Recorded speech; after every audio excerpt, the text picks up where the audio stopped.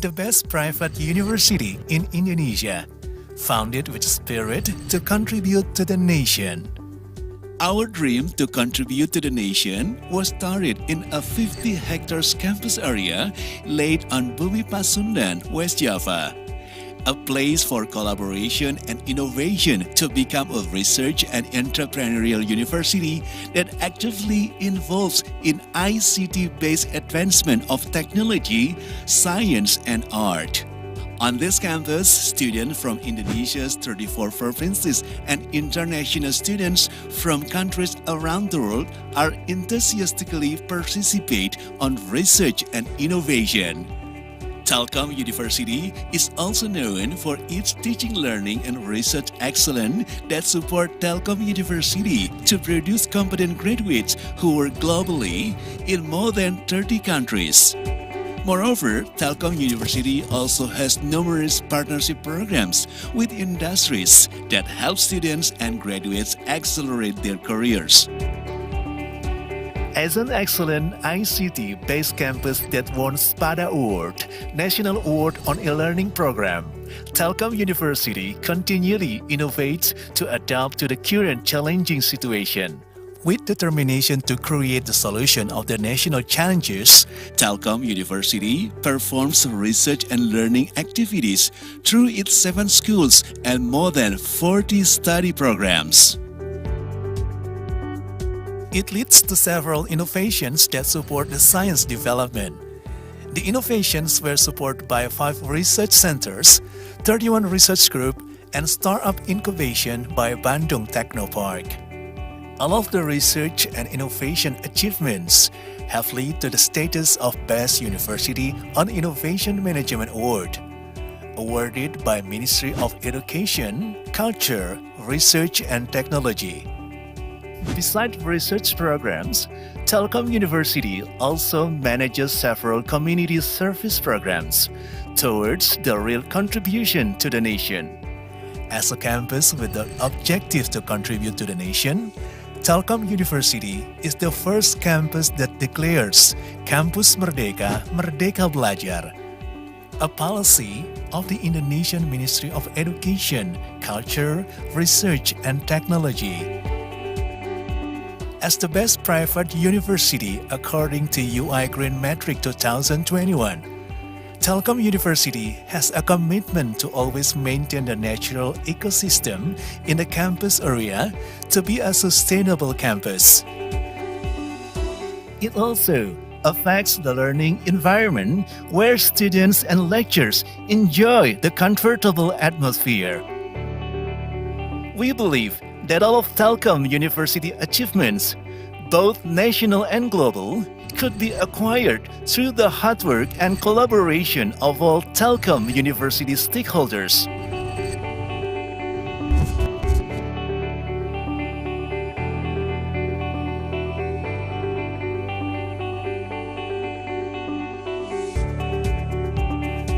Telkom University berkomitmen menghasilkan lulusan yang berkualitas dan riset serta inovasi yang bermanfaat untuk kemajuan bangsa Indonesia. Telkom University contribute to the nation. Together, contribute to the nation in Telkom University.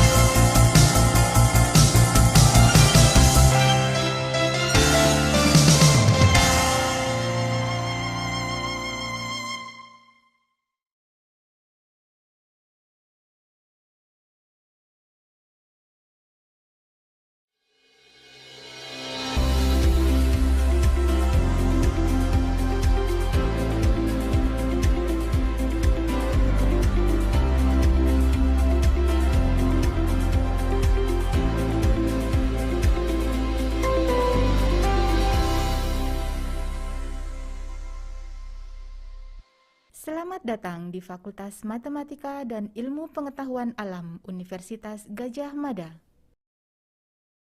Fakultas MIPA UGM berdiri pada tanggal 19 September 1955, berlokasi di daerah istimewa Yogyakarta, tepatnya di Kabupaten Sleman.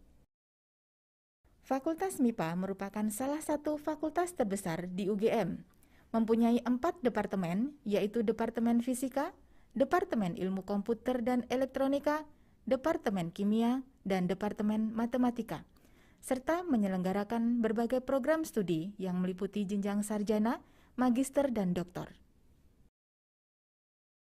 Dalam mendukung kegiatan pembelajaran, Fakultas MIPA dilengkapi dengan 24 laboratorium, 22 ruang kelas, perpustakaan, co-working space, dan lebih dari 100 akses point yang tersebar di berbagai tempat di fakultas yang dapat diakses secara bebas bagi sivitas akademika UGM.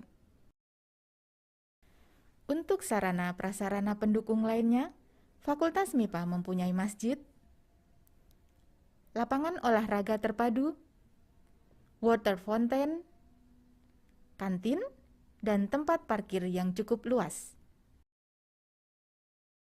Berikut informasi lebih lengkap tentang departemen yang ada di Fakultas MIPA UGM.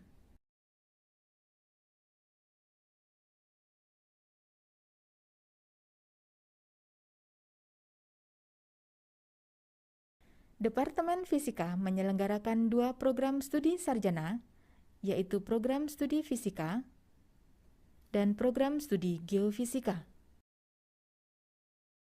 Prodi Fisika mendidik para mahasiswa untuk menjadi fisikawan yang terampil dalam memahami, mengamati, dan memprediksi gejala-gejala alam baik secara teori, eksperimental, maupun aplikatif. Prodi Geofisika mendidik para mahasiswa agar memiliki kemampuan untuk mengaplikasikan ilmu-ilmu dasar guna memahami ilmu kebumian, yaitu geologi, geodesi, geografi, dan geokimia dalam rangka memperoleh manfaat bagi kehidupan dan keselamatan manusia.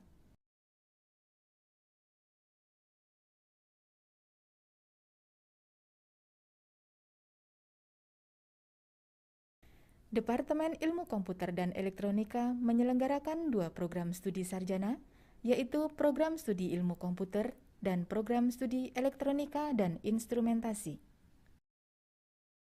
Departemen Ilmu Komputer dan Elektronika juga menyelenggarakan 2 kelas internasional atau International Undergraduate Program, yaitu IUP Ilmu Komputer dan IUP Elektronika dan Instrumentasi. Prodi Ilmu Komputer mendidik para mahasiswa agar memiliki kemampuan untuk membuat dan memperbaiki perangkat lunak sistem, melakukan dan mengawasi kegiatan instalasi dan pelayanan peralatan yang terkait dengan jaringan, membuat rancangan, mengaplikasikan, dan memonitor basis data dalam suatu organisasi, serta menerapkan prinsip-prinsip rekayasa perangkat lunak dalam mendesain, mengembangkan, menguji, dan mengevaluasi perangkat lunak. Prodi Elektronika dan Instrumentasi mendidik para mahasiswa agar menguasai sistem elektronika dan instrumentasi, pengukuran dengan instrumen elektronika, serta sistem dan pemrograman komputer.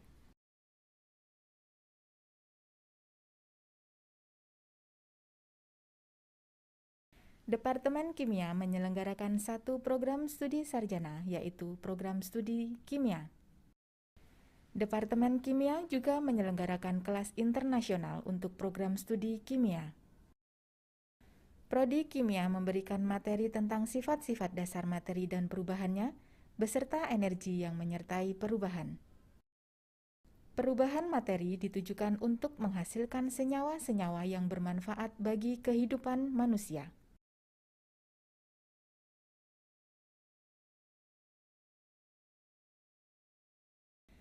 Departemen Matematika menyelenggarakan 3 program studi sarjana, yaitu program studi matematika, program studi statistika, dan program studi ilmu aktuaria. Prodi Matematika mendidik para mahasiswa untuk adaptif serta mampu melanjutkan studi pada bidang matematika maupun bidang lain yang terkait dan mampu mengikuti perkembangan iptek, menguasai teknologi informasi, terampil dalam komputasi matematika, serta memiliki rasa tanggung jawab, kepercayaan diri, kematangan emosi, etika, dan kepribadian sebagai pembelajar sepanjang hayat. Prodi Statistika mendidik para mahasiswa agar menguasai ilmu dan terapan statistika, analisis dan pengolahan data, rancangan percobaan, basis data, komputasi, statistik dan stokastik, serta pengendalian kualitas statistik. Prodi Ilmu Aktuaria mendidik para mahasiswa agar memiliki keunggulan dalam hal penguasaan teori bidang aktuaria, prinsip siklus kerja aktuaria, dan memiliki kemampuan yang setara dengan aktuaris atau ASAI sesuai dengan standar PAI.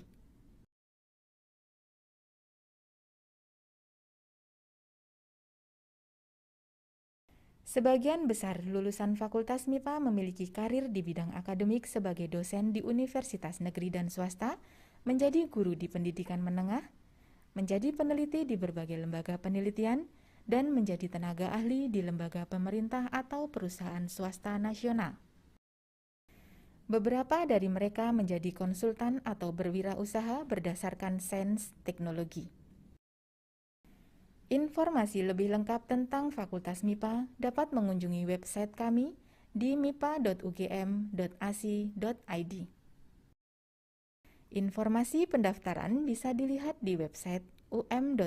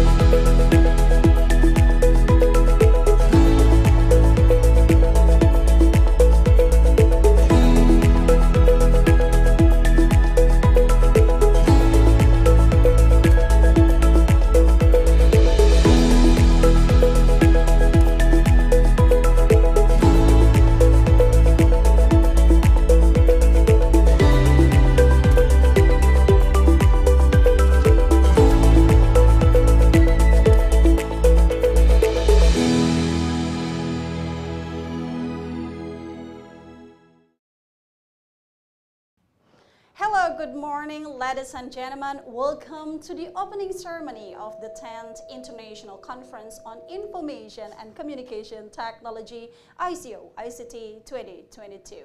Wilujeng Sumping. Ladies and gentlemen, this time we're going to start the opening ceremony of the 10th ICoICT 2022. Honorable Acting Director for Research, Technology and Community Service, Ministry of Education, Culture, Research and Technology, Republic of Indonesia, Professor Insinyur Teguh Faisal Fatani, PhD, Rector of Telkom University, Professor Dr. Adi Wijaya, Dean of School of Computing, Telkom University, Dr. Zaiki Abdurrahman Baizal, SSI, MCom, Dean of Faculty of Information Science and Technology, Multimedia University, Malaysia, Professor Tis Dr. Lau Siong Hu. Dean of Faculty of Mathematics and Natural Science, Universitas Gadjah Mada, Indonesia, Professor Dr. Ing Kuat Triana, MSI.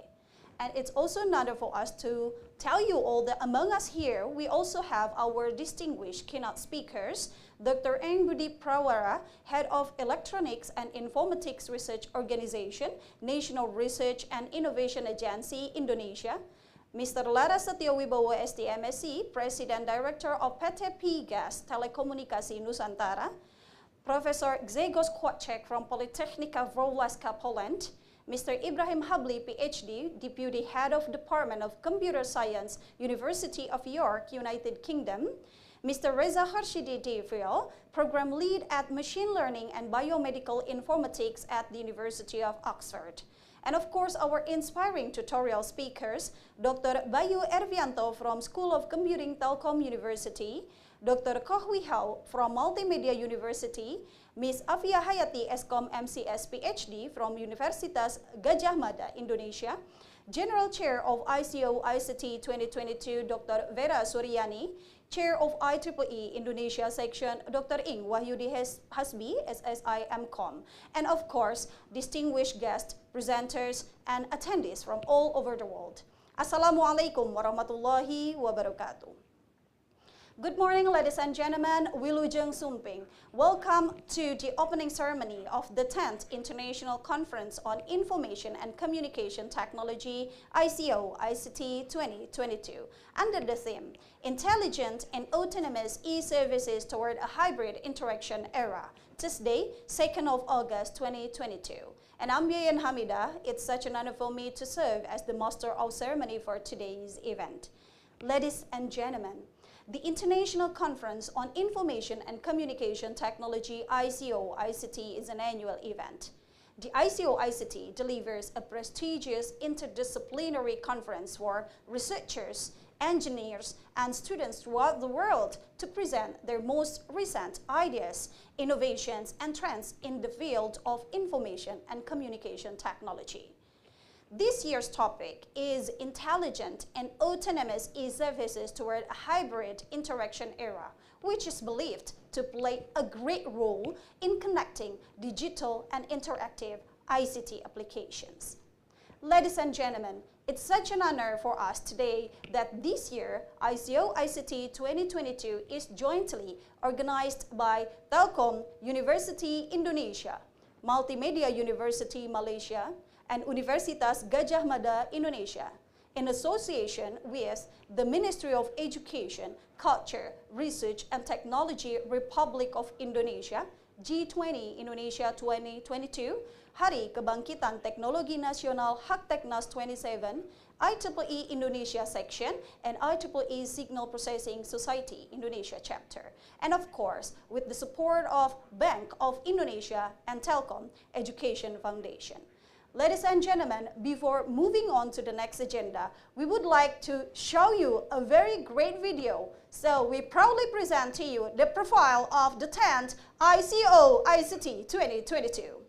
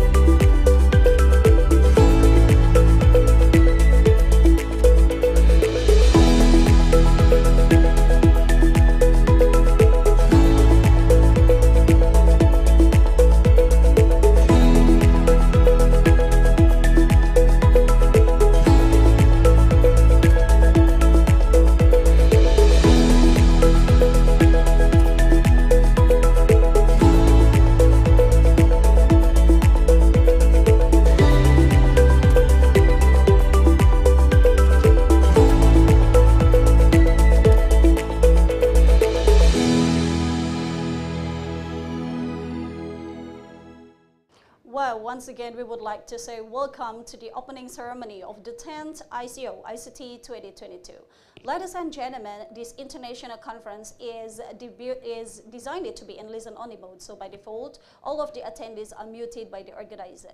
So we would like to encourage every one of you to deliver their questions during the keynote and tutorial sessions, of course, by typing your questions on the questions box. And the moderator will make sure to deliver the complementary questions based on the first question submitted.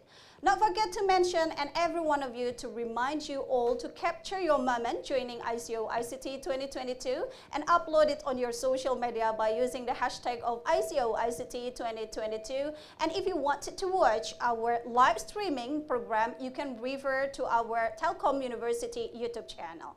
So, ladies and gentlemen, it's such an honor for us to welcome each and every one of you to this opening ceremony by listening to our welcoming speech delivered by General Chair of ICoICT 2022, Dr. Vera Suryani. Dr. Suryani, please proceed.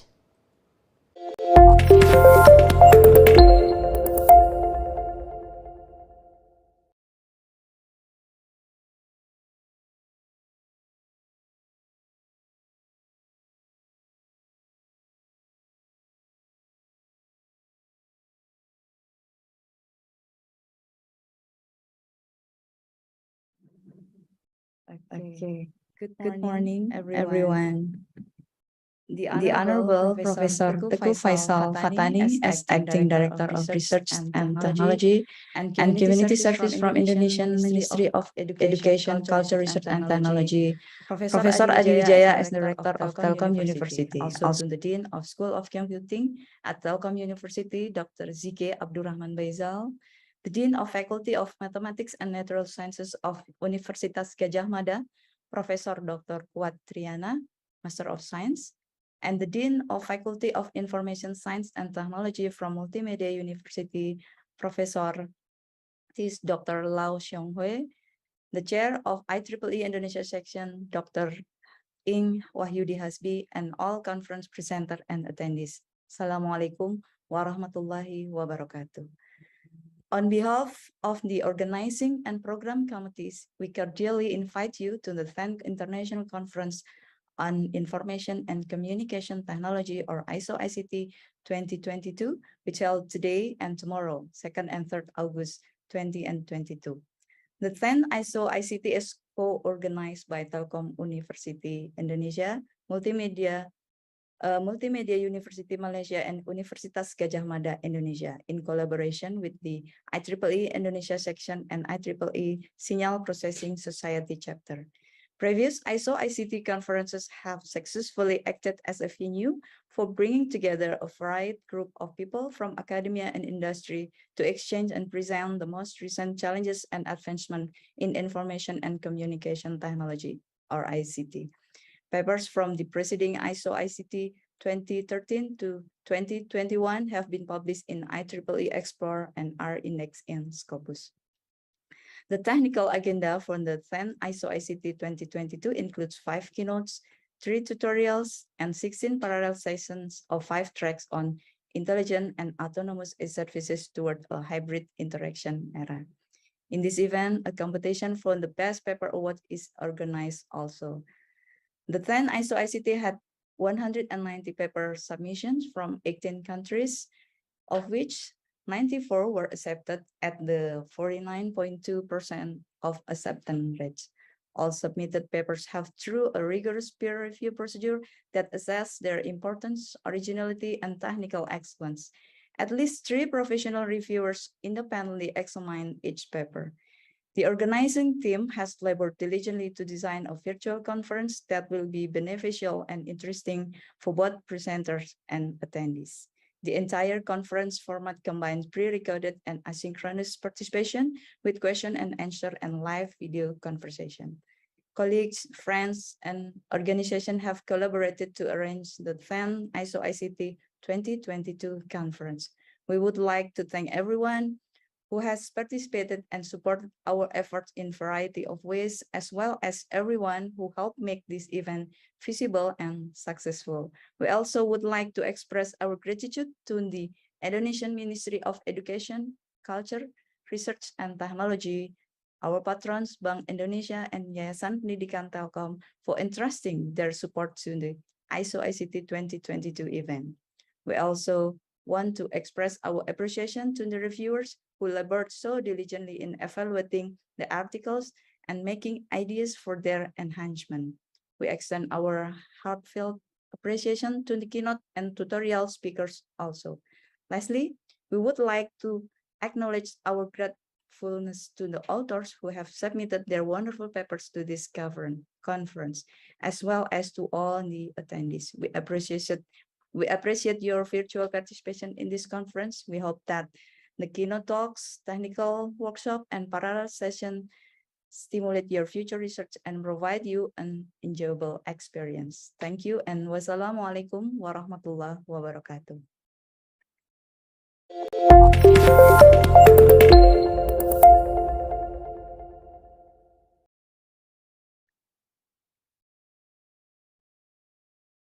Thank you, Dr. Suryani, for the amazing welcoming speech. Ladies and gentlemen, the next agenda is speeches, and the first speech will be presented by Dean of Faculty of Mathematics and Natural Science, Universitas Gadjah Mada, Indonesia, Professor Dr. ICoICT Triana, MSI. Professor Kuat, time's yours.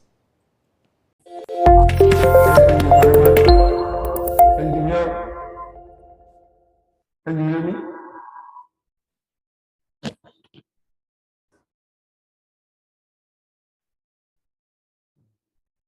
Sorry.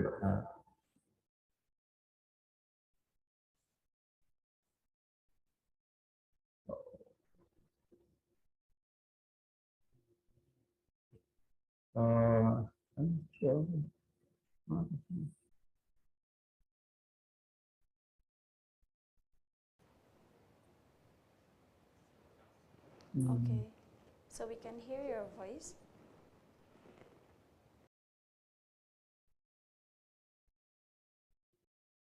Thank you very much. Can you hear me? Clear. It's clear. Okay. Thank you, Professor. Okay. Assalamualaikum warahmatullahi wabarakatuh.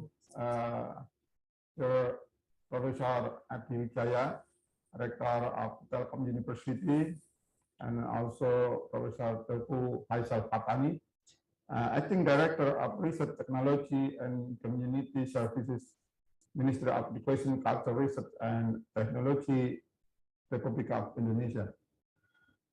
In the name of Allah, the best beneficent and the most merciful, may peace, mercy, and blessing of Allah be upon you.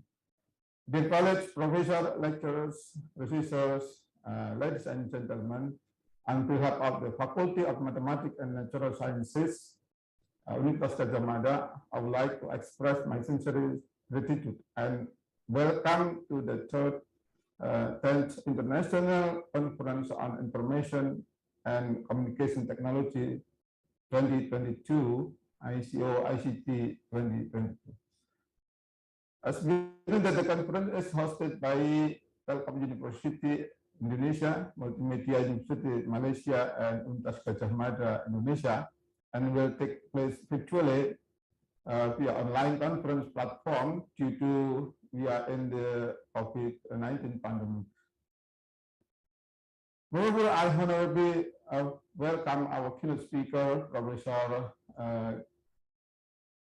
Zeus Katosets from Politechnika Wrocławska, Poland, Dr. Ibrahim Habli from the Department of Computer Science and University of York, Dr. Reza Orziti, Program Lead Machine Learning and Biomedical Informatics at the University of Oxford, and also Dr. Prasetyo Wibowo, President Director of PTS Telekomunikasi Nusantara, and also Dr. Budi Prawara, Head of the Electronic and Informatics Research Organization, BRIN Indonesia. I also welcome our tutorial speaker, Dr. Koh Wei Hao, lecturer at the Multimedia University Malaysia, He will present a novel biomimetic modality as in air hand gesture signatures. And then Dr. Abia Hayati, she is our young lecturer in Universitas Gadjah Mada. She will present the protein secondary structure prediction using hybrid CNN and SVM. And also Dr. Bayu Ervianto, as a senior lecturer at the Research and School of Computing at Telkom University, was estimation based on human gait analysis of this lecture today.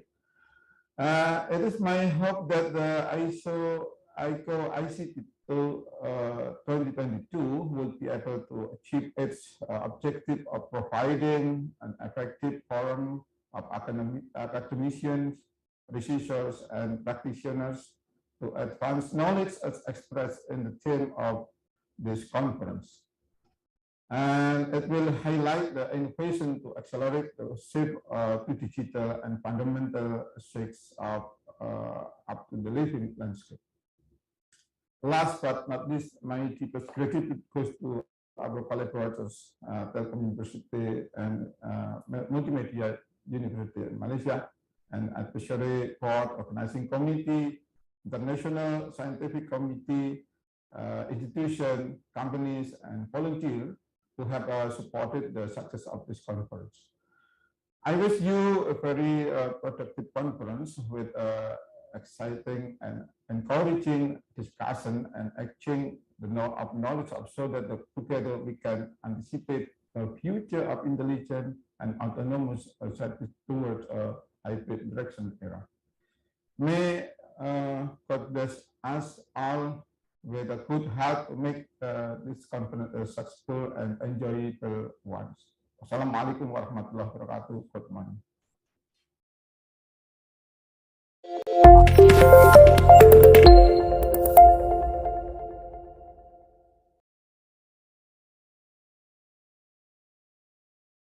Thank you, Professor Kuat, for the amazing speech.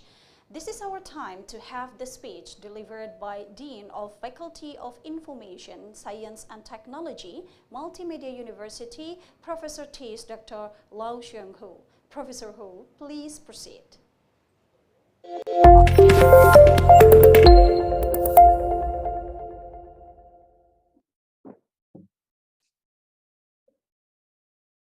Okay, thank you, Ms. Ian, Master Ceremony.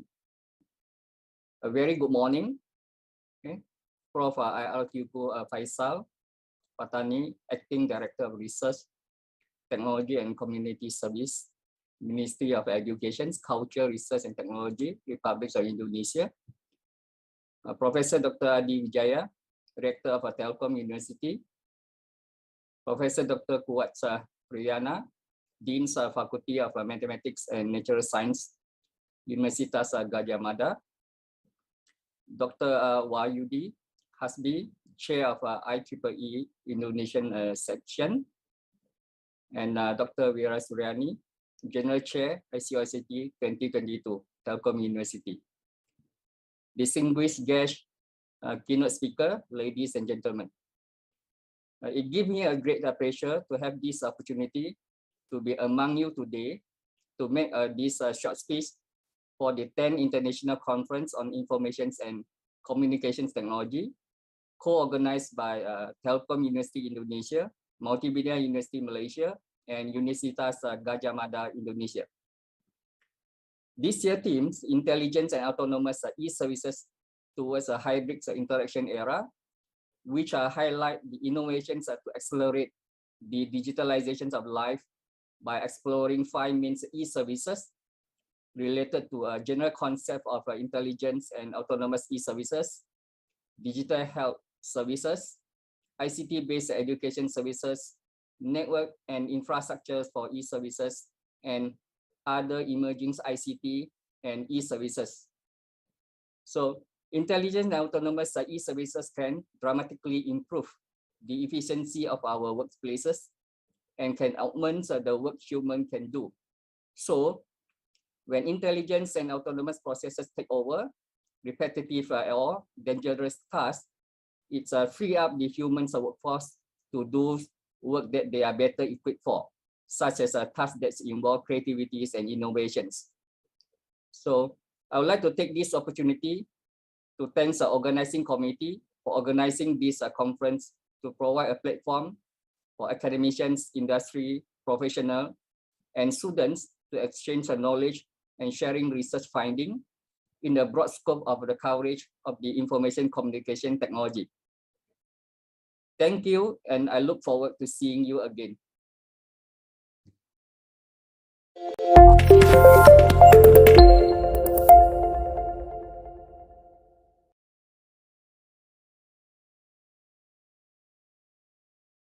Thank you, Professor Hu. And this is our time, ladies and gentlemen, for the next speech, which will be presented by Chair of IEEE Indonesia Section, Dr. Ing Wahyudi Hasbi, SSI MCOM.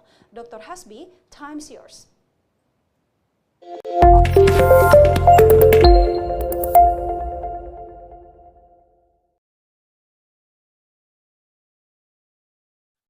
Distinguished guests, colleagues, researcher, professional, ladies and gentlemen. Assalamualaikum warahmatullahi wabarakatuh. Very good morning, a prosperous and warm greetings. First of all, please allow me to greet the Honorable Rector of Telkom University, Professor Dr. Adi Wijaya, Professor Teuku Faisal Fatani as Acting Director of Research, Technology, and Community Service from Indonesian Ministry of Education, Culture, Research, and Technology. Also, the Dean of the School of Computing at Telkom University, Dr. Z.K. Abdurrahman Faisal, the Dean of Faculty of Mathematics and Natural Science, Gadjah Mada University, Professor Dr. Kuatriana, MSc, the Dean of Faculty of Information Science and Technology, Multimedia University, Malaysia, Professor Dr. Lau Sing Hu, also distinguished keynote speakers, committee, all participants, ladies and gentlemen.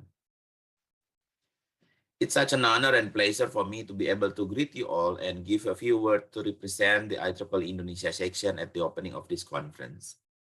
On behalf of the IEEE Indonesia section, I would like to express my sincere gratitude and welcome you to the 10th International Conference on Information and Communication Technology 2022 or ICoICT.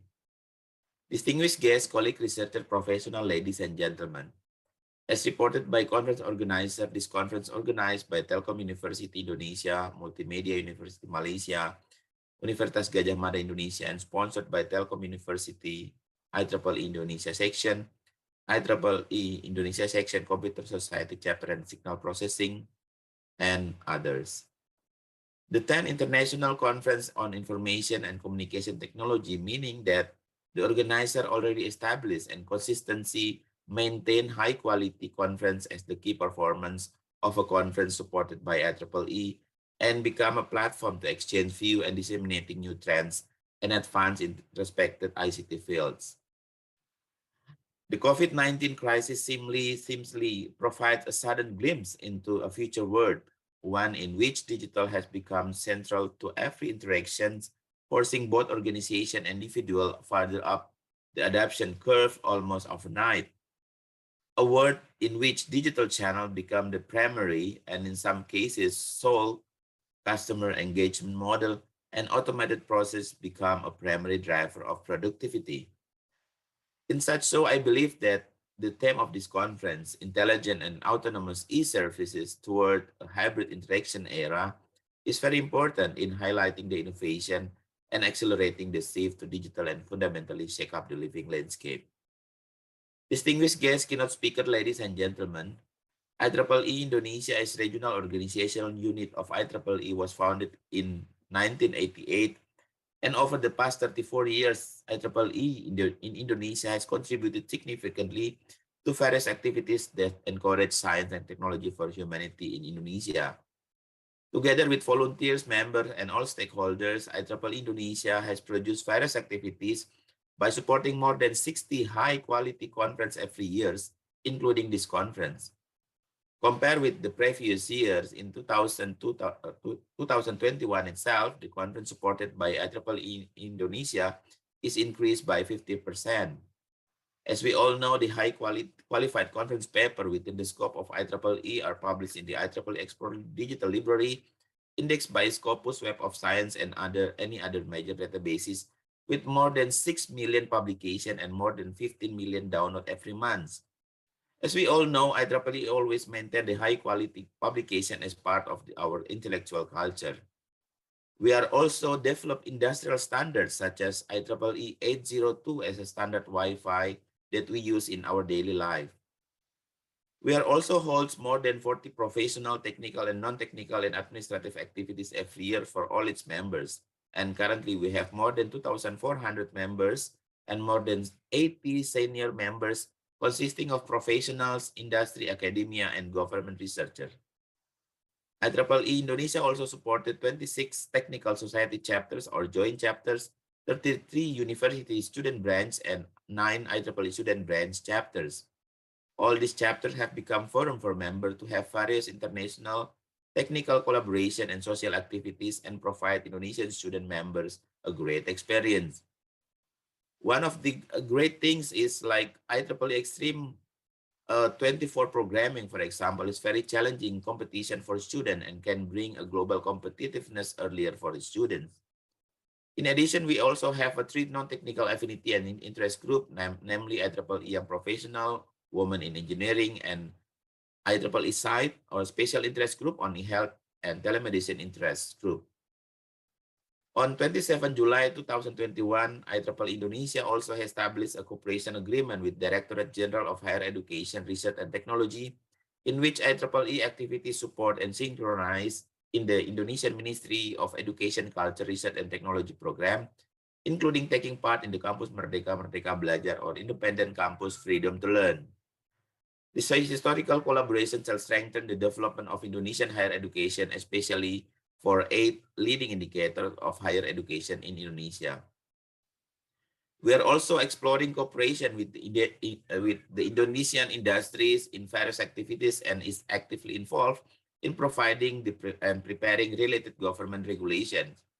Next week, IEEE Indonesia also will sign an MOU with Indonesia Telecommunication and Digital Research Institute, which also known as Telkom Corporate University, in learning, research, and innovation collaboration through publication, empowerment, and education to develop Indonesia's technology leadership, innovation capability, and digital talents. Ladies and gentlemen, in this occasion, I would like to express my gratitude to all of the committee of ICoICT who have worked very hard in preparing this high-qualified IEEE conference.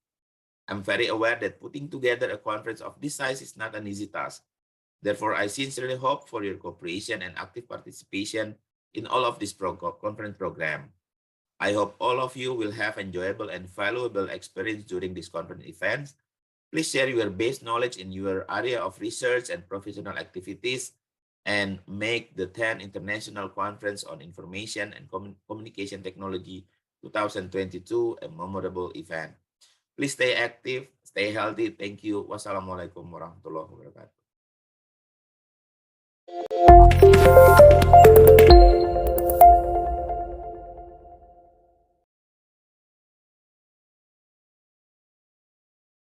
Thank you, Dr. Hasbi. It's always great to have you here in our ICoICT. Ladies and gentlemen, it's the time for us to lend out our ears for the speech delivered by Acting Director for Research, Technology and Community Service, Ministry of Education, Culture, Research and Technology, Republic of Indonesia, Professor Teku Faisal Fatani, PhD. Professor Fatani, please proceed.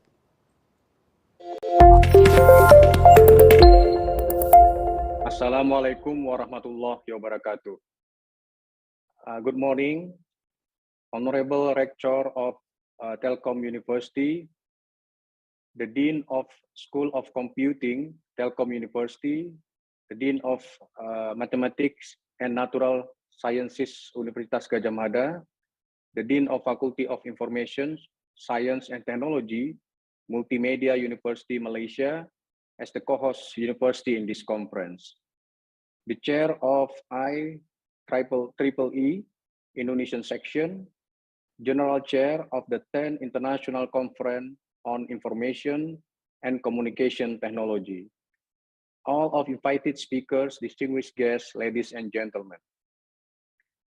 On behalf of the Minister of Education, Culture, Research and Technology, Republic of Indonesia, I would like to express our highest appreciation to Telkom University, Universitas Gadjah Mada, and Multimedia University Malaysia for organizing the 10th International Conference on Information and Communication Technology.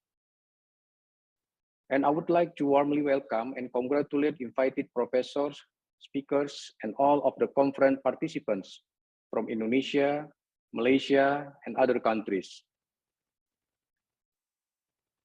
The Directorate General of Higher Education, Research and Technology of the Republic of Indonesia has 4 strategic plans for research and community services. The first one is to improve the research relevance and community services. Second, to improve the human resources for researchers and also community services. The third one is to improve the research and publication quality.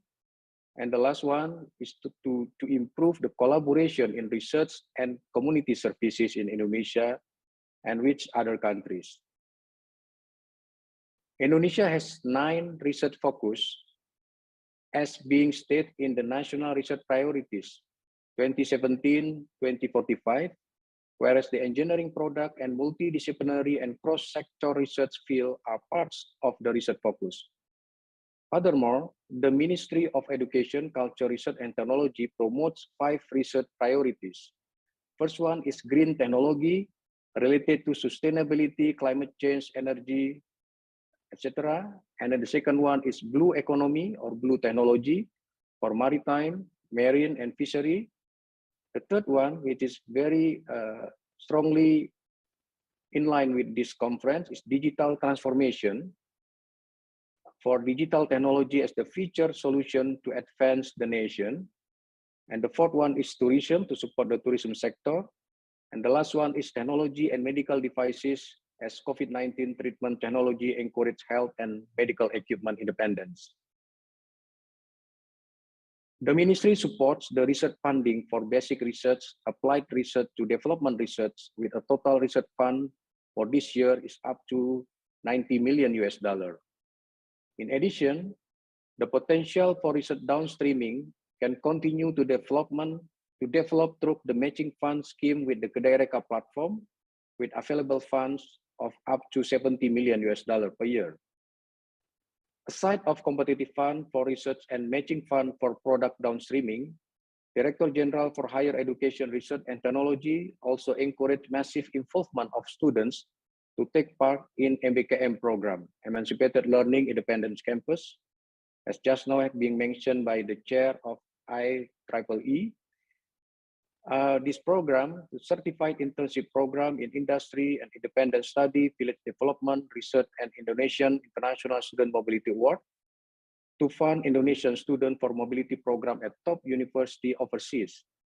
Undergraduate student could spend 1 semester at overseas university and other partner or stakeholders to study, to experience the culture, to experience the working experience, and also to undertake practical assignment to hone their skill. Last year, there were more than 80,000 students who participated in the Campus Merdeka program. It is expected that this year, it will increase to 100,000 students, which 40% of those students involved are digital talents, who will later bring progress to the nation in the field of technology. We do hope that this conference could improve the collaboration network in education, research, science, and technology between universities and educational institutions from Indonesia and other countries, and to increase the number of master and doctoral students who expand their academic, their network and capacity to strengthen the impact of the 3 pillars of higher education, or 3 Dharma Perguruan Tinggi: education, research, and community services. Thank you very much. Assalamualaikum warahmatullahi wabarakatuh. Very good day to everyone.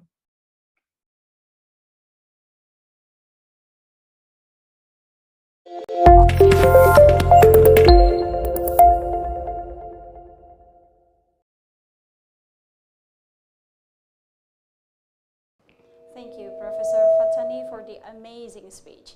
Ladies and gentlemen, let's have an inspiring opening speech delivered by Rector of Telkom University, Professor Dr. Adi Wijaya, who will also officially commence the 10th ICoICT 2022. Professor Adi Wijaya, please proceed.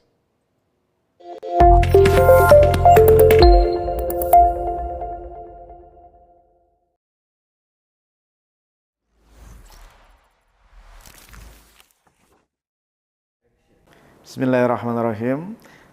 Honorable keynote speakers, Dr. Edi Wicara, CEO PT Inti, Dr. Eng Budi Prawara from Badan Riset Inovasi Nasional, Dr. Reja Korsidi from University of Oxford, Dr. Ibrahim Habli from University of York, also Professor Gregor Kolacek from Poland. Assalamualaikum warahmatullahi wabarakatuh. Very good morning, everyone. Ladies and gentlemen, first of all, let us praise and gratitude to the Almighty God, Allah Subhanahu wa Ta'ala, because of His blessing. We can attend this event in good and healthy condition.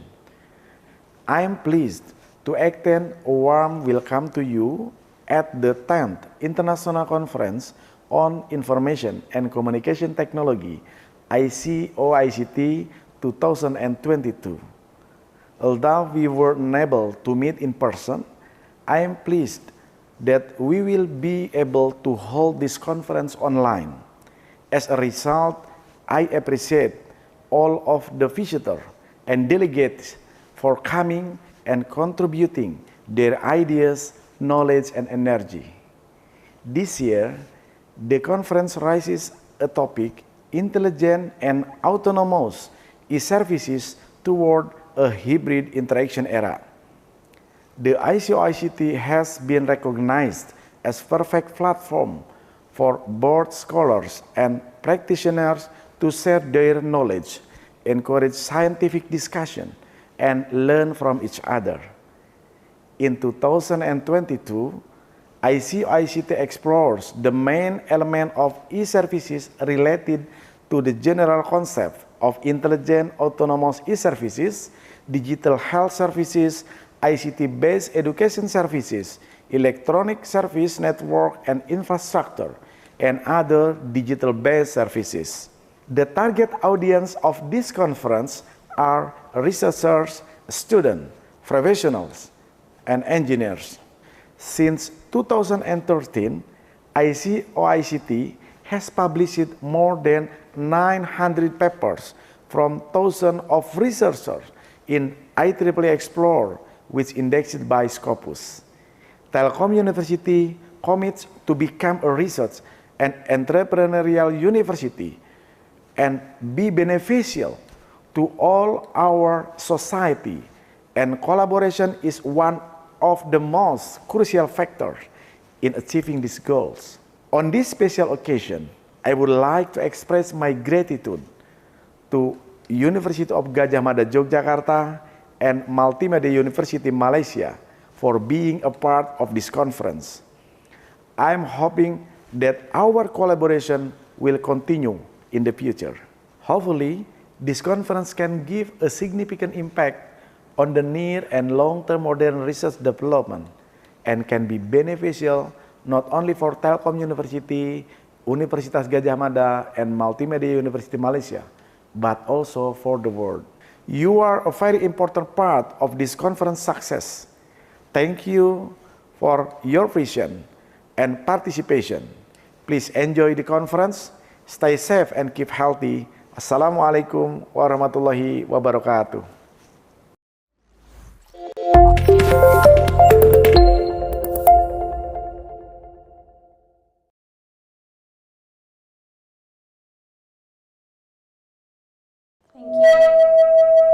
Thank you, Professor Adi Wijaya, for the opening speech.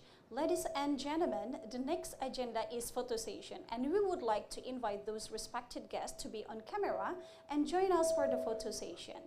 we would like to invite Acting Director for Research, Technology and Community Service, Ministry of Education, Culture, Research and Technology, Republic of Indonesia, Professor Teku Faisal Fatani, PhD, Dean of School of Computing, Telkom University, Dr. Zaike Abdurrahman Baizal.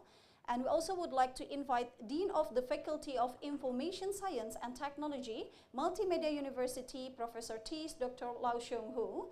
And we would like to invite Dean of the Faculty of Mathematics and Natural Science, Universitas Gadjah Mada, Indonesia, Professor Dr. Ingkwa Triana, MSI, and Chair of IEEE Indonesia Section, Dr. Ing Wahyudi Hasbi, SSI MCOM, and also would like to invite General Chair of ICoICT 2022, Dr. Vera Suryani, to be on the camera as we're going to capture this historical moment.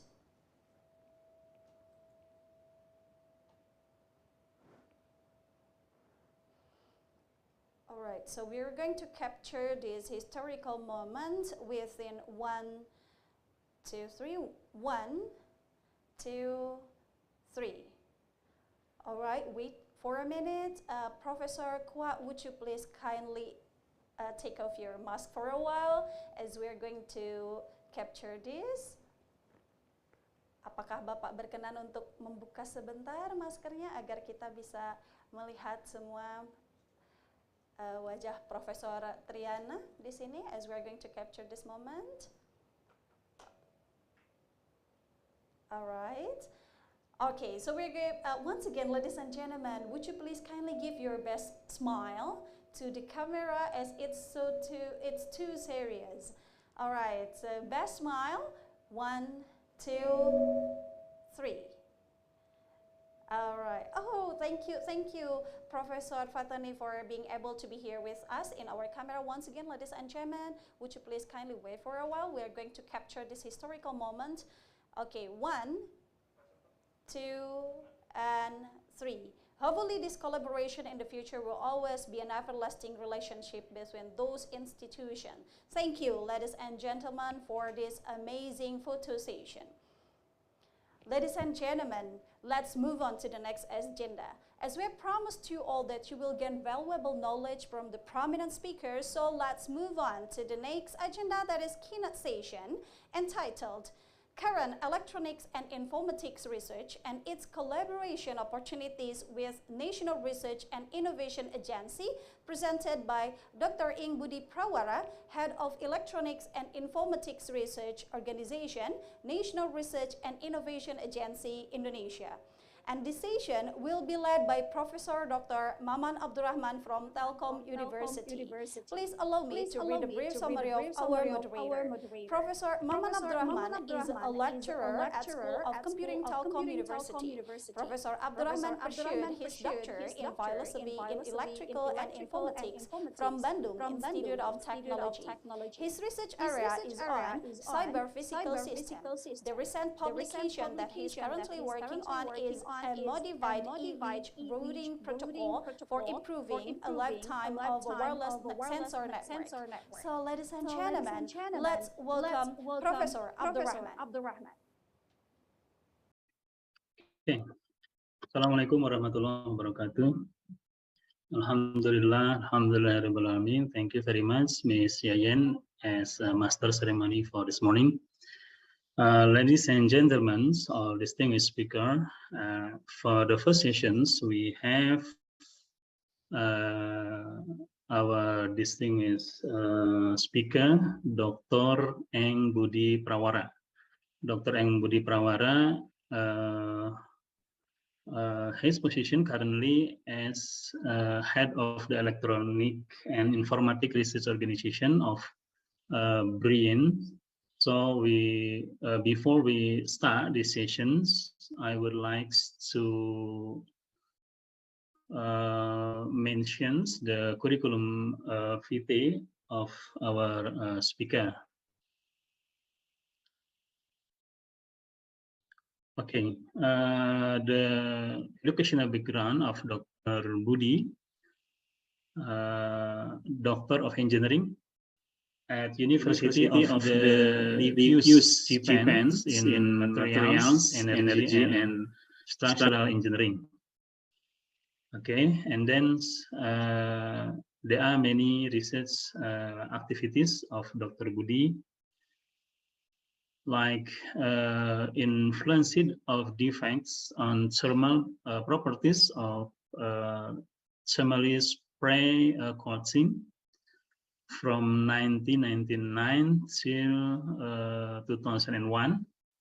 And then post-spray treatment of thermal spray coating by spark plasma sintering from 21 till 2004. And there are many research activities. And then also there are many awards, yeah, of Dr. Budi. Okay, ladies and gentlemen.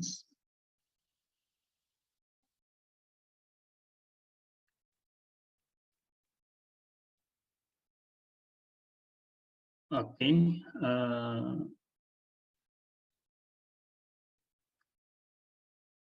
but unfortunately, yeah, in this session, he could not immediately present in this first session. So we will see his video presentations. Yeah, hopefully he can join us in the question and answer session at the end of these sessions. Okay, ladies and gentlemen, please welcome the present of Dr. Budi Prawara through a video presentations.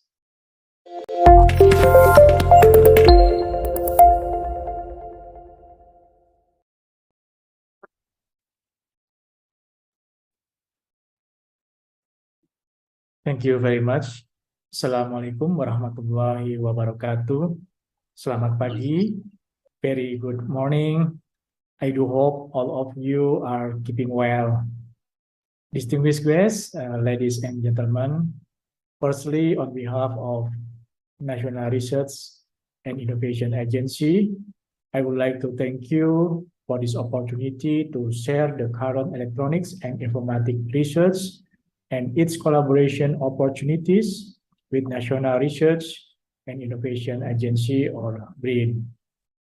Thank you very much for the ICoICT Steering Committee who have invited in this important conference. Please allow me to share my presentations.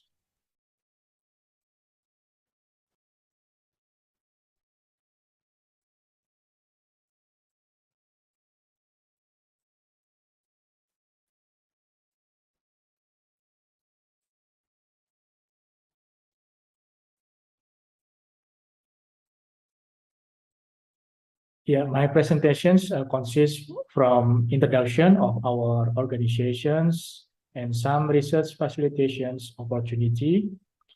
And I would like to introduce you some research program or topic in our research organizations and the importance of infrastructure, especially on computational to support our research. And the last, I would like to summarize my presentation with closing remarks. Ladies and gentlemen, our organization was established on April 24, 2021. We just have anniversary 1 year of BRIN. The problem research in Indonesia before integration into BRIN are low critical mass due to scattered resources. Exciting resources are scattered everywhere. This is including the infrastructure. And research was dominated by governmental institutions and sectoral ego. And the majority of research is carried out by researchers from government institutions and less collaborative with other parties. We integrated research unit from 39 ministry or institutions, consists from 12 research organizations and 85 research centers. To strengthen research and innovation in Indonesia, we do the strengthening evidence from science-based policy and strengthening ecosystem for research and innovations. By supporting regulation and various schemes, to improve research and innovations of ecosystem in Indonesia, such as open research infrastructure, research mobility, and research and innovation facilitations. We believe that BRIN would be enabler for research and innovation, not only for BRIN's researchers, but also for the academia, industry, and society, locally and global.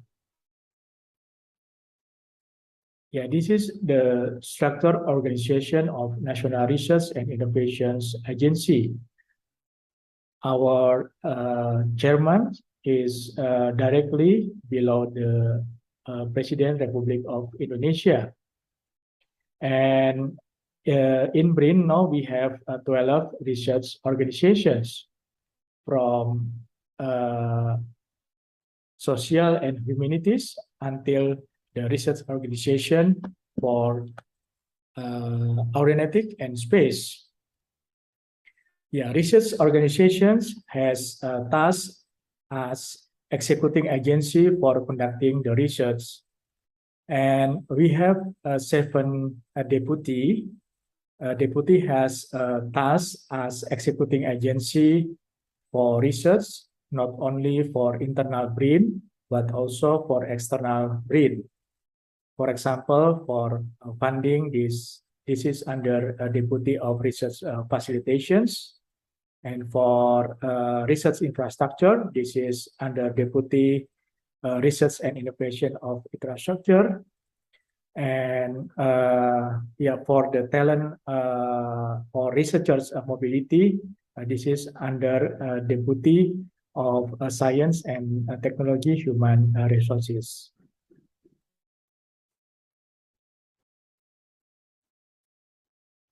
One of scheme which is the ultimate solution for low critical mass and to make BRIN as a collaborator hub and enabler is we open research infrastructure to academia, industry, and society.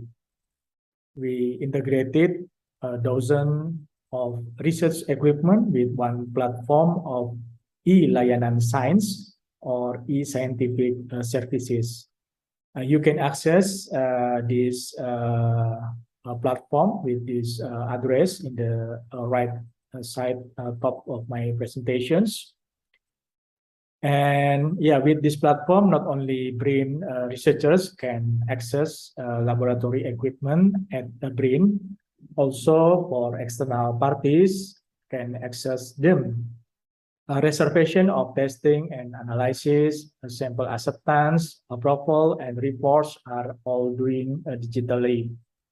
Likewise, we can track the record of equipment utilizations, and this is very useful for our management regarding maintenance planning and planning for purchasing next research equipment.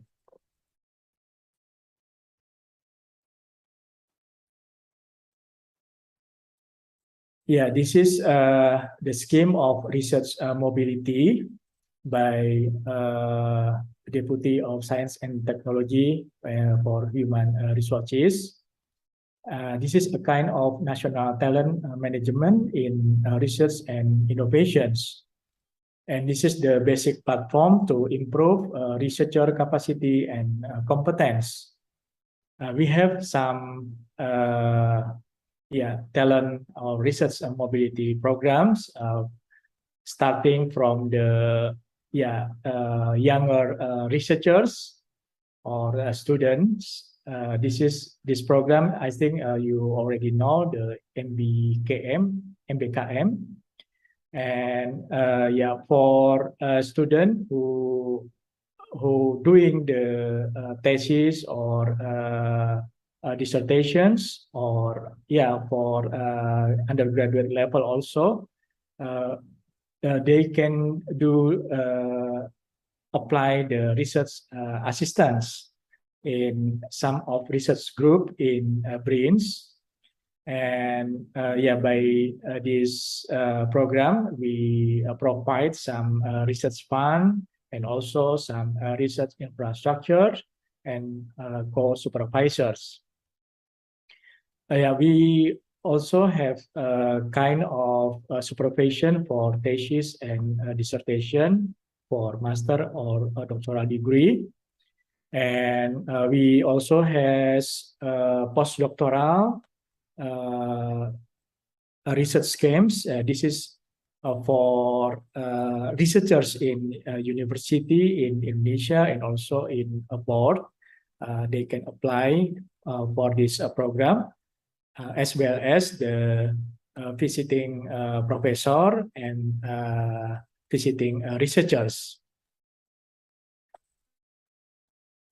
Yeah, this kind of program for research mobility is open during all of year. So we usually have some bets during a year for application certain programs. Yeah, this is the research and innovation facilitations from Deputy of Research and Innovations Facilitations. So this program also open all year round for everyone, and you can apply this facilitation scheme by online process, and then they will make some evaluation based on the track record. Yeah, for example, we have some scheme on advanced Indonesia research grant, COVID-19 research grants, research collaboration center or pusat kolaborasi research, selling days grant. Yeah, for researchers, for example, in the area of, for example, for medical equipment, sometimes they have to do the clinical trial. We also provide the scheme for innovation product trial grant in health. And in the area of agriculture, we have a scheme research on innovation product testing grant in agriculture. Also, a grant for the startup, local knowledge acquisition, and expedition or explorations. Yeah, all of these schemes are open to the public regardless the affiliation in a competitive basis. And this is only for designated for research activities. And the funding source come from state budget and endowment fund. And yeah, I think the interesting is the administration is quite simple and less bureaucratic.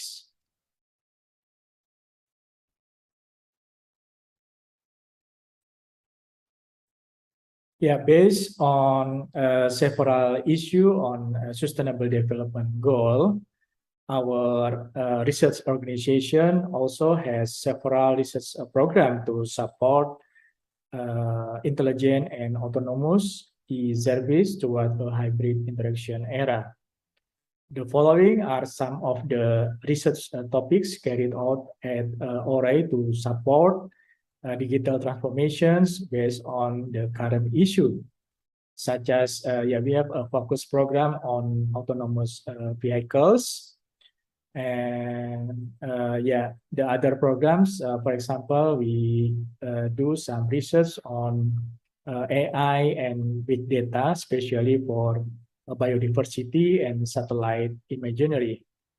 And other program is we have also research on disaster countermeasure technology. Yeah, in this research area, we do research on technology-based disaster detection system using fiber optic, camera, radar, or LIDAR, and satellite imaging. Yeah, we also has research on bioinformatics and computation for life science and health. And in the area of information and technology, also we have research on biometric, data security, natural language processing, cyber security, and also the 3D virtual environment. And in the energy area, we have also one and some research groups. They do some research on electronic device for energy harvesting and sensors. The research in our organizations, we do research from the basic research, applied research, until the innovation and development and commercialization and scaling up. For innovation and development and commercializations, of course, we collaborate with the related deputy in BRIN. To do the research in our organizations, we have around 400 researchers. And we also make some collaboration with researchers from university and also from industry.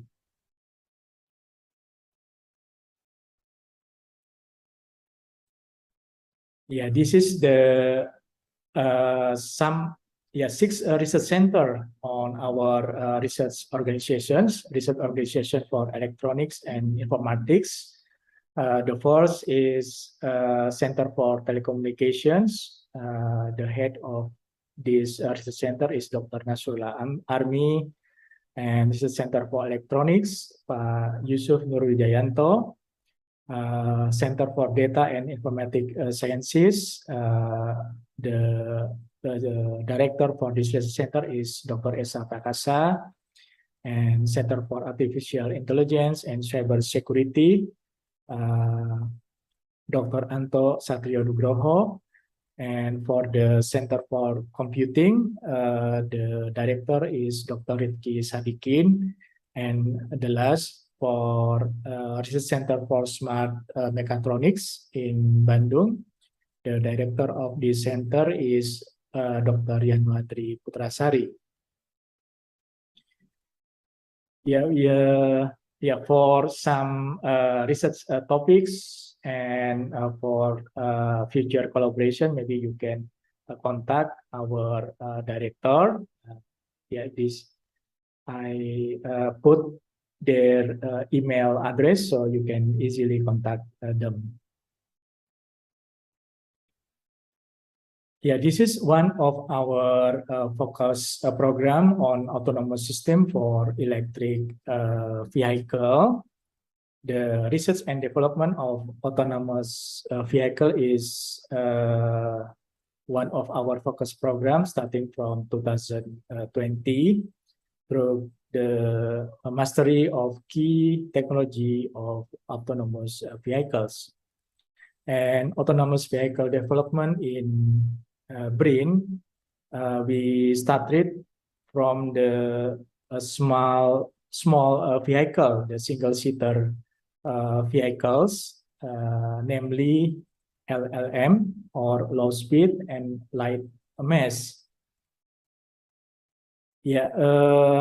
We do some research topic on, for example, on object detection using LiDAR, radar, and camera, and also for telecommunication system. We have research on information and telecommunication systems, also big data and data security for autonomous electric vehicles. And the interesting one is how the vehicle can communicate with the other vehicles, and also how the vehicle can able to communicate with the infrastructure or person with person, that we say with cellular vehicle to everything. And some researchers also do the research on vehicle sensor and computer visions. And also for the interaction between human and vehicles, and voice recognitions. Yeah, on 2022, now ongoing, we developed one prototype for single-seater autonomous vehicle, as you can see on these pictures. We say these vehicles with maybe micro-electric vehicles, yeah.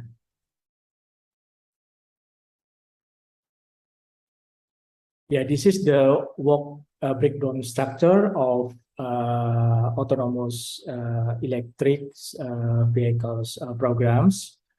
Yeah, we have some research topics in this focus program. For example, yeah, starting from the human vehicle interactions, charging system, information and telecommunication system, system testing for EV and autonomous vehicles.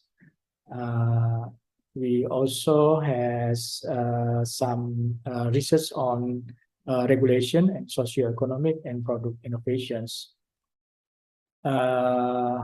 This work breakdown structure now already running, yeah, since 2020. And yeah, yeah, we open also the collaboration with other researchers from university to join these programs. On 2022, we have 72 research topics. And yeah, 4 of them is also funded by LPDP.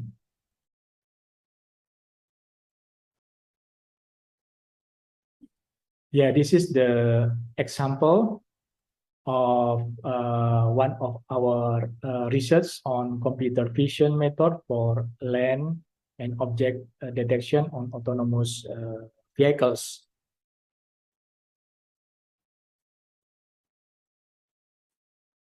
Yeah, by this research, we do the object detection using the computer visions. So you can see here that we divide the region of interest or ROI with trapezoidal shape that we set statically at approximately half the size of frame height. And then by using the intensity threshold on one of the color channels, it can be separated between road marking and road objects. And each detector is applied to the threshold line marking. And next, we apply a Hopf filter to define the marking line, and the area bounded by 2 marking line left and right color with the red overlay. Yeah, we have some trial, and yeah, you can see our demo analysis result on our YouTube channel, yeah, on the right side of my slides. Yeah, this is the other achievement result for lane detection using line segment detections, also car detection using SDG extractions and SVM classifier, and yeah, how we remove the shadow, and yeah, for a clear image here. This is one example for research on object detection using LiDAR. So by LiDAR, we can detect the object surrounded in the area of a car, yeah. Yeah, for example, you can see in on the bottom of left side of my presentation, the predicting of bounding box. So we can detect the object surrounded area of our vehicles in the intersections, and also in the right sides is the detection objects in front of or and in behind of our vehicles. Yeah, this is some of testing using 3D LiDAR based on object detection software at some place for trial. For example, we do the trial on Kota Baru Parahyangan in Bandung and also in Nurtanio University. Yeah, we have some collaboration for this research topic with Nurtanio University.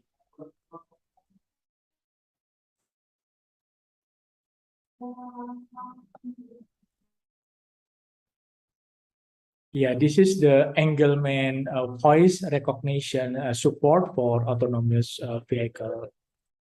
Yeah, how we can filtering the noise on voice for a clear voice that we can use in communication between the person and vehicles. This is based on the learning and based on signal.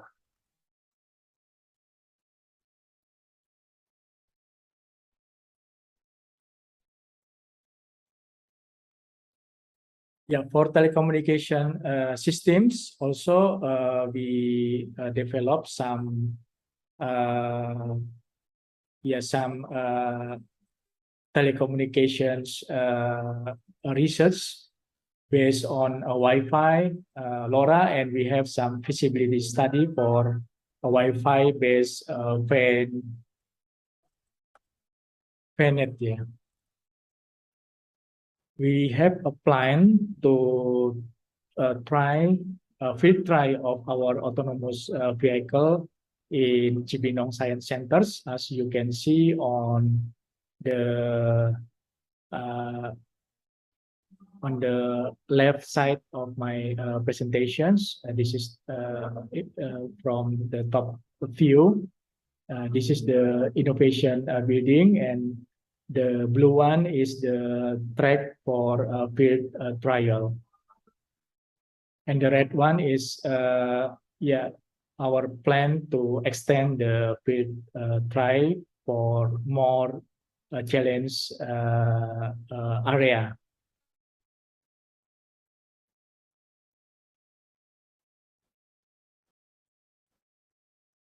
Yeah, as I explained before, that we try to mastery the key technology of autonomous vehicles, and we also have some research on other purpose. For example, we have research on uni platform for autonomous vehicles.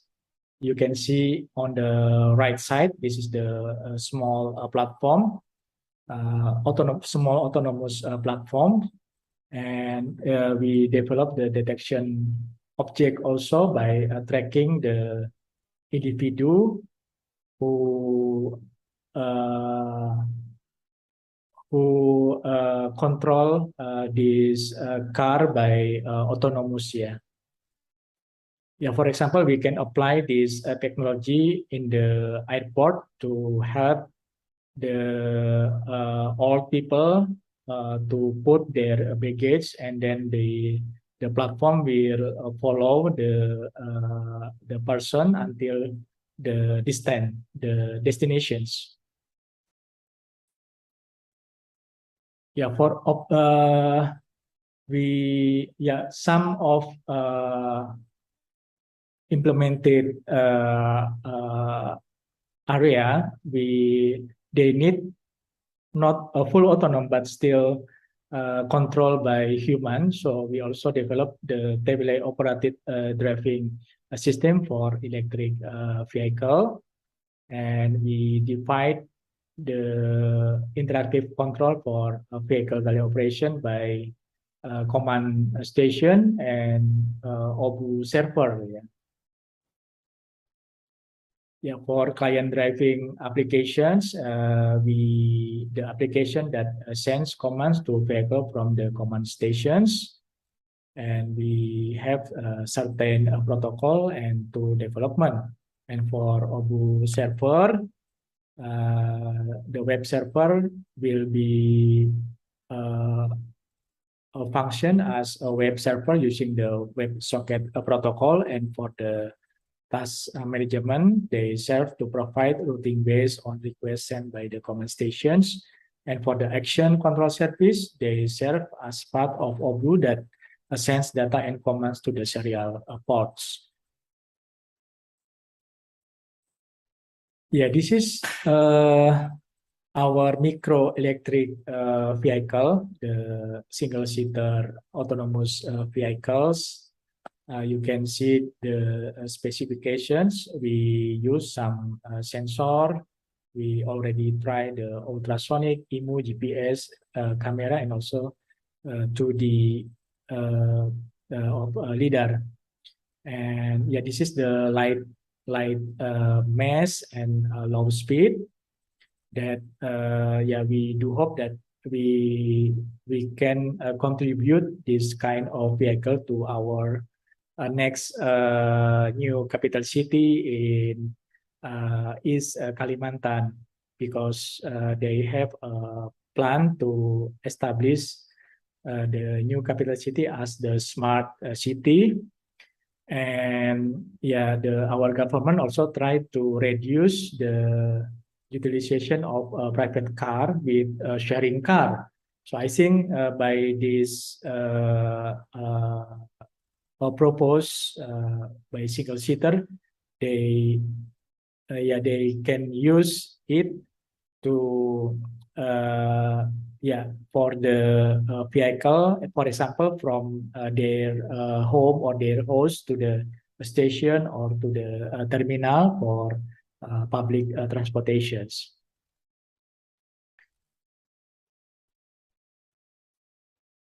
Yeah, this is the maybe on the teleoperating systems. Yeah, we also have the model of teleoperated.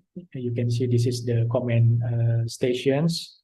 The operator control the movement of vehicles. Yeah, for these topics, we have some research topics that we open for collaborators and partners. For example, in this year, we have some research area on, for example, on development of individual mobility driver assist platform, and for motor controller also, for electronic control units, and for electronic control unit, we have research topic on driver assist and mechatronic driver assist system. Also some research topic on sensors, camera, LiDAR using electric vehicle for ELM, and for human vehicle interaction. Also, we have the opportunity for collaborations, and for telecommunication system, big data, and data security. And the expertise for this topic you can see on the right side of these presentations.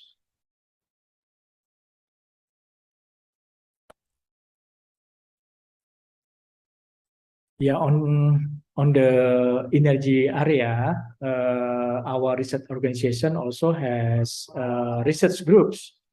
They do the research on solar cells. Yeah, we have yeah, some topics on research on solar cells, starting from dye synthesized photovoltaics, perovskite photovoltaics, and organic photovoltaics. But now we are focused on perovskite photovoltaics because this is now is also hot topic for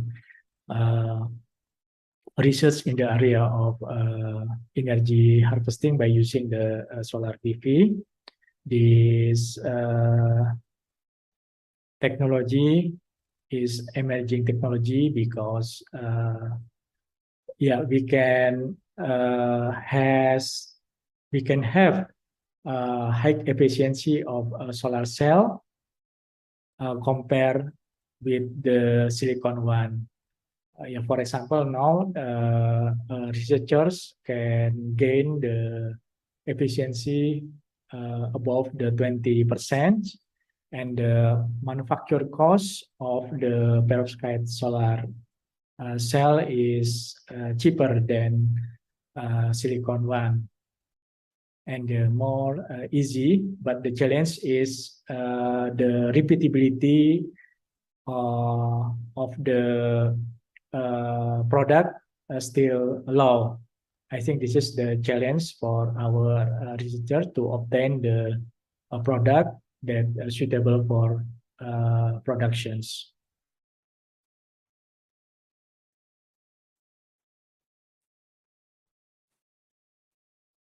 Yeah, this is some research project on perovskite solar PV. We has research on integrated PV battery system. So this is the kind of hybrid device energy system. Yeah, for dissemination of our research, especially for the research who in the stage of yeah, higher level of technology readiness. We, for example, for conversion of a car, yeah, this is the first Indonesia conventional car using old Toyota Kijang, and on the right side is a collaboration with Kementerian Perhubungan, ya. Yeah, we has a collaboration to converting the angkot, ya, angkutan kota, a small passenger car from conventional to the electric one.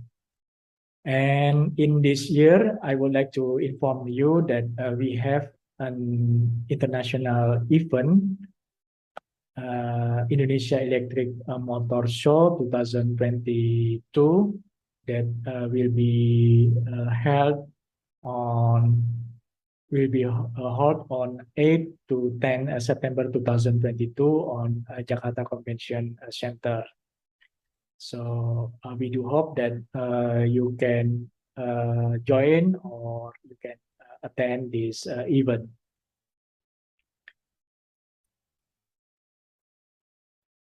Yeah, next, I would like to introduce you the research activities on biodiversity field, especially on health and medicine. Yeah, this is how we can utilize the artificial intelligence and big data to increase the added value of our biodiversity. This is we say the application is clone-T or T-clone identifications. The identification of a good quality of T varieties is usually do by the person who has expertise in this area. And we found that the people who has this expertise is rare in the tea plantations. So we developed the application so the farmer can easier to identify the tea leaf based on the gadget that they install the applications. The future direction of this research, we will develop the lightweight deep learning model for embedded application and a robust model for the field conditions. We do this research with our collaborator in Balitsa Lembang, and also from the Ministry of Agriculture.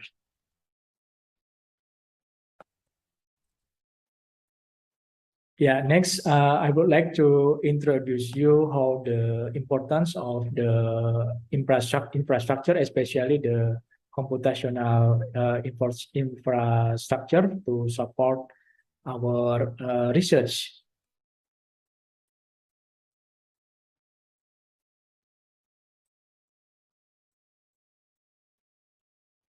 As you know, the life health science research has already been proved to be the important factor to enable frontier research in this field. And nowadays, the data generated by life health science related laboratories equipment could explain even basic mechanism and how cells are alive. In silico processing, such as omic-related data and molecular simulations, this is very useful to narrowing candidates in several applications, whether in basic life science, as taxonomy, drug discovery, or even in clinical use.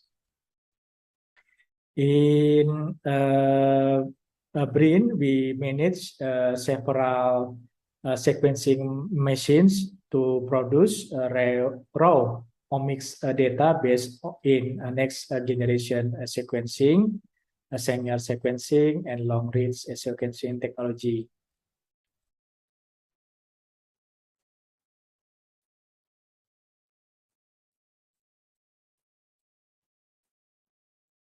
These sequencing machines are supported by a high-performance computing infrastructure to store and compute sequencing data to be meaningful information for research in life health science.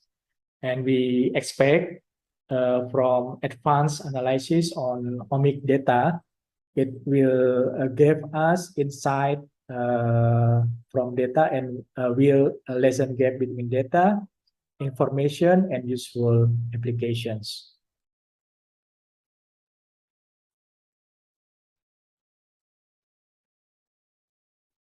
By research on bioinformatics, for example, by the genomic data that we already obtained on the last pandemic, we can have some research. For example, by acquisitions and analysis of data genomic, we can use this as a clinical usage, for example, for precision medicine, genetic disease, and also for cancer genomics and infectious disease.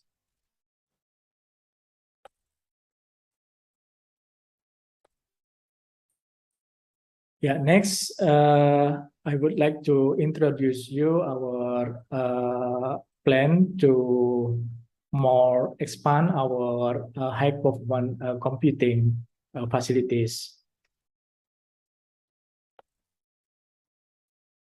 BRIN is now allocating its resources to provide an extreme scale computing systems in the scale of petaflops. And the extreme scale of computing storage, it is needs to increase, for example, for the accelerator nodes, storage nodes, and high performance connections.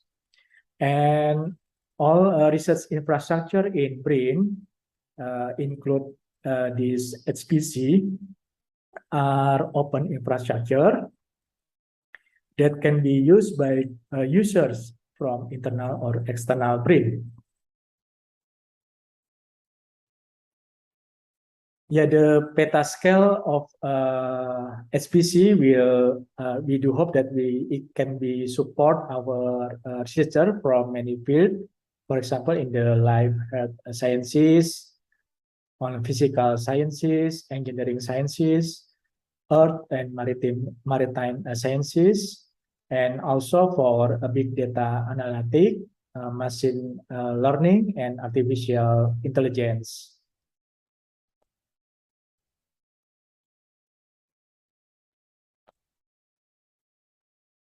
Okay, lastly, I would like to summarize my presentations.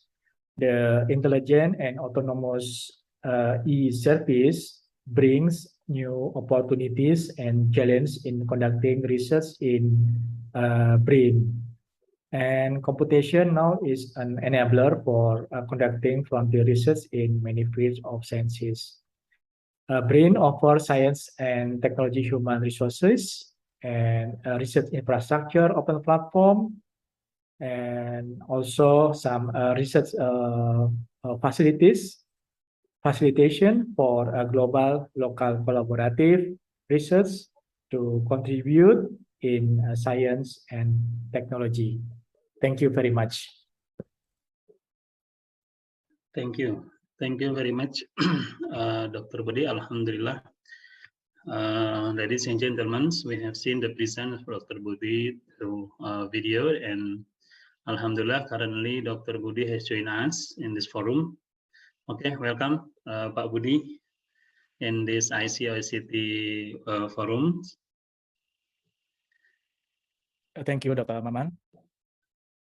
Okay, ladies and gentlemen, we move to the next session, question and answer sessions.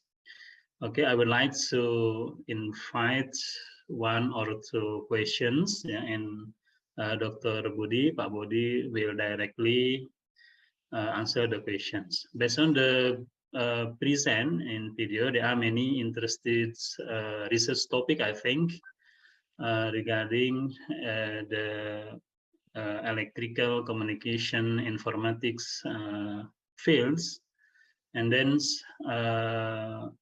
maybe one or two questions you could I would like to invite all of you to give some question. Okay, please welcome.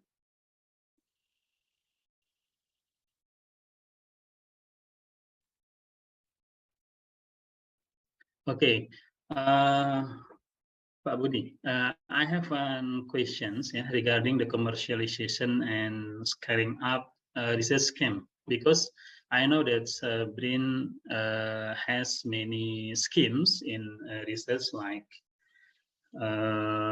applied research, basic research, applied research, and then innovations. Yeah. Could you please to explain about commercialization and scaling up research scheme? Okay, mangga, Pak Budi. Yeah, thank you, Dr. Maman.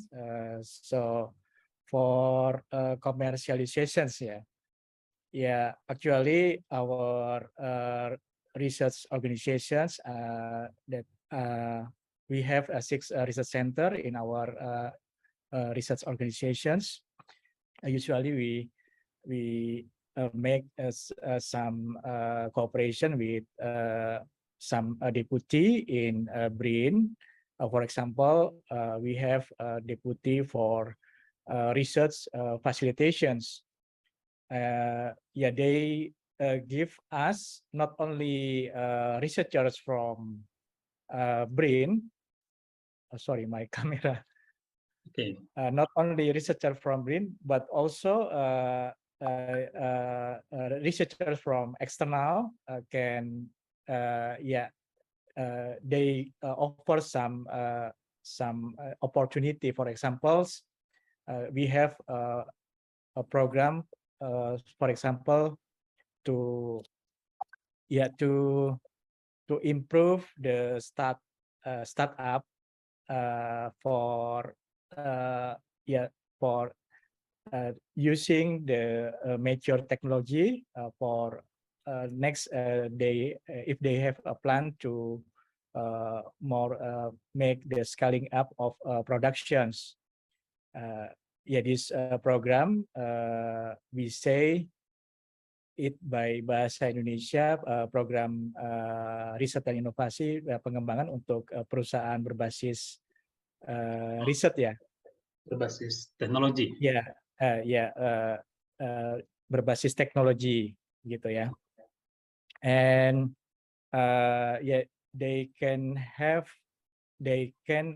propose proposal to us, for example, until 300 million rupiah, and we will supervise them for 1 until 2 years until they can have the technology to scaling up the research products.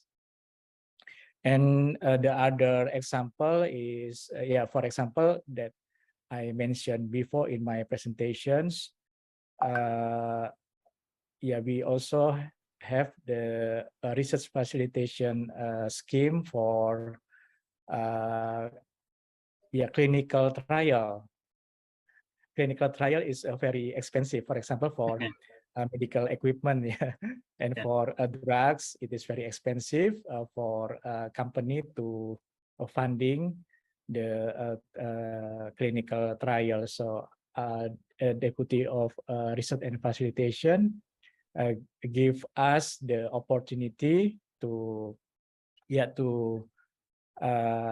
funding your proposal on for example, if you have a research on medical equipment that must be do the clinical trial before going to the market, we can facilitate them also for drugs and for agriculture products.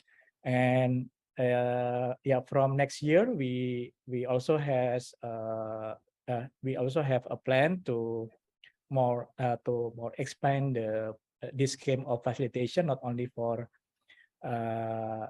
in the health and agriculture area, also for industrial research products. Okay. Okay. Thank you. I think that's all. I think is it enough or?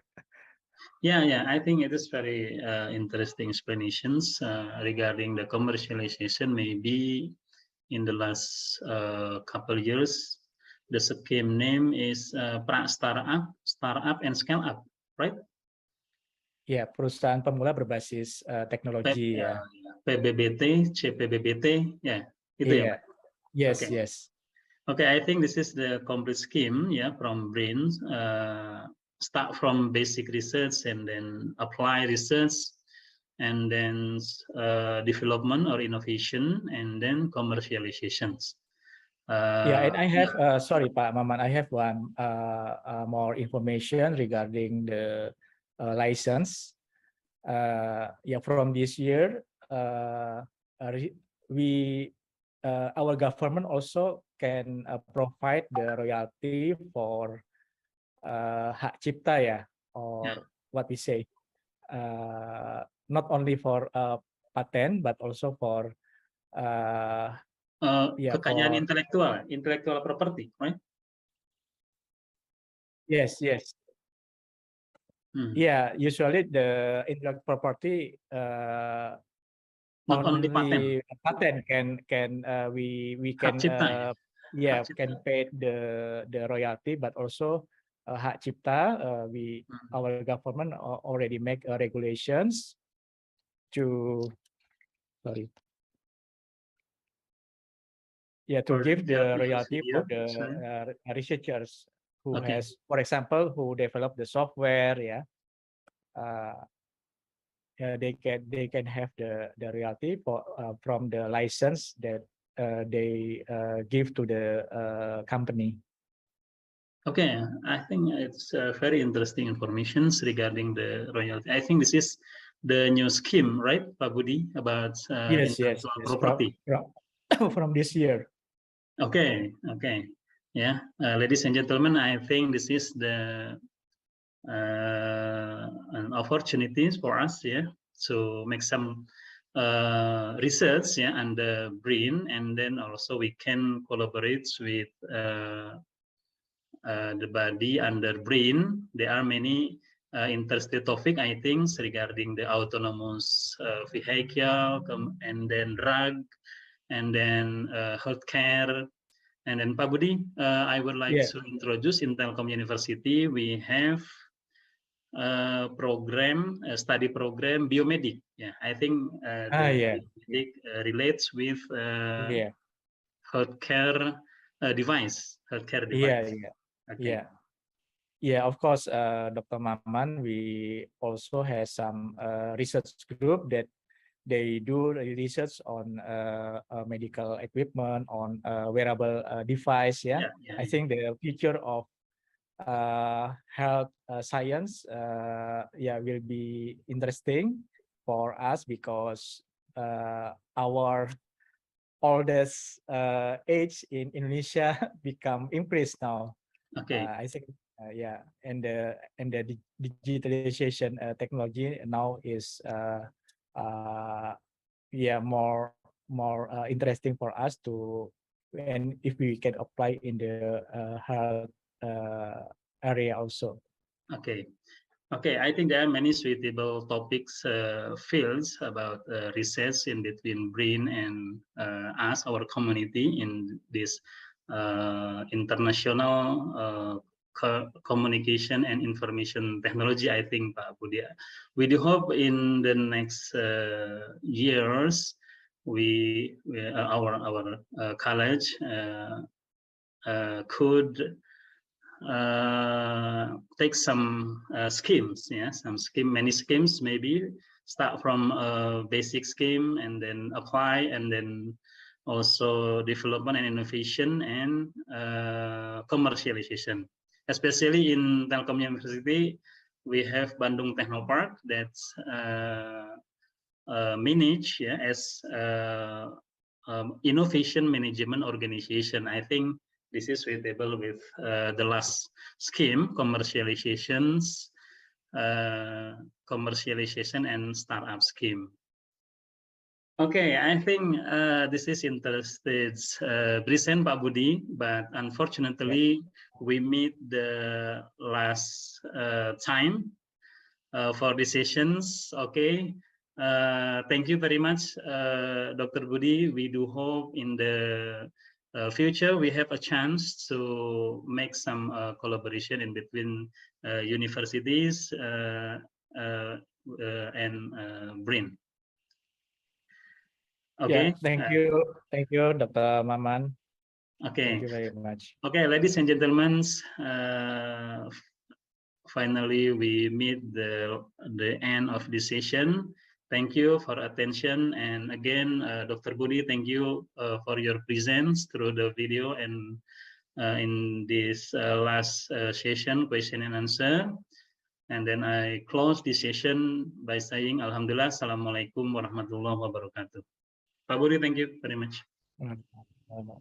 Thank you, Dr. Maman. See you.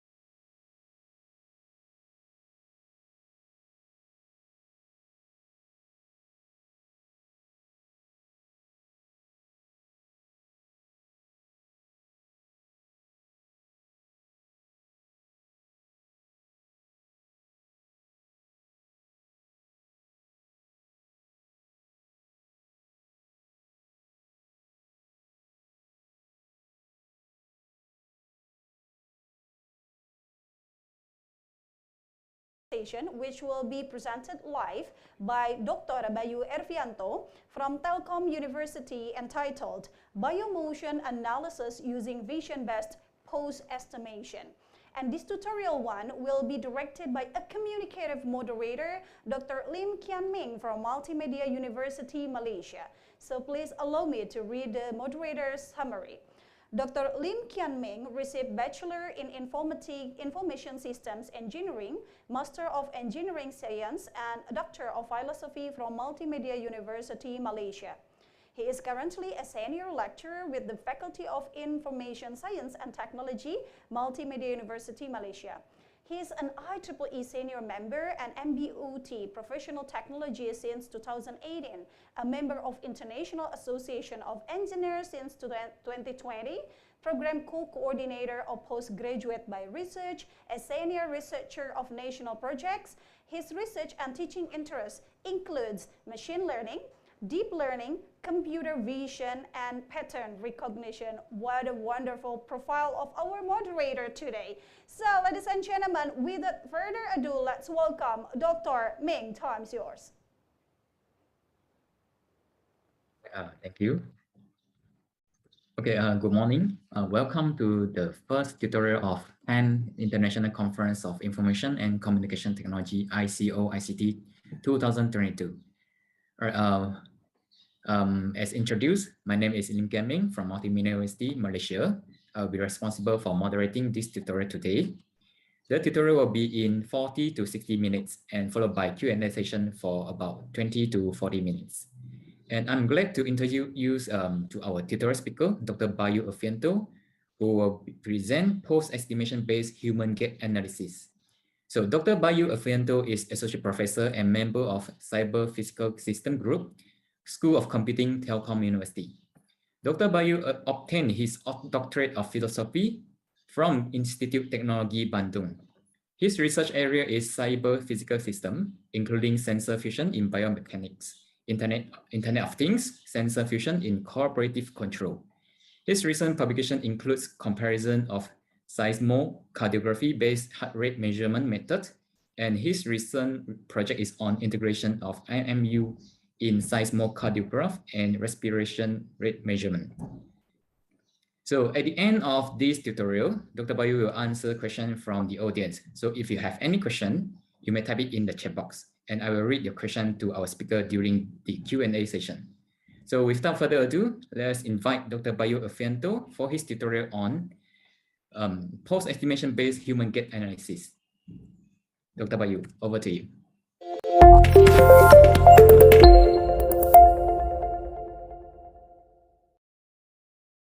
Okay, thank you very much, Dr. Lim Kian Ming. Is my voice clear? Yes. Okay. Let me share the slide first.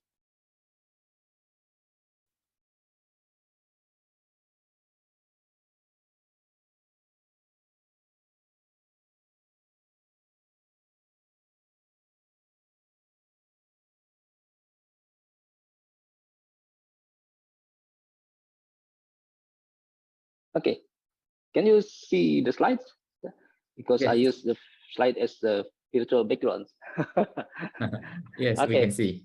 Okay, thank you very much, Dr. Lim Kian Ming. To introduce myself, I'm Bayu Ervianto from Telkom University, from the School of Computing. Especially, I involved in cyber physical system research group. So before going to present or to talk further about our tutorial sessions, so let me allow to stand, to to present the slides. Okay, thank you, Dr. Ming. So especially my research, not my research, actually our research, our joint research is conducted between Telkom University and Multimedia University. So here I would like to present not actually not very significant result, but it is very in the beginning it is very important for us, yeah, to obtain this preliminary research. So our research teams, I myself, Bayu Elvianto from School of Computing. Also, there's another researcher from School of Electrical Engineering, Associate Professor Dr. Ahmad Riza. And we also have joint collaboration with another intelligence system lab, Dr. Bedi Purnama, PhD. Also from Multimedia University, yeah, Dr. Associate Professor Dr. T. Koni, as well as Professor Dr. Ong Tiang Song from Malaysia Multimedia University, Malacca. Okay, so this is the outline of this morning tutorial session. So I would like to introduce what is the human pulse estimation. And then we further go to what is the gate analysis itself, and then how to use these pulse estimations as a new promising technique to analyze the gait or to analyze the human movement. And we conclude with result and discussion. Okay. So actually, this is the purpose of the tutorial. Especially for undergraduate students, yeah. If you are from MMU, you can join Dr. Koni lab or Professor Ong. Yeah. So if you are from Telkom University, it is welcome. If you want to join this research, yeah, it is still open. Open research, yeah, to do further. And then you can contact me or Associate Professor Dr. Riza or Dr. Bedi. So actually, we already have one master student, yeah, to do this gate analysis conducted by Associate Professor Ahmad Rizal in electrical engineering. Yeah. So it is welcome also for PhD students from both sides, yeah, from MMU or from Telkom University. But for PhD students, yeah, especially we want to emphasize on the investigation of the possibility of the post estimation, especially if you want to extend or to apply for the new research area, such as in post estimation for tele rehabilitation, to replace the existing sensor-based post estimation using IMU or inertial measurement unit to control biomechanical property or to develop biomechanical control system. So it is still open for PhD position. That's the introduction of the purpose of our tutorial. Let me go further to the human pulse estimation. This is just a brief discussion, brief presentation about human pulse estimation, especially emphasize on how to use deep learning or machine vision to obtain the body part property, the joints, as well as to generate the virtual skeleton of our body, and then we can analyze further. For instance, to analyze whether there is some disability or a disorder of human kind. Yeah. Okay, what is the post estimation? And actually, if we want to talk about the post estimation itself, so we have to see, yeah, the anatomical pose of the human body. Yeah. So the anatomical pose of human body actually consists of three reference planes, yeah, as you can see from the picture, the sagittal plane, and then we can also have frontal plane. But for the post estimation, these two kind of planes are always used or commonly used, the sagittal plane as well as the frontal plane. So for further yeah, you can read you can get further information from the reference with 2007. I include in the reference. Further, you can read the reference.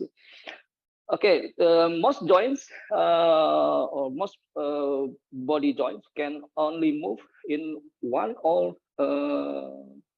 two planes simultaneously. So the direction of this motion can also be obtained, yes, from the hip, knee, shoulders, and so on, using this pose estimation.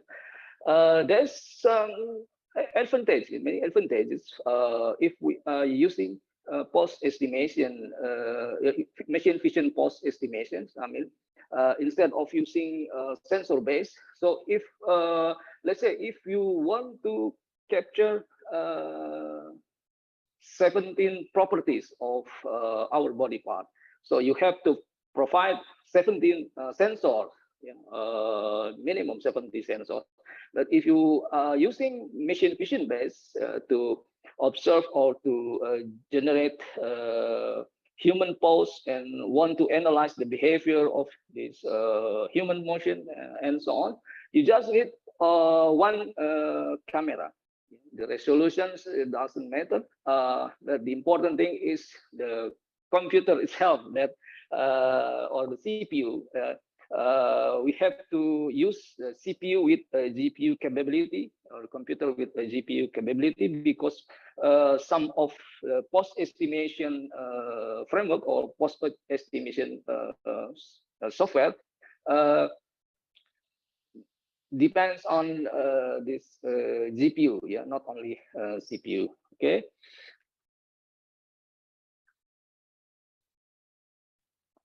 Okay, so this is the general concept how to use machine vision or with deep learning to generate human skeleton as well as body joint or key joint. So as you can see from the pictures, we have a video frame. We can grab the frames from the video. For instance, we use 20 minutes or 10 to 20 minutes video, 10 to 20 minute video with variations from 15 to 30 frame per second video. So it doesn't matter. The important thing is you have to configure the post estimation, post estimator framework, to understand how many frames you are using, and then the resolution of the video and so on. So the output of the post estimation estimator actually there are two outputs. Actually there are two outputs. First is key joints, or key point. Some researchers call key points. And the second one is virtual or artificial skeleton generated from or generated by link to key joints, more than 2 key joints. It is very important to obtain another properties of human pose, especially if you want to measure, of you want to obtain let's say the angular value of knee flexion or ankle dorsiflexion. So you have to use 3 key joints with 2 artificial skeleton. So essentially, it is a way to capture a set of coordinates from the post estimator. Then the human joints like wrists, knees, and so on will be automatically generated by this post estimator.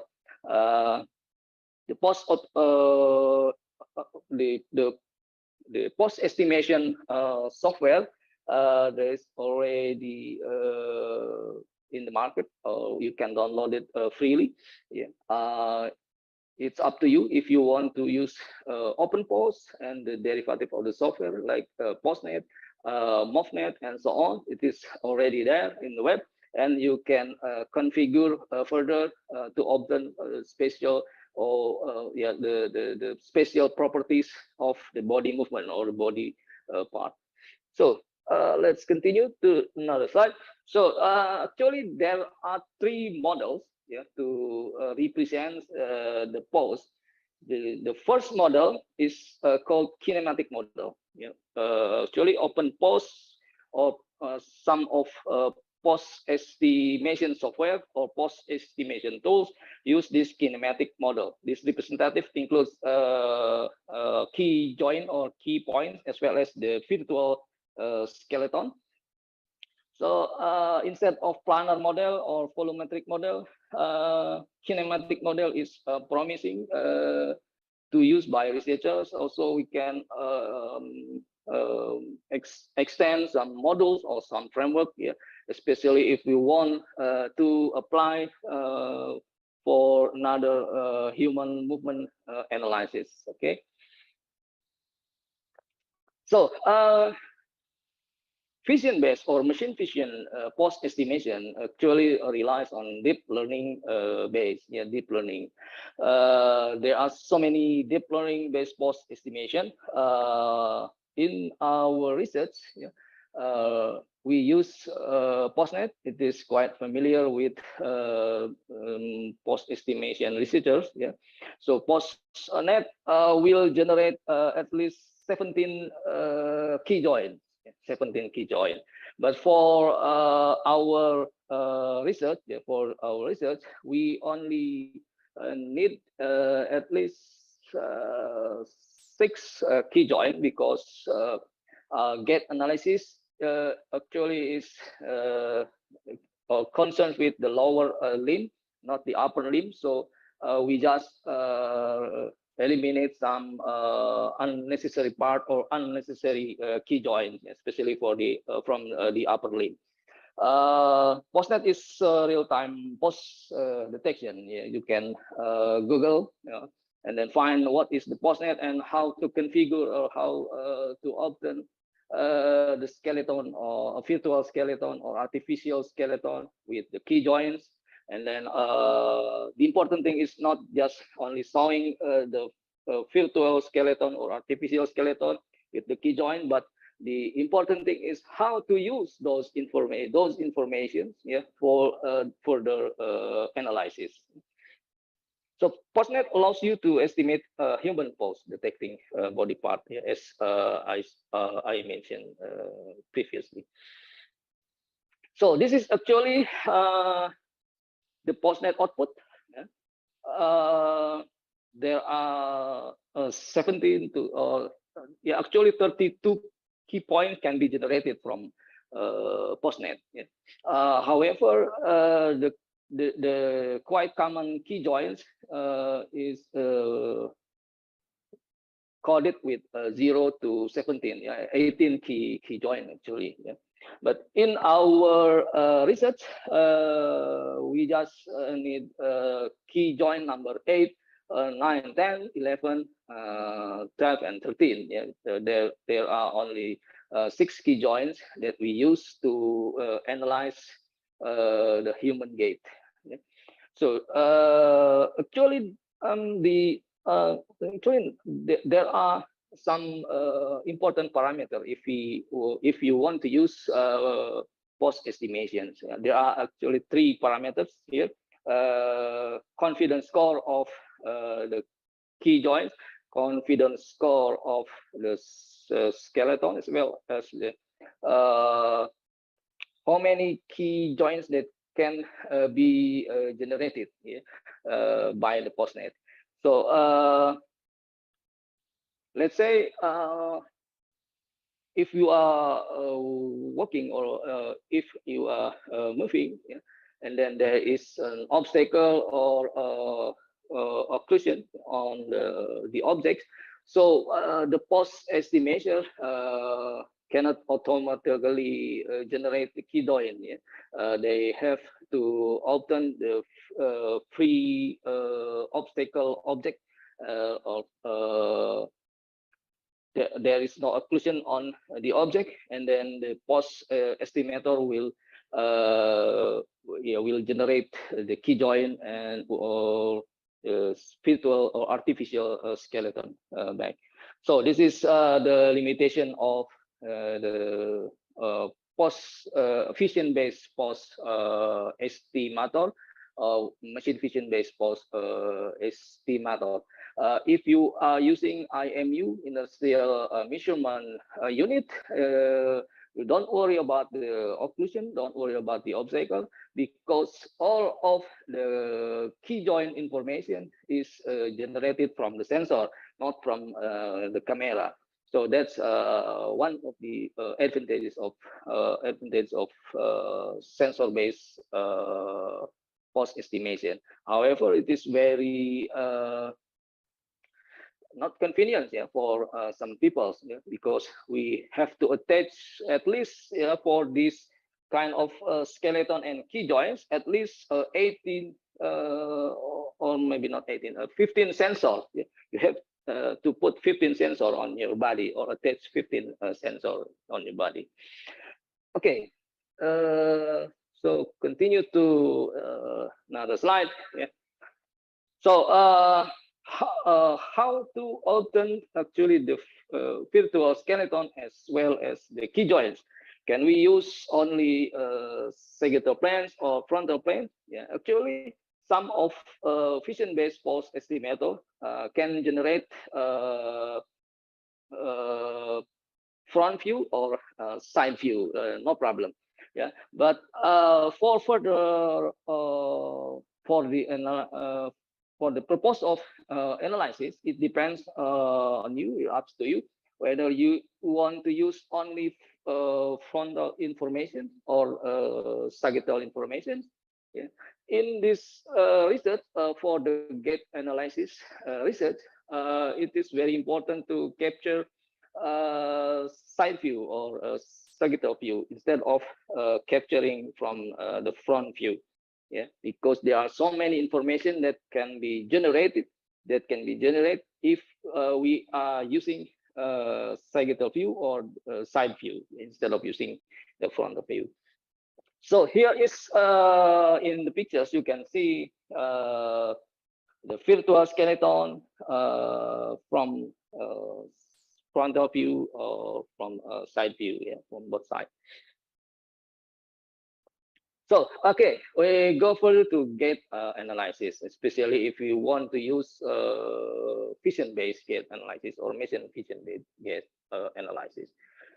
What is a human gate? Human gate, actually, if you are working or moving from one point to another point or from one spatial location to another spatial location,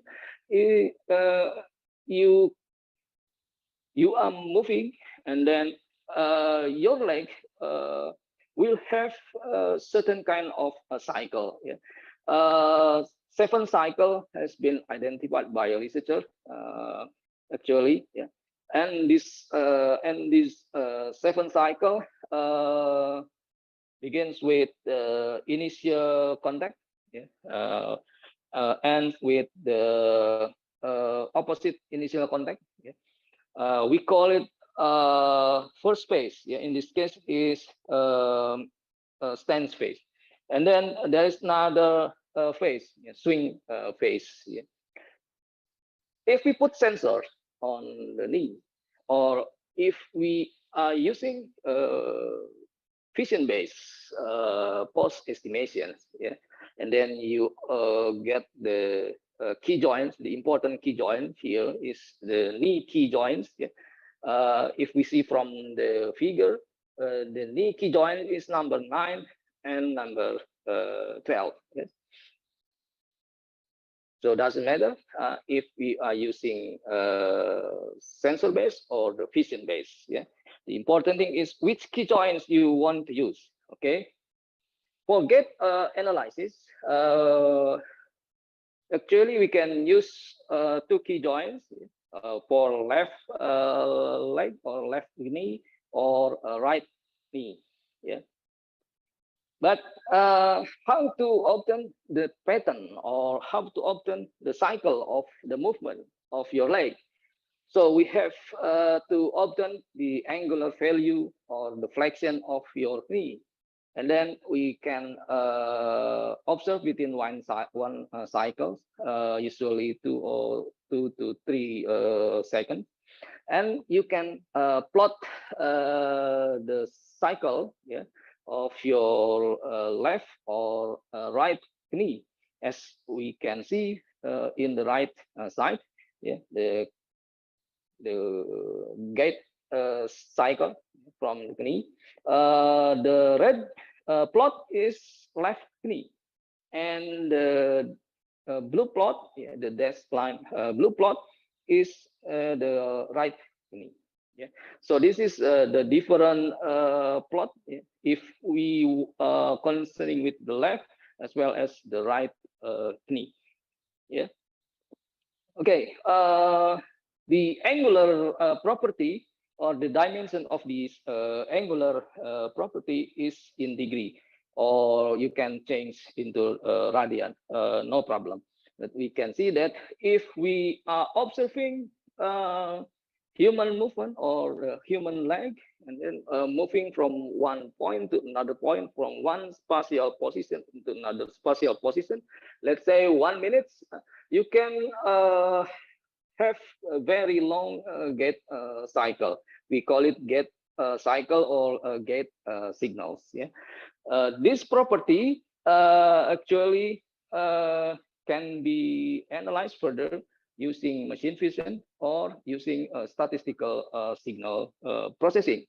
But for our research, yeah, we combine between the machine learning with statistical signal processing.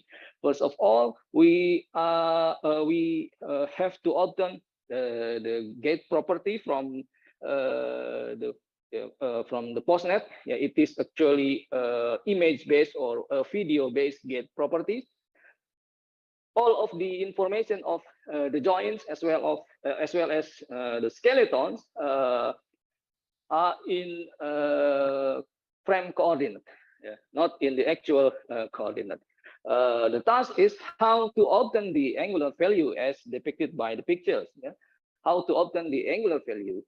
We have to do some mathematical model to transform from the video frame into the actual frame, yeah, of the human gait. Yeah. That's a very difficult part, I think. It is done by Dr. Bedi.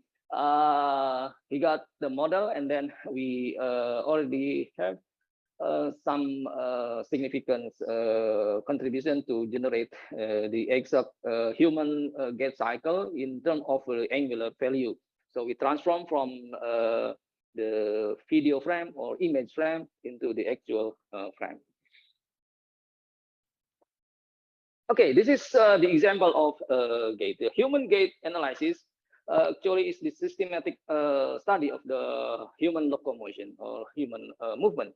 So in our research, yeah, actually it's not for or it's not for medical purposes. It is just for laboratory research in computer vision, cyber physical system research, not for medical purposes or clinical trial. So it is our first year research. Yeah. Okay. So we collect some data set from a website. From the website Mission Gate, yeah, the Mission Gate. This website provides some data sets with regard with the gait or human gait properties, as well as for normal working people or disorder working people. Yeah, our concern in this research is to analyze the Parkinson disease data set. Okay.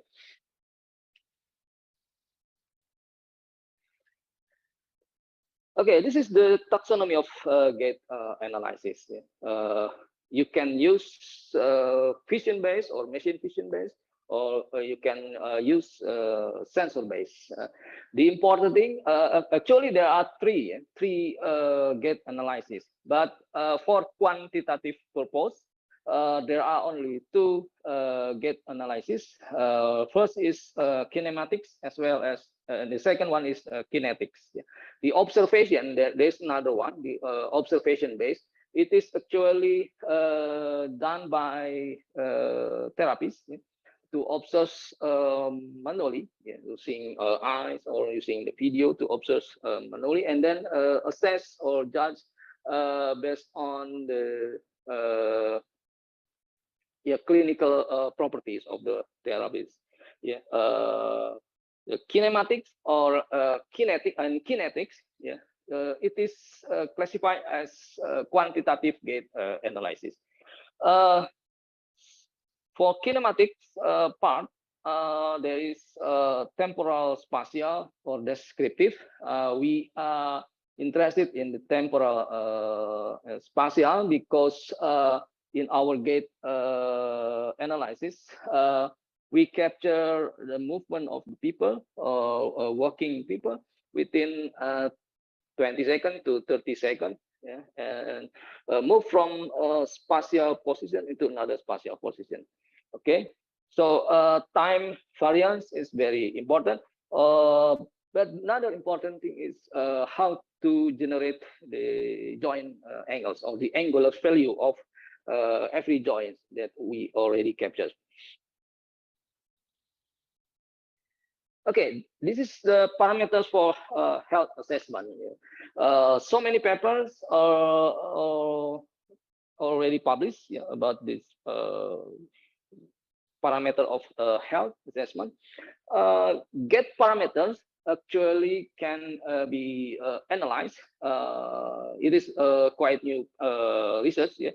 Can be analyzed using two kind of parameters. First is turning, and then the generated turning is the freeze of a gate, or FOG. Turning. Why is turning? Especially to observe whether somebody is post Parkinson disease or another gait disorder. The turning, some aging and age-associated disorders, especially for elder people, such as Parkinson disease or another gait disorder, are often associated with turning. The capability of turning, to change the position, to change the direction.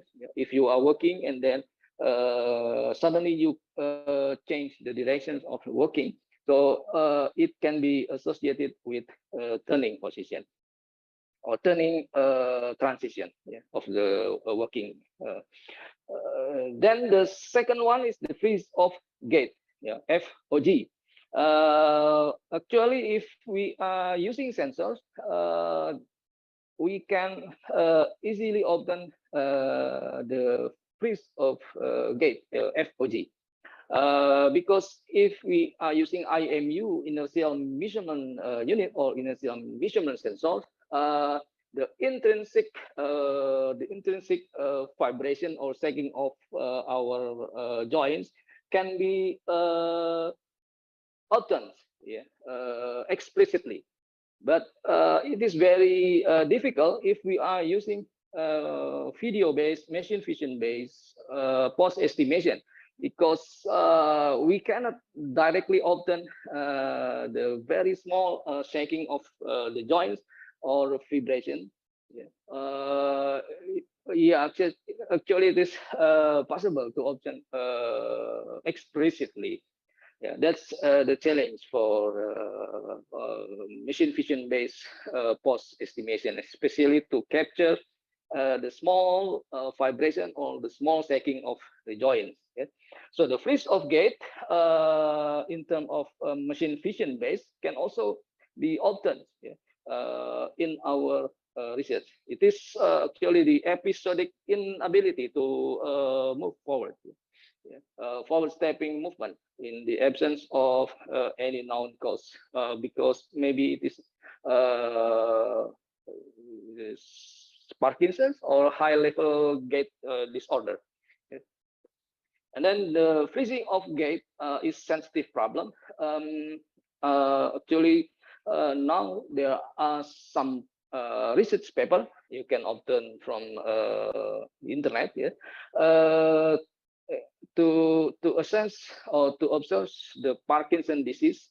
We can actually rely on these two gait parameters, turning as well as the freeze of gait. So this is the example of freeze of gait period, obtained from O'Day et al. This quite new paper from 2020, but they use IMU or accelerometer with gyroscope sensor. Yeah, the accelerometer with gyroscope sensor attached on human shank, in our shank. The cycle, you can see from the lower lower part of the pictures.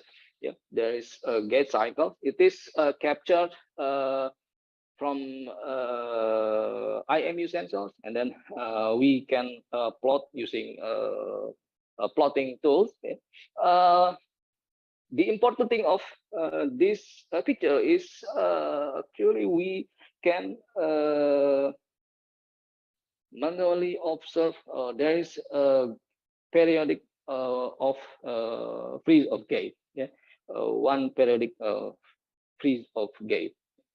So this is the example if we use wearable sensor like IMU sensor. Another thing is turning feature or turning parameter. Turning parameter is actually full body kinematic. Applied to somebody, or to patients. If we to do a task, to turning task, we can observe or we can also gait, also obtain freeze of gait actually from this turning capability. We'll show you a video later, for the Parkinson disease disorder, or Parkinson disorder. The ability of turning, actually can be the ability of turning actually can be used to obtain the information whether this is the severe Parkinson or moderate or mild Parkinson disease. Okay, so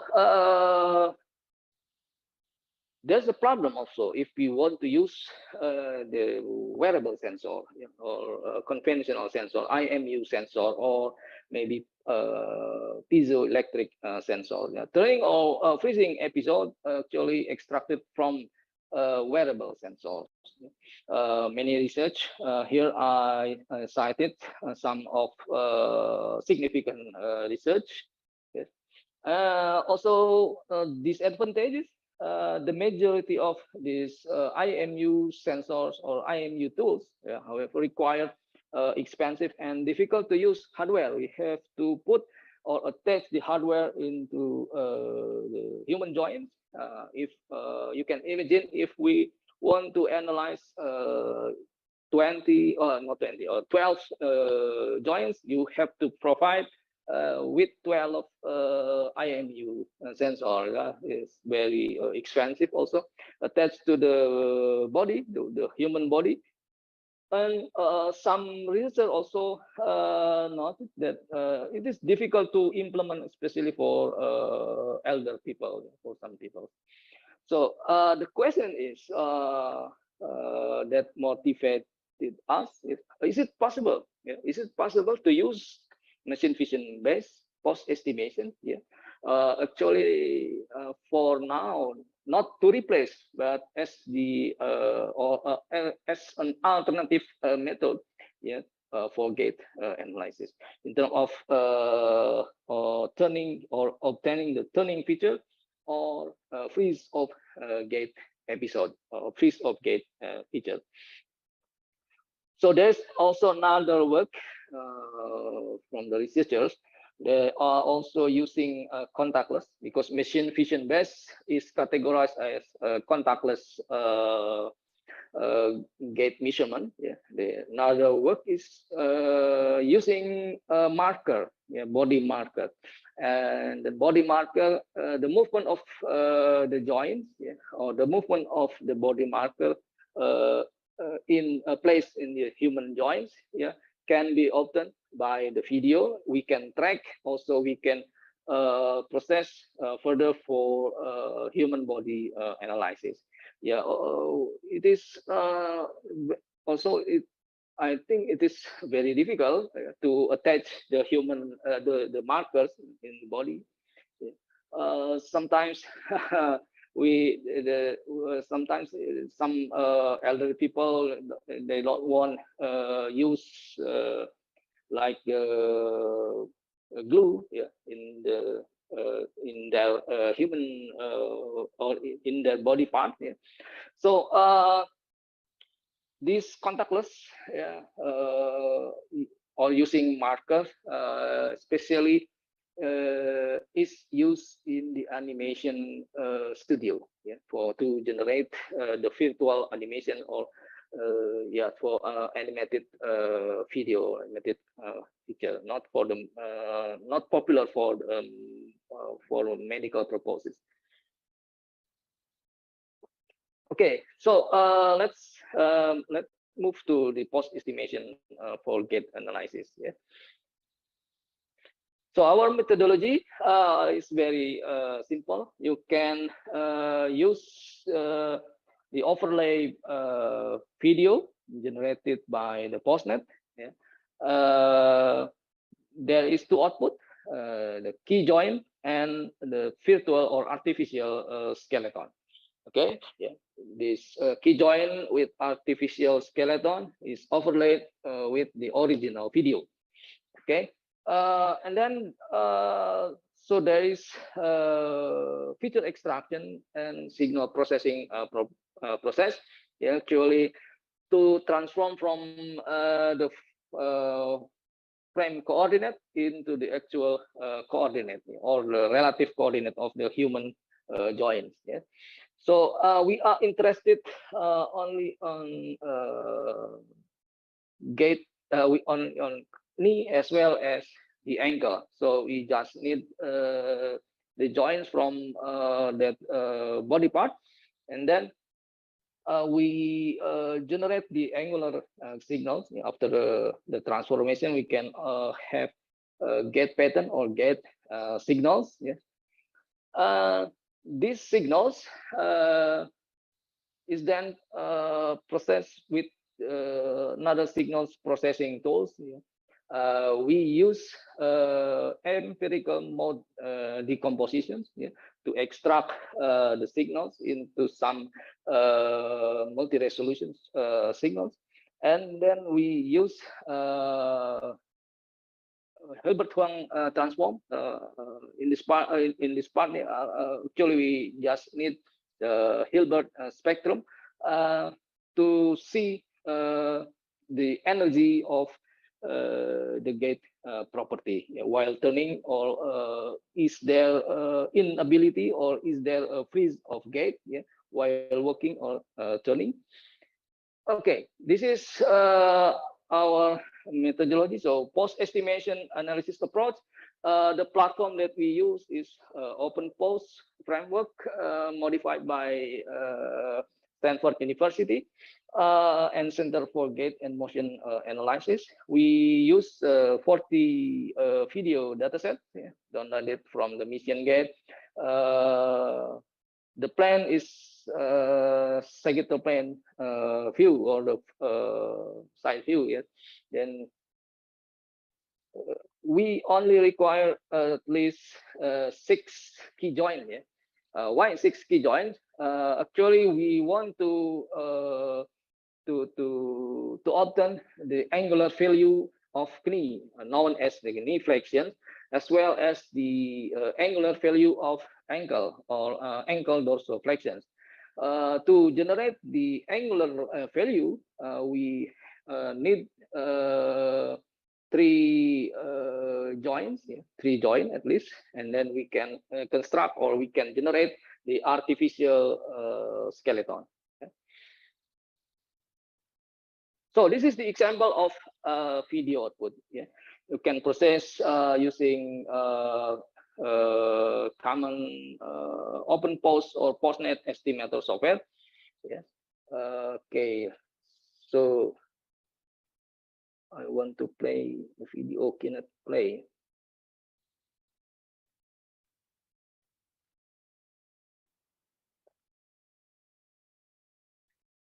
Oh, I cannot play the video because in Zoom, not in the PowerPoint.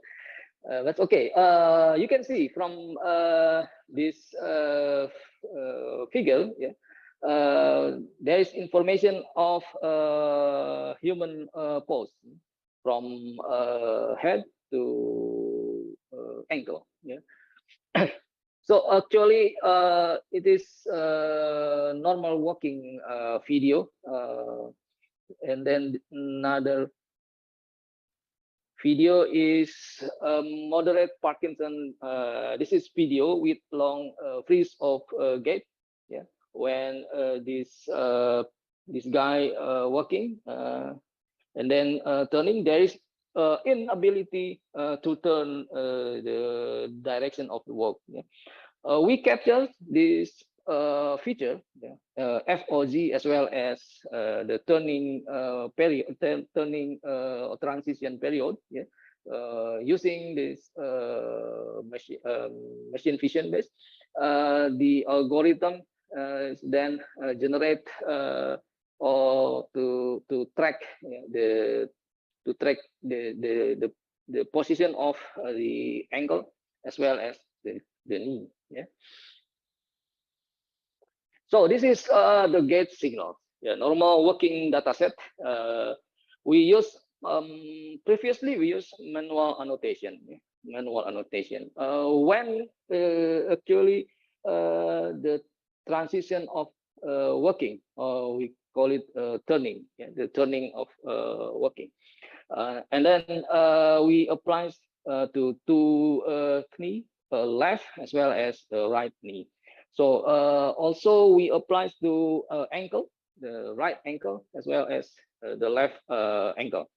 Okay, this is the gait signals with manual annotation of turning from left as well as right. And this is also the same case, yeah, but with different data set. Yeah, for moderate Parkinson disease, also is with manual annotation. There is significant difference. If you see the normal working, yeah, the gait signals is almost periodic. But if we analyze further, it is actually non-linear and non-stationary. That's why we cannot use fast Fourier transform or wavelet. We use another alternative, Hilbert-Huang transformation. Yeah. And it is very significant difference, yeah, for the people with Parkinson disease. We can see, yeah, we can see the freeze of gait while turning left. Yeah. Indicated by almost flat waveform or flat gait signals. Yeah. The problem is how to automatically annotate and how to how to identify whether it is turning or freeze. of gate. So we cannot use this signal property. Instead of that, we have to extract or we have to extract these gate signals with another alternative, or with Hilbert-Huang transform in our case. So we are going to discuss the result and discussion or the conclusion of our preliminary research. Okay, the EMD, empirical mode decomposition, is used in our research project. Yes, actually, EMD method is breaking down the signals without leaving the temporal properties of the signals. If you use fast Fourier transform instead of temporal signals, you transform from the time domain into the frequency domain, as well as the wavelet. So we want to keep the natural signals, and then we can further analyze these natural signals. That's why we use EMD method. EMD relates actually with the Hilbert-Huang transform, or HHT, break into the intrinsic mode function, or IMF. The challenge is how to choose the appropriate IMF actually to obtain the gate parameters. In this case is freeze of gate as well as the turning. So that's the telling in HHT spectrum, which IMF you want to use. And then the HHT or Hilbert-Huang transform actually works in time frequency energy domain. Yes. Okay. The example. Get signals dataset number 2. It is classified by the clinician as the moderate Parkinson disease.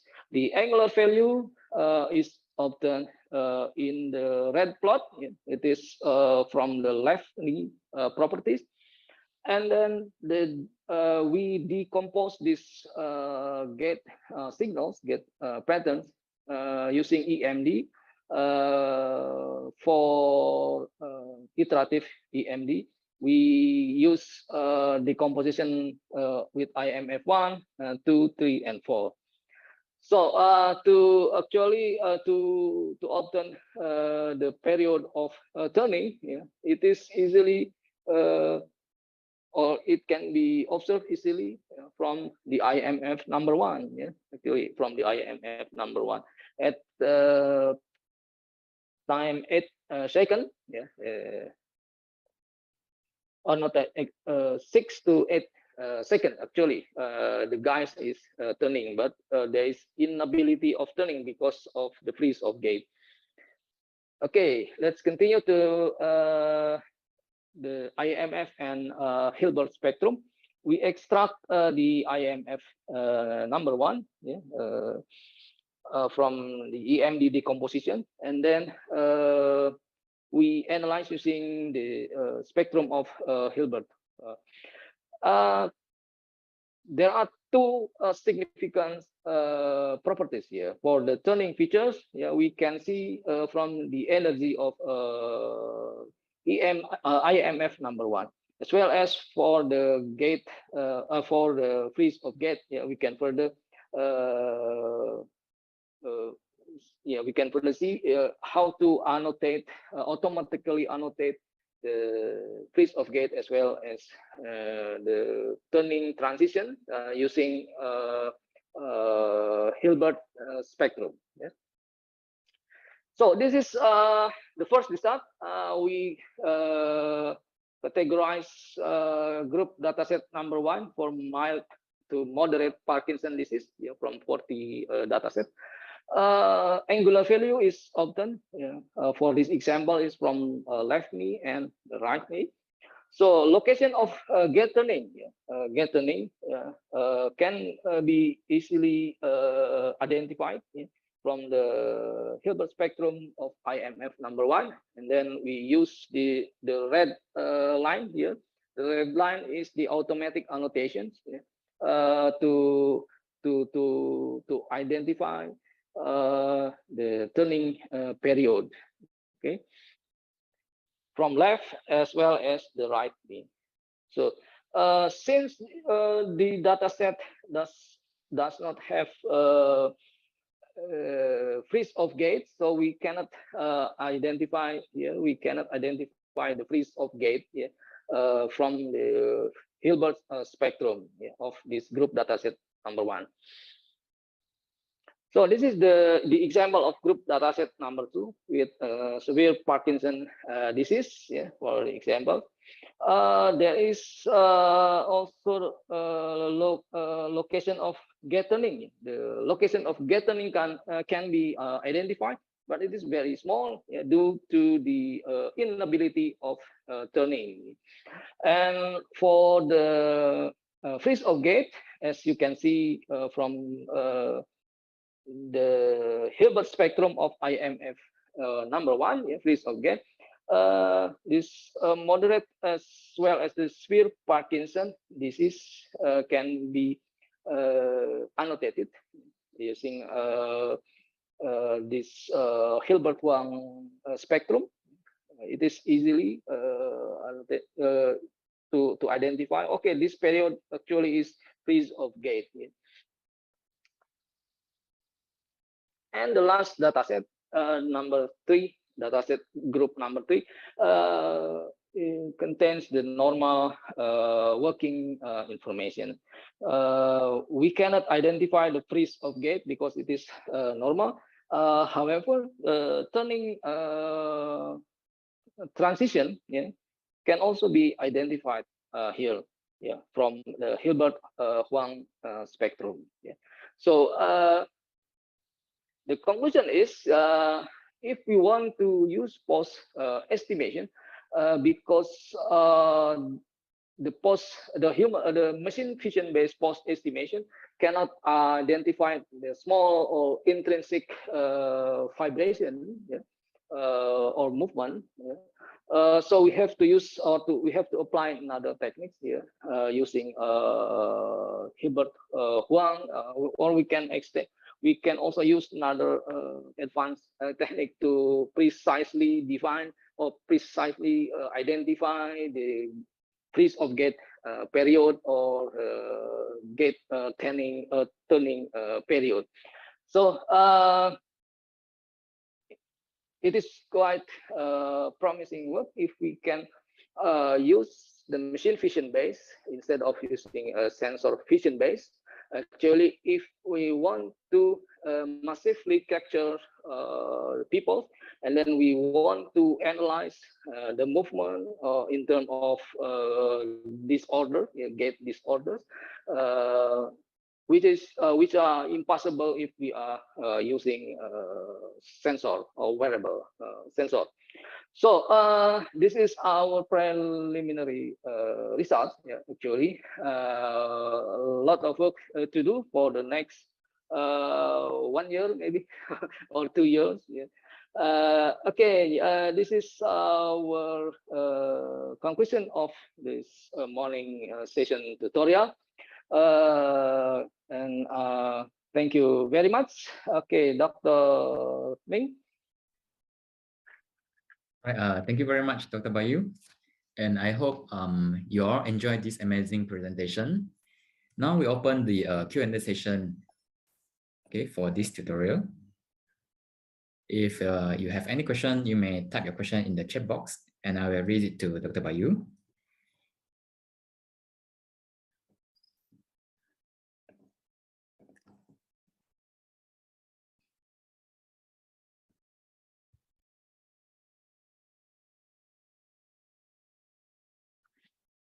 Any questions from the audience?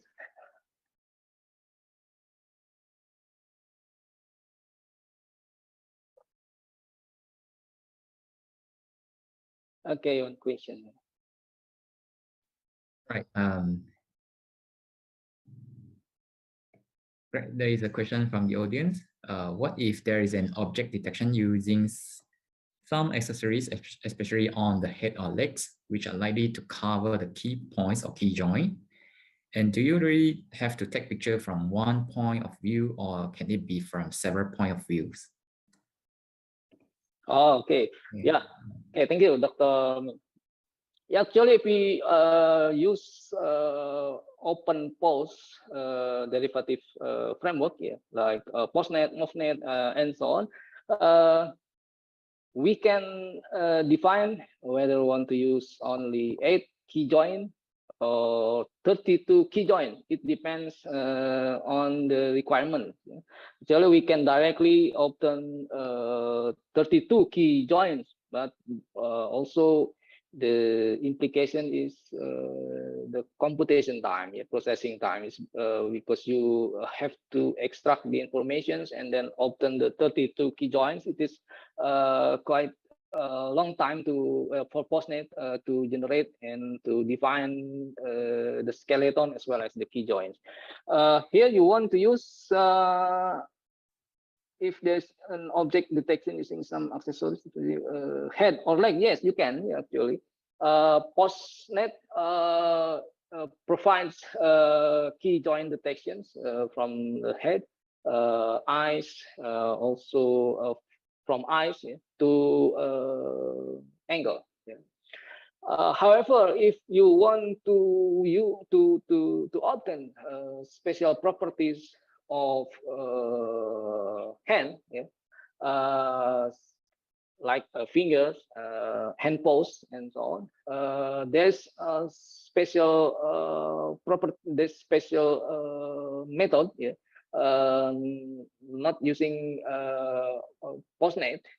You can use hand pose instead of the postnet. Yes, the hand pose is intended to capture the properties of hand in terms of key joint of your fingers. But postnet or the open post, mofnet, and so on, it is quite general key joints from the body. I hope this answered the question. Right. Thank you, Dr. Bayu, for your answer. Okay, welcome. Yeah. We have another question from Muhammad Riza Rizki. Is it possible that we can improve the result by learning future features by using methods like RNN? Yes, actually, there are some variation of open post, postnet, hand post, and so on, mofnet, and so on. But we are not interested in this software framework. But we are interested how to use these existing software framework or application or maybe techniques, to be implemented. Further we can replace the sensor-based techniques using this open post technique. I think it is possible to modify to change something from a CNN into RNN and so on, but in terms of the post estimation tools, not for the application purposes. I think it is possible. So is it okay? Not answer the the question. Okay. Okay. Thank you. Thank you. Okay. Thank you, Dr. Bayu, for your answer. Any more questions from the audience?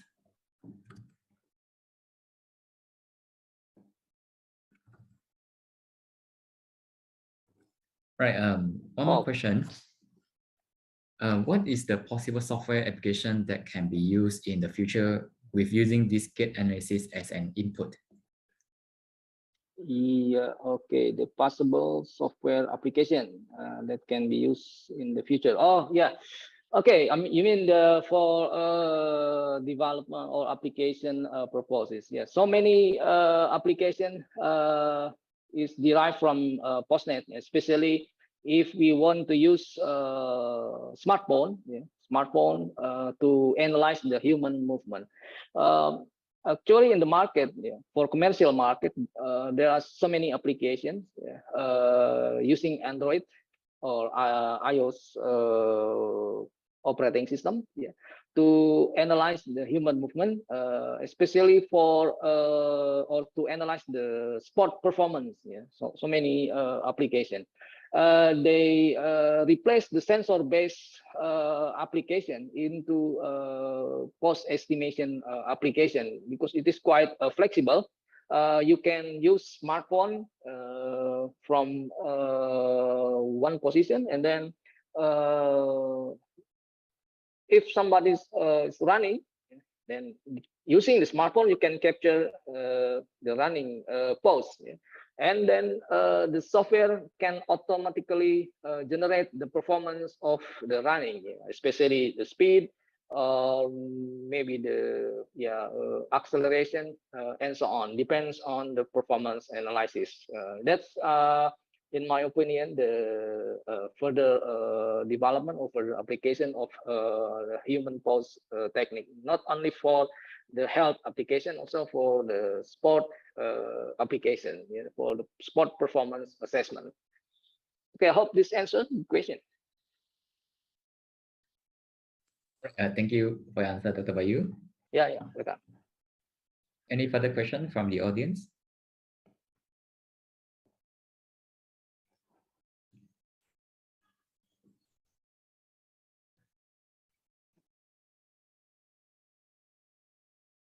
Any questions from students? Maybe.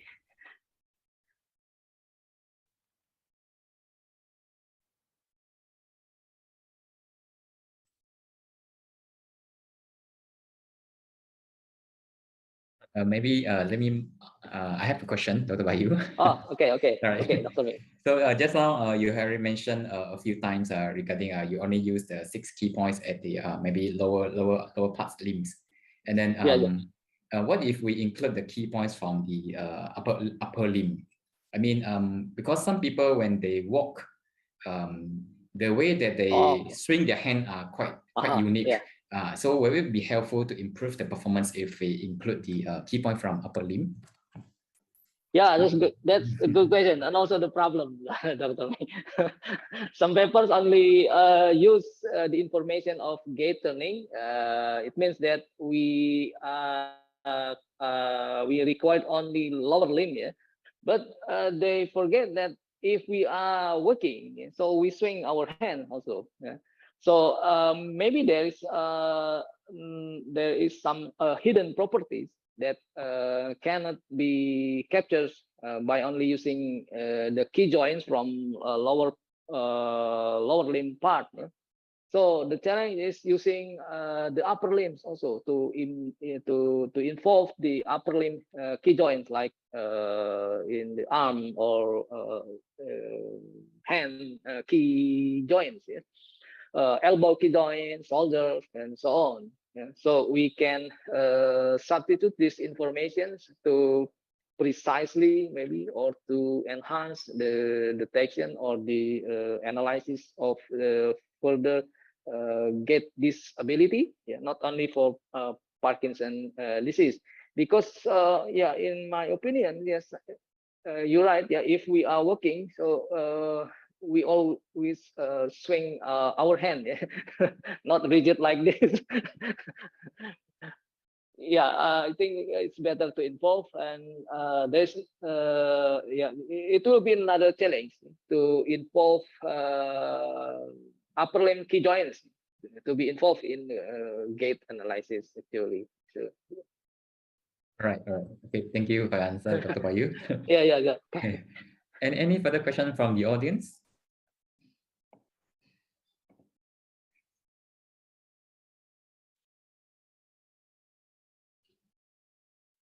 Okay. Looks like no more question from the audience. And okay, thank you again, Dr. Bayu, for answering those questions and for the great presentation. It was a pleasure to have you with us in this tutorial. Dr. Bayu and everyone, please do not leave the room, and we will have a photo session before we end the session. Okay, thank you, Dr. Bayu. And after the photo session, it will conclude the this tutorial session. And thank you all for attending. We hope you all have learned and enjoyed this presentation. Thank you, everyone. Thank you. Welcome.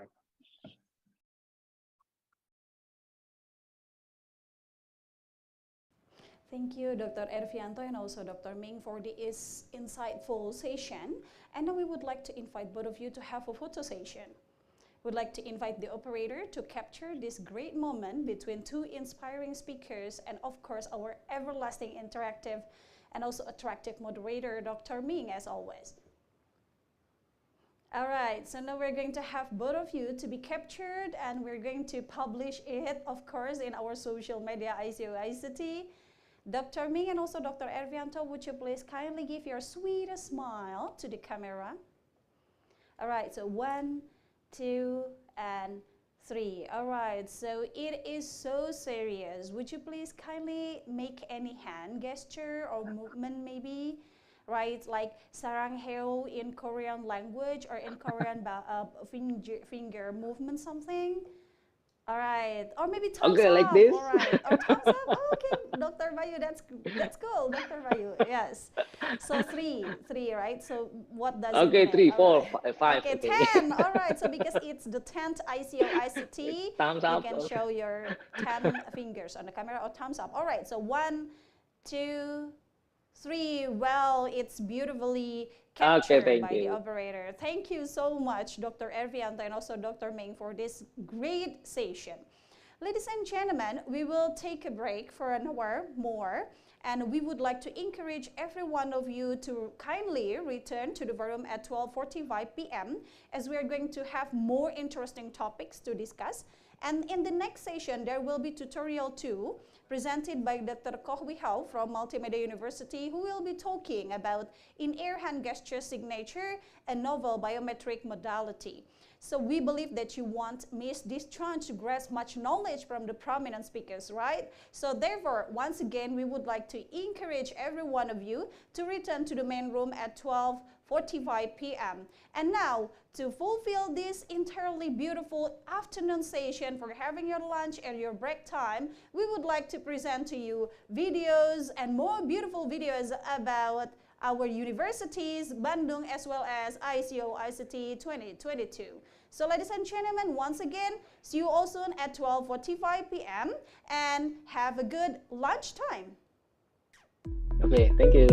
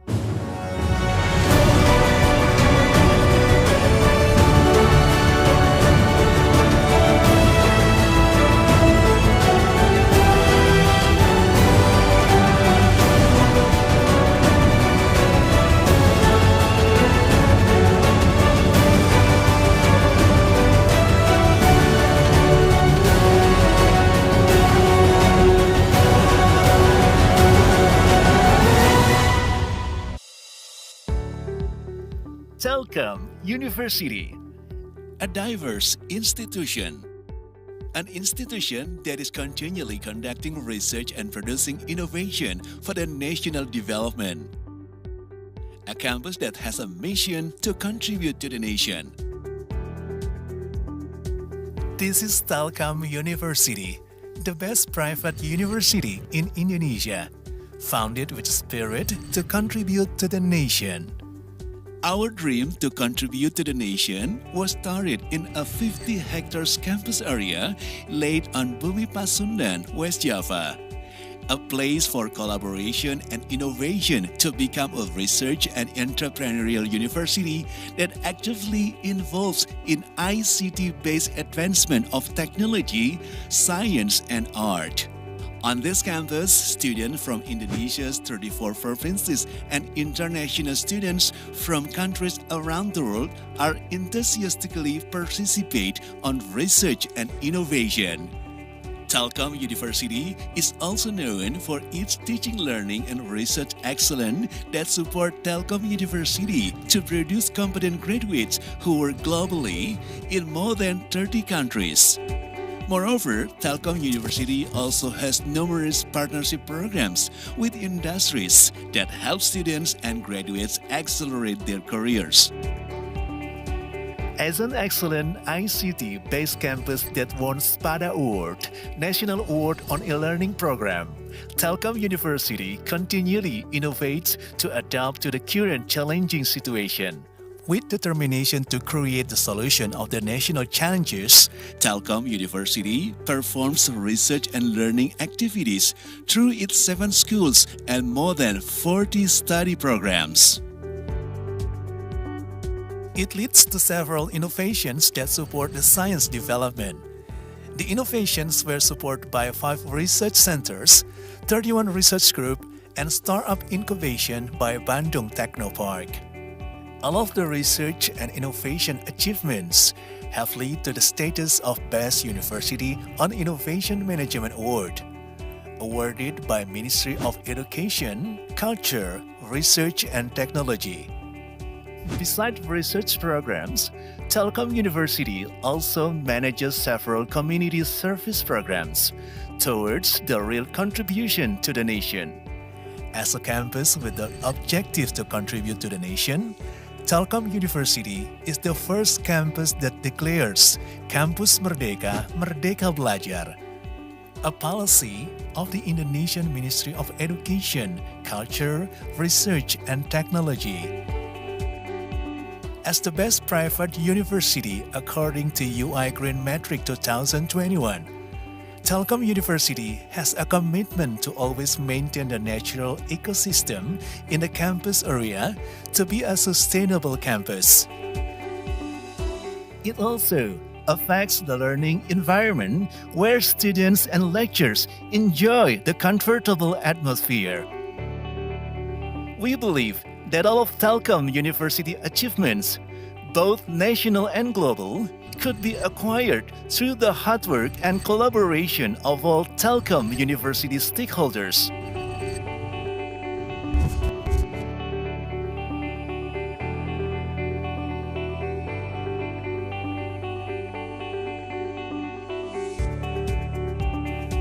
Telkom University berkomitmen menghasilkan lulusan yang berkualitas dan riset serta inovasi yang bermanfaat untuk kemajuan bangsa Indonesia.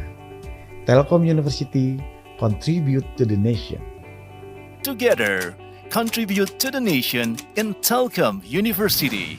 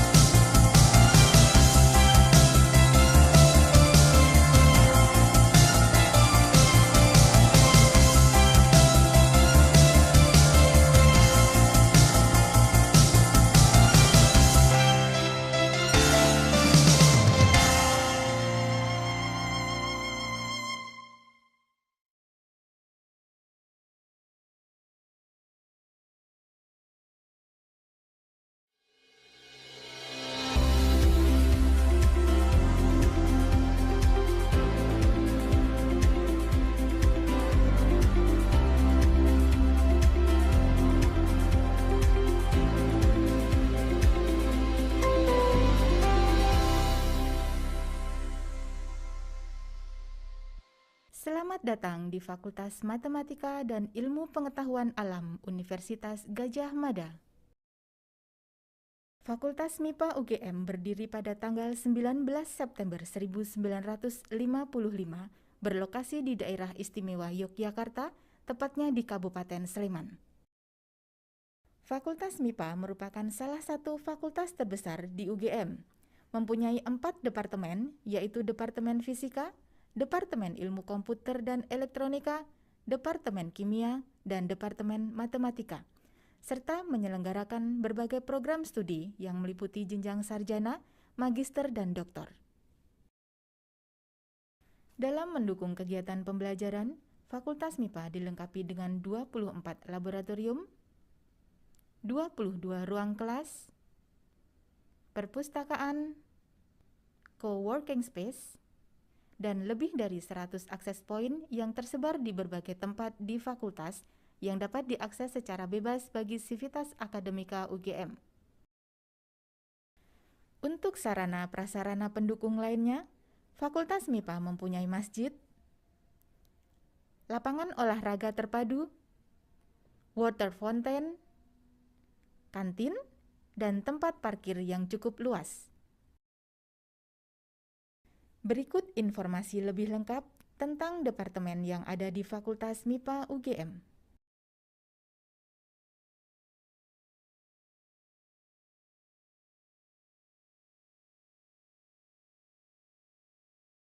Departemen Fisika menyelenggarakan 2 program studi sarjana, yaitu program studi fisika dan program studi geofisika.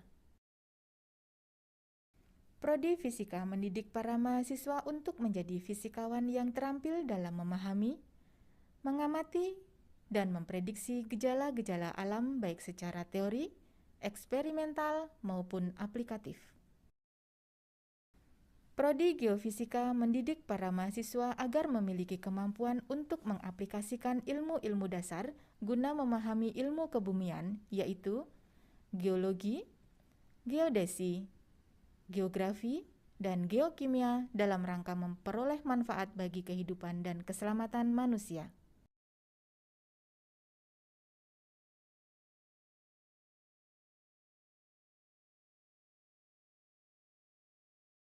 Departemen Ilmu Komputer dan Elektronika menyelenggarakan 2 program studi sarjana, yaitu program studi ilmu komputer dan program studi elektronika dan instrumentasi. Departemen Ilmu Komputer dan Elektronika juga menyelenggarakan 2 kelas internasional atau International Undergraduate Program, yaitu IUP Ilmu Komputer dan IUP Elektronika dan Instrumentasi. Prodi Ilmu Komputer mendidik para mahasiswa agar memiliki kemampuan untuk membuat dan memperbaiki perangkat lunak sistem, melakukan dan mengawasi kegiatan instalasi dan pelayanan peralatan yang terkait dengan jaringan, membuat rancangan, mengaplikasikan, dan memonitor basis data dalam suatu organisasi, serta menerapkan prinsip-prinsip rekayasa perangkat lunak dalam mendesain, mengembangkan, menguji, dan mengevaluasi perangkat lunak. Prodi Elektronika dan Instrumentasi mendidik para mahasiswa agar menguasai sistem elektronika dan instrumentasi, pengukuran dengan instrumen elektronika, serta sistem dan pemrograman komputer.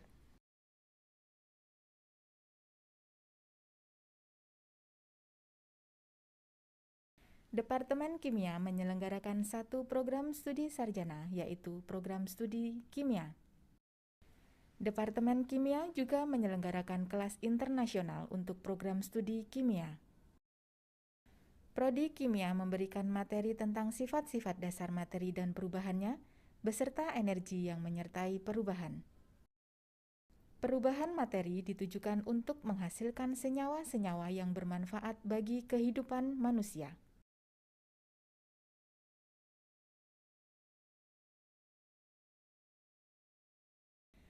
Departemen Matematika menyelenggarakan 3 program studi sarjana, yaitu program studi matematika, program studi statistika, dan program studi ilmu aktuaria. Prodi Matematika mendidik para mahasiswa untuk adaptif serta mampu melanjutkan studi pada bidang matematika maupun bidang lain yang terkait dan mampu mengikuti perkembangan iptek, menguasai teknologi informasi, terampil dalam komputasi matematika, serta memiliki rasa tanggung jawab, kepercayaan diri, kematangan emosi, etika, dan kepribadian sebagai pembelajar sepanjang hayat.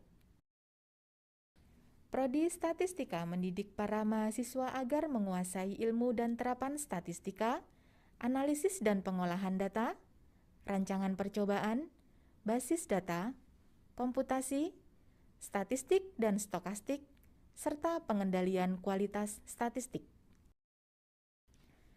Prodi Ilmu Aktuaria mendidik para mahasiswa agar memiliki keunggulan dalam hal penguasaan teori bidang aktuaria, prinsip siklus kerja aktuaria, dan memiliki kemampuan yang setara dengan aktuaris atau ASAI sesuai dengan standar PAI.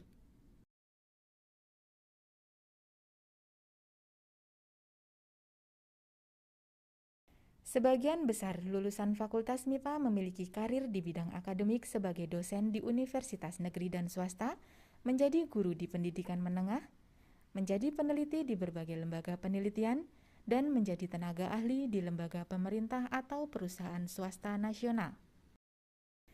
Beberapa dari mereka menjadi konsultan atau berwirausaha berdasarkan sains teknologi.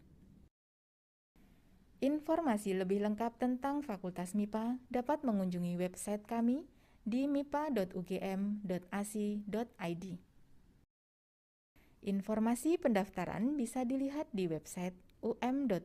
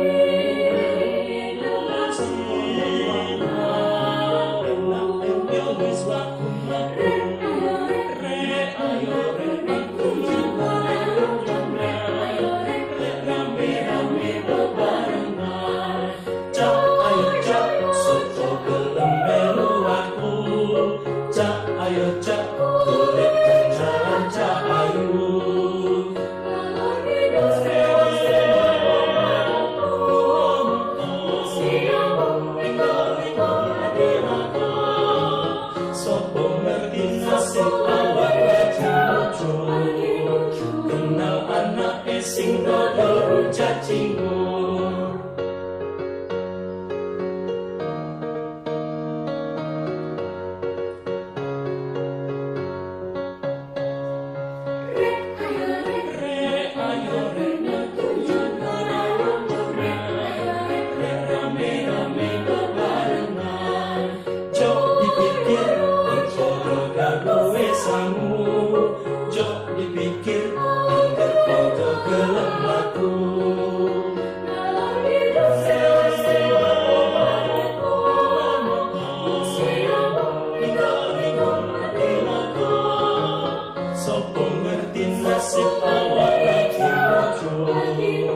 Kenal anak sing dodo cacinggur, mereka jadi campur dodo timun minggu gak api kiko lalu.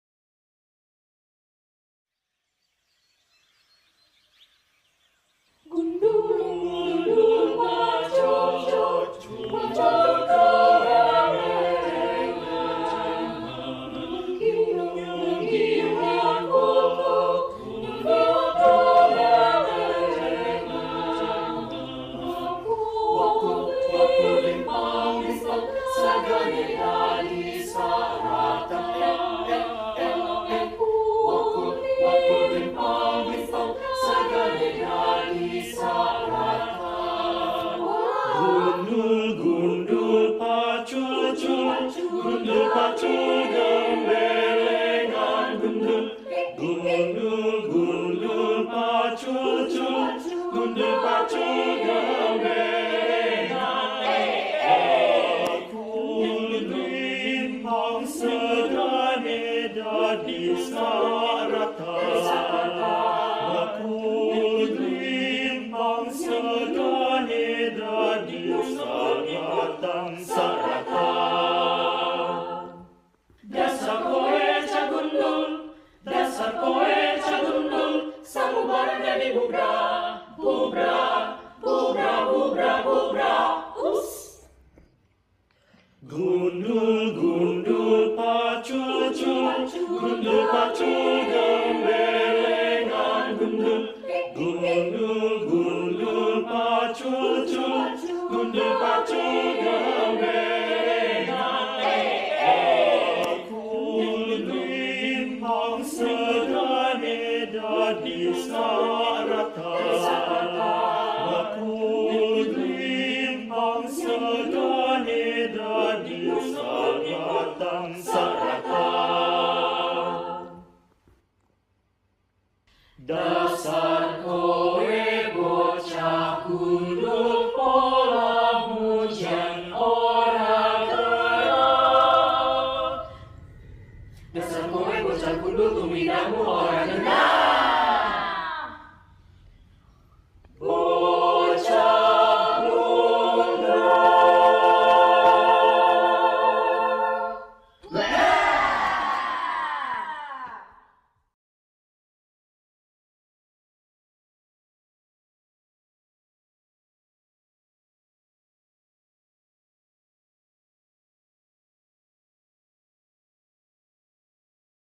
Telkom University Choir mempersembahkan lagu ini untuk semua pendidik di Telkom University dan juga pendidik di seluruh Indonesia.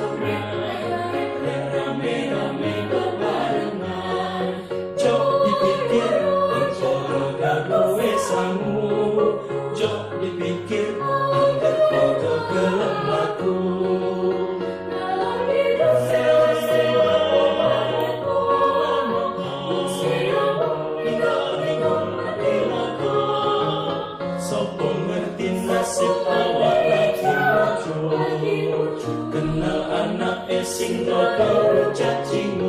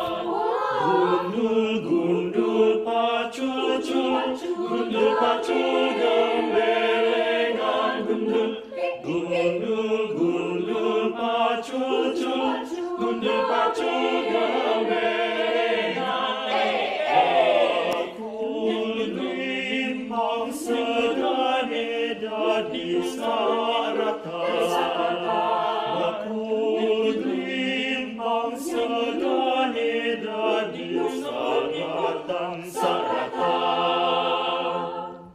dasar kowe cagundul samubarang jadi bubra us gundul pacul gembelengan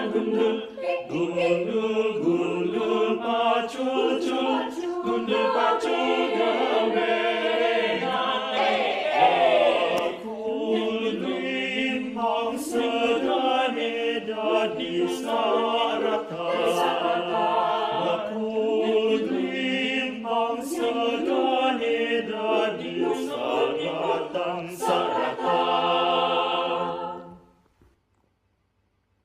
dasar kowe bocah gundul pola mujan ora gerak dasar kowe bocah gundul tumindamu ora gerak bocah gundul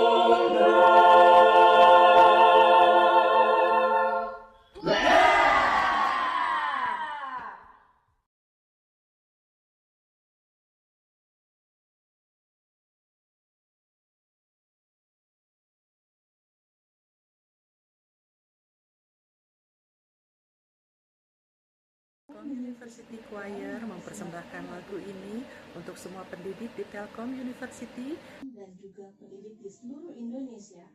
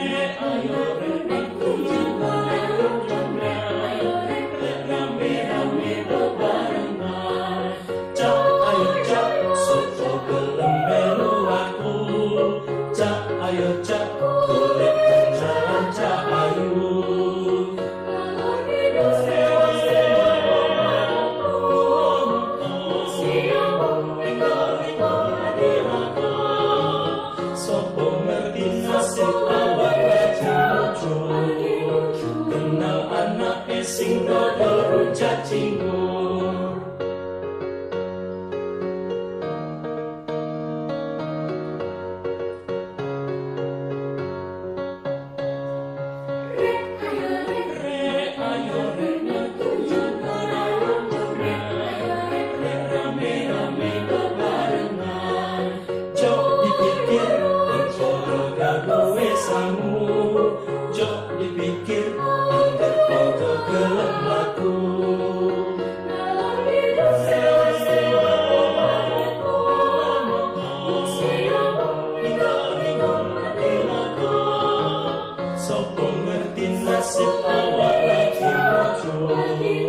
Kenal anak sing dodo rujak cingur. Margaru jadi campur dapat timun malam minggu. Gak api kita lalu.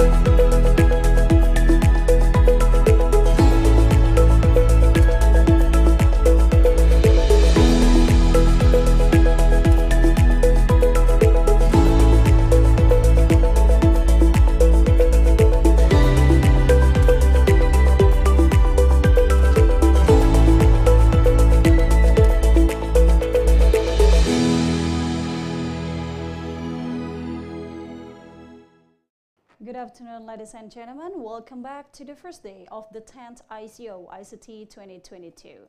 In this afternoon session, we have promised you all that we still have more interesting topics to discuss. So in this afternoon session, we have parallel session and also tutorial session. The parallel session is conducted in the separated rooms. Those on parallel session 2A, Digital Health Services chaired by Dr. Irma Palupi. Parallel session 2B, Emerging ICT and E-Services led by Lukman Heriwan PhD. Parallel session 2C, Emerging ICT and E-Services directed by Nurul Ihsan PhD. Parallel session 2D, Intelligent and Autonomous System E-Services chaired by Dr. Emma Rahmawati. And parallel session 2E, Intelligent and Autonomous E-Services chaired by Muhammad Alfian Amrizal PhD. And in this main room, we're going to have the second tutorial session presented live by a prominent speaker from Multimedia University, Dr. Koh Hui Ho, on the topic of in-air hand gesture signature, a novel biometric modality. And this session will be led by an inspiring moderator, Mr. Aufar Klav Zatu Kusuma Friski, SSI, MSc from Universitas Gadjah Mada. Please kindly allow me to read our moderator's brief summary. Mr. Aufar Klav Zatu Kusuma Friski, SSI, MSc, is currently a doctoral candidate at Faculty of Informatics at Technische Universität Wien, Austria. He was awarded an MSc from Computer Science and Information Engineering, National University, Taiwan in 2015, and graduated from Electronic and Instrumentation undergraduate degree, Faculty of Mathematics and Natural Science, Universitas Gadjah Mada, Indonesia in 2012. His research interests in machine learning, smart robotic, multimedia IR, image, audio, and video processing. Wow! So, ladies and gentlemen, without further ado, let's welcome Mr. Friski, MSc. Time is yours.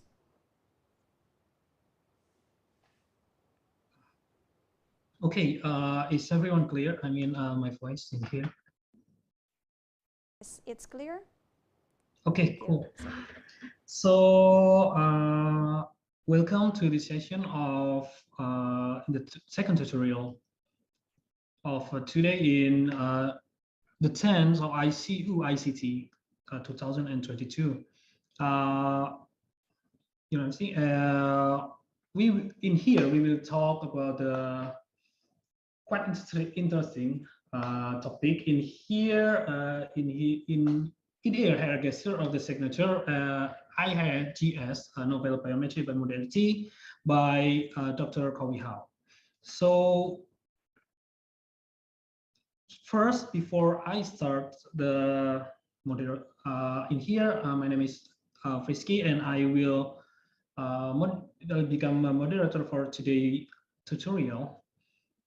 And before we start the tutorial, I will give a short introduction to our speaker today. That is, we are already here, Dr. Koh Hui Ho. So first, Dr. Koh Hui Ho from Multimedia University. The background education is he's graduated from the Doctor of Engineering from Graduate School of Science and Engineering at Temukan University, Japan. And his research interest is signal and image processing, pattern recognition, computer vision, biometric security and authentication, deep learning, and also machine learning. And he also published recent publication with person authentication based on the eye close and visual stimulation using the EEG signal from the Brain Informatics journal. And his recent project is also a novel in-air as gesture signature recognition using bidirectional recurrent neural network with the deep convolutional features. Wow, it's quite interesting, and it will be a great topic for today. And in here, we will talk about the in-air hand gesture signature, or IHGS, a novel biometric modality. As we know that in-air hand gesture, or we can call it the IHGS, has become a new emerging technology for dynamic signature recognition to its advantages. Touchless acquisition procedure, unlike the conventional one, as we know that we can carry the spatial and temporal information of the signing action. And this session presents so implementation of its EHGS in detail, followed by features that could be extracted from the signature inputs. And the feasibility of this emerging biometric modality is also examined and reported in terms of its classification capability and also forgery robustness. So it will be a really great, interesting topic. Dr. Kawi Hao is here, right? Is already here. Hi. Hi, welcome Hi. to the ICoICT. Okay, and today we will, as me as moderator, yeah, time is yours, and it will be just use as much as time as you like. If maybe the time is a little bit running out, I will just give you a notification from that. So without further ado, the time is yours. You can start right now. Thank you. Okay, thank you. Thank you so much. And hi, very good afternoon to all. Let me share the screen. Okay, can you see the screen? Yes, it's clear. Okay. All right. Just wait for a while. Okay. First of all, I would like to greet everyone, and very good afternoon, everyone. And I would like to thank the board of the ICoICT for inviting me as a tutorial speakers for these sessions, and thank you very much.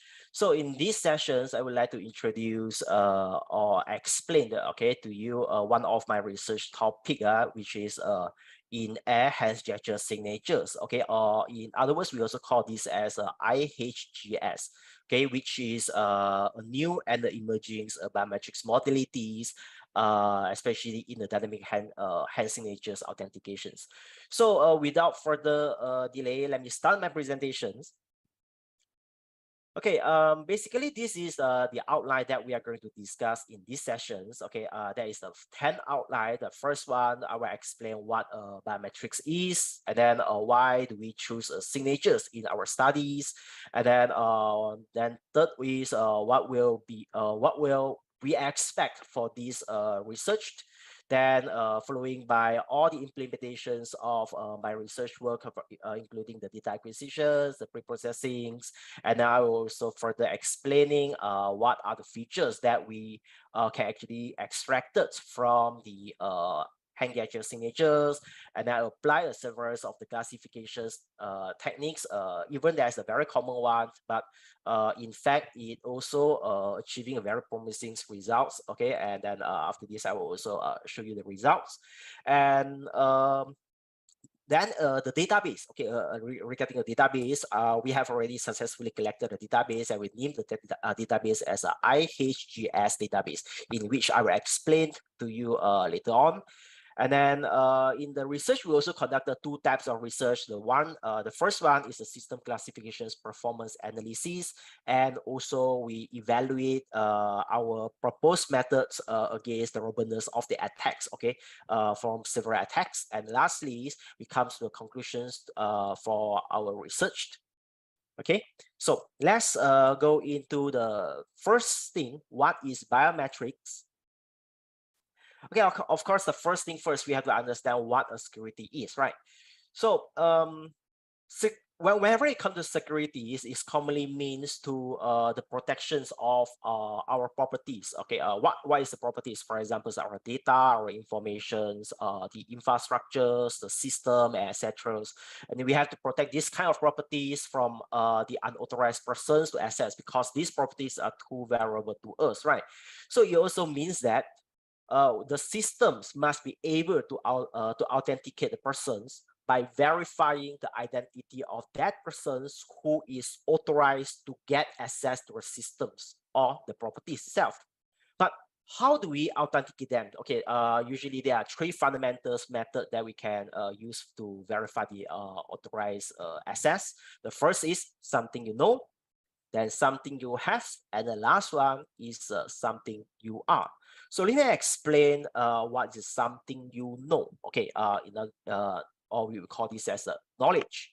So the something you know factors, as we know, that is the most common mechanism that used for authentications. It could be a password, it could be a simple PIN numbers, or it could be some sort of the code. So usually these kind of the mechanisms, it require us to memorize them. Okay, and that's why I call this as the knowledge that we know. So in fact, these mechanisms is easiest to beat or be compromised is compared to others, right?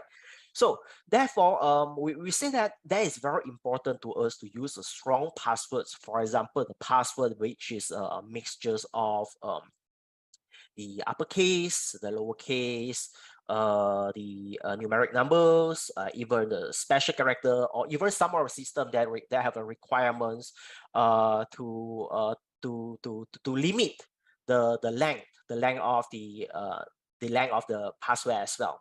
However, if we use the long password or we use a strong password, this is very difficult to remember, right? So unless this strong or long password, you have some types of the meaningful orders or meaningful orders that you can remember. But if we cannot remember what we actually doing, we usually needs to remember this kind of password by writing it on a piece of paper, right? So this is very dangerous. This is actually very dangerous in case the papers or the password is seen or be compromised, is stolen. So we can see that that's the easiest to beat. Then the next one is the something that we have, and these factors includes the physical objects that we have. For example, the keys, okay, the access card, including our badge, our staff IDs, mobile phones, or even the token devices. So in fact, this is very secure authentication method. Okay, as long as we keep these properties safe and then we keep them physically secure, okay, then they cannot be digitally intercepted or redirected. Okay, we can see that. And however, the security host for this authentication method is the carelessness of the human being. For example, a person may accidentally, they left the token device or they left the mobile device somewhere else, or this mobile device or token device has been stolen. So of course, these methods will be compromised as well. And another problems for these is, for example, we are using some kinds of electronic devices like the mobile phones that we use, that we commonly use for authentications. Okay, it could be running out of battery as well. So in that case, of course, we won't be able to access our code. For example, if we want to use the SMS, we want to use the one-time password or OTP or any type of time-based PIN numbers for authentications, that we cannot complete our authentications.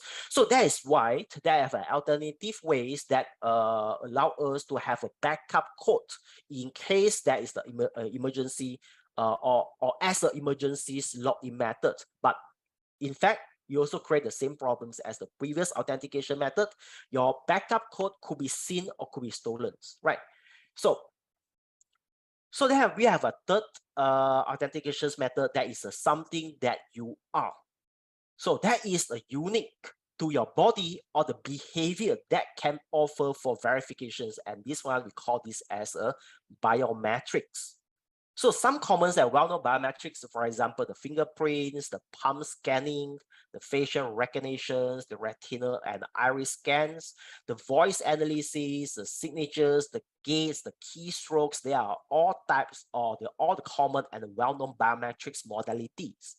So they, since all of these part of our body or the behaviors, it cannot be lost, it cannot be stolen.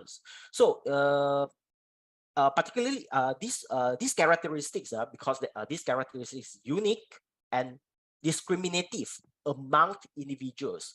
So it makes the biometrics as a very strong authentication method to identify and verify a person.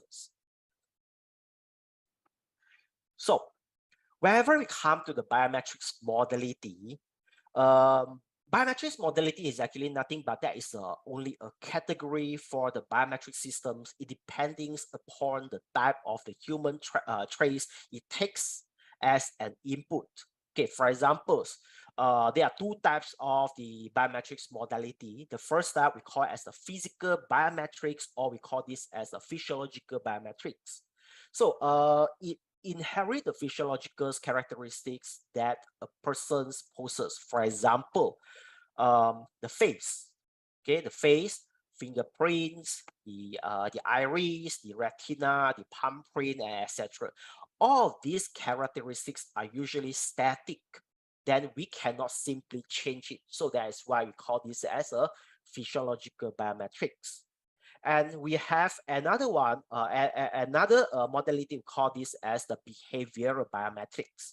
So this behavioral biometrics, it measures the dynamic traits of the persons over time. For example, how a person's performing a task uniquely, of course. Okay, and some examples of the behavioral biometrics including the signatures, okay, the voice, the gaits, and keystroke, etc. But in fact, we know that the physical biometrics or the physiological biometrics that is more stable and popular as compared to the behavioral. But they are highly prone to the interceptions and also prone to the imitations vulnerabilities. So for example, the fingerprints. Okay, whenever we want to capture a fingerprint, of course, we have to touch the fingerprints onto a surface of the capturing device. But somehow our trace, the fingerprints trace, because our oily surface of our fingers, that it might leave some trace onto the surface. So it actually makes the cloning of the fingerprints possible. So another problems of the physiological biometrics is usually irreplaceable. They cannot replace whenever it has been compromised, it has been destroyed, it has been changed. For example, if let's say that we have a system that the system use a palm print, okay, to access into the infrastructures, then if the employee get the cut on the palm print, and then they left a scars permanently on the palm print. So it can lead the system to unrecognize the palm print as well. So that is unreplaceable, and then that is due to all of these reasons. So they will have the behavioral biometrics as an alternative. So for the behavioral biometrics, that is difficult to forge. Okay, as for example, as we know that forging a behavior, whenever we want to forge a behavior, is a very challenging task. Like whenever I ask persons to produce an actions, okay, for 2 times, then the actions is impossible to exactly the same whenever they actually duplicating the actions for a second time. That is almost impossible. There is same things at the signature patterns as well. So like we cannot guarantee that the signatures that signed by us will be exactly the same. Right, so it makes it a very difficult properties to mimic or imitate. So not only in terms of the physical appearance, but also to the hidden characteristics as well. Okay. So next is why signature.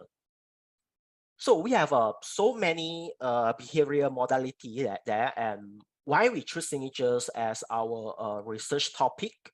Because of a few reasons here. The first is the difficult to forge. As we explained just now, signature is very difficult to forge.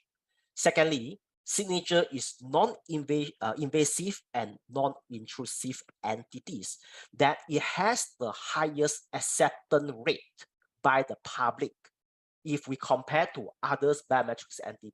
For example, the face, the fingerprints. Whenever we ask people to provide their provide us their fingerprints, is usually easier than asking them to provide their face or their fingerprints to us. So that is non-invasive and non-intrusive, and also that is easy to obtain. Okay, or easy to obtain.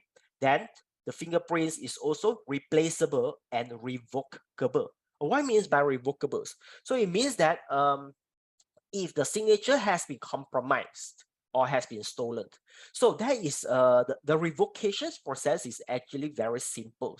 When we can only ask the persons to simply change their pattern of their signing behaviors whenever they want, or even though when their signature has been compromised. So we cannot simply ask persons to change their fingerprints. So signature is replaceable and also revocable. So with this, all these benefits, it leads us to be the first choice when we want to select a replaceable, revocable, and also difficult to forge biometrics entity. So that's why signature is chosen.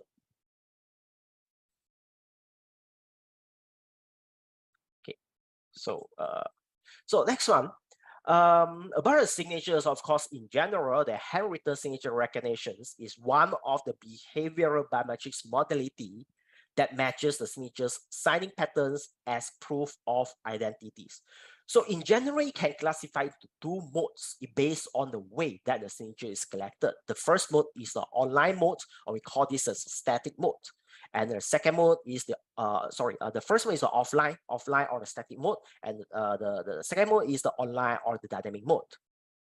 So about the offline mode, or we call this as a static mode, is the complete handwritten signatures that we can acquire through a scanning or the photographing the signatures from a piece of paper. So usually you solely consider the shape of the signatures as the properties of the recognitions, nothing else. But for the online and the dynamic, it's mainly dealing with not only the static shape of the signatures. So it means that we not only consider the shape of signatures, but we also consider some of the time relevance variables. For example, their signing speed, their velocities, their accelerations, as well as some of the dynamic properties such as the pen pressures, the altitude, the azimuth, the inclinations, and etc. for recognitions. So all of these properties can be captured by a special device. Okay, for example, the sensitive tablets. Okay, with the stylus pen. But these properties somehow they are invisible to humans' eyes that we cannot see. So since we cannot see, then that it makes the signatures very difficult to forge as well. Okay, now next is expectations of this research. What do we expect? Okay, for this research. Okay, now before we go to our expectations of the research, let me ask you a little bit on what are the global issues that will be tackled by this IHGS. So we, as we know that in the recent split of the coronavirus, okay, so you actually generate a growing needs for the contactless and the non-face-to-face technologies and services, right? For example, the COVID pandemics, there has accelerated the use of the digital and also the contactless payment. Okay, so a survey has been proven that the user awareness changed with 79.8% of the people that becoming uneasy about touching the things after the corona shock. So this actually gives a very huge impact that something that is contactless in nature is emerging in also demanding. Okay, and also secondly, we know that the access control system, so which commonly use the access card or the PIN number or even the biometrics like the fingerprints, the palm prints, or the face recognitions, they are all very easy to breach. Okay, as discussed earlier. Right. So the government has predicted that 30% of the critical infrastructure organizations will experience a security breaches by 2025.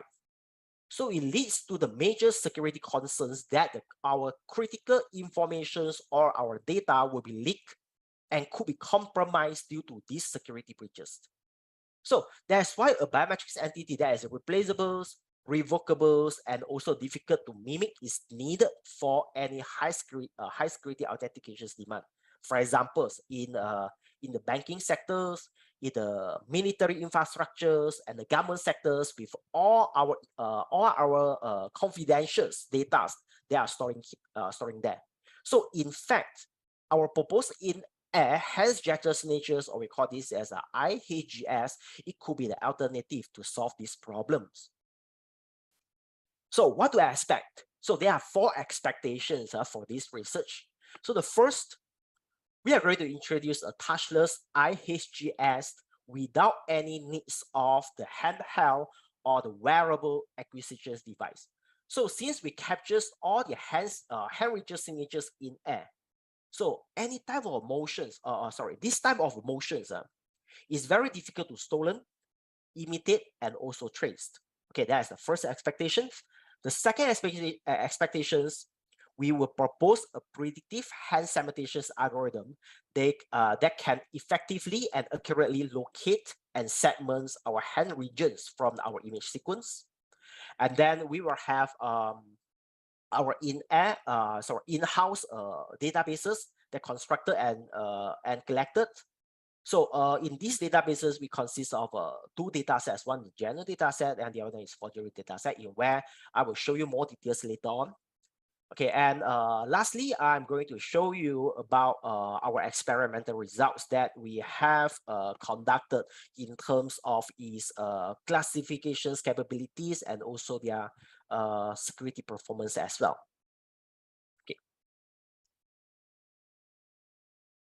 All right. So let's go into the implementations, the implementations of our proposed method about the data acquisitions and the pre-processing. So this is the overview flow of the IHGS. So basically it comprises of the 4 primary components. Okay, the first component is the data acquisitions here. Okay, data acquisitions. Sorry, just put here. Okay, that is the data acquisitions. Then after we acquiring the data, then we will feed the data into the pre-processing, where the pre-processing it consists of 2 major mechanisms. One is hand detections, and the other one is the hand segmentations. Then after we have detected and we have extracted the ROI, the regions of interest, then we are going to fit all these, we are going to extract the features out. And in our method, we are going, we tested on 2 types of features. Okay, one is the vector-based features, and the other one is the image-based features. And based on the type of features, we are going to apply or adapt the classifiers, and then it comes out with the results. Okay, about the data acquisitions, we use a Microsoft Kinect that originally developed for the Xbox 3006 video games console. Okay, so as illustrated in this figure. So we can see from this Microsoft Kinect that the center camera here, that is the visual camera. This visual camera is the RGB camera in which they use to capture the 8 bits of VGA resolutions. And then it comes with the 2-sided camera. This 2-sided camera, they are named as the 3D depth sensors camera, is used to capture the depth informations. Okay, then about the data acquisition protocol. So these 2 figures, they illustrate our acquisitions protocol that apply during the data collections. So the cameras will have range. Since the camera will have a range limitations to 1.5 to 2 meters. So we are going to draw a box with a length of 2 meters and the height of 1.5 meters as the capturing area. So we are going to draw rectangles on the floor there. So the camera is placed approximately 1 meter, here approximately 1 meters away from the capturing area. So the sensors camera is also raised to up to 1.5 meters, and then we have to make sure that all the body part has been captured during the acquisitions process. Okay, so that is the data acquisitions protocol. Yeah, of course, at the end of these acquisitions, a series of image sequences will be captured. Okay, so since the Microsoft Kinect camera is capable to capture both the RGBs and also depth signatures, so of course we will capture both image sequences together. So here, these are all the samples. Okay, of course there is only a few of the samples of the RGB image sequence, and then this is the raw depth image sequence that has been captured for the same subject.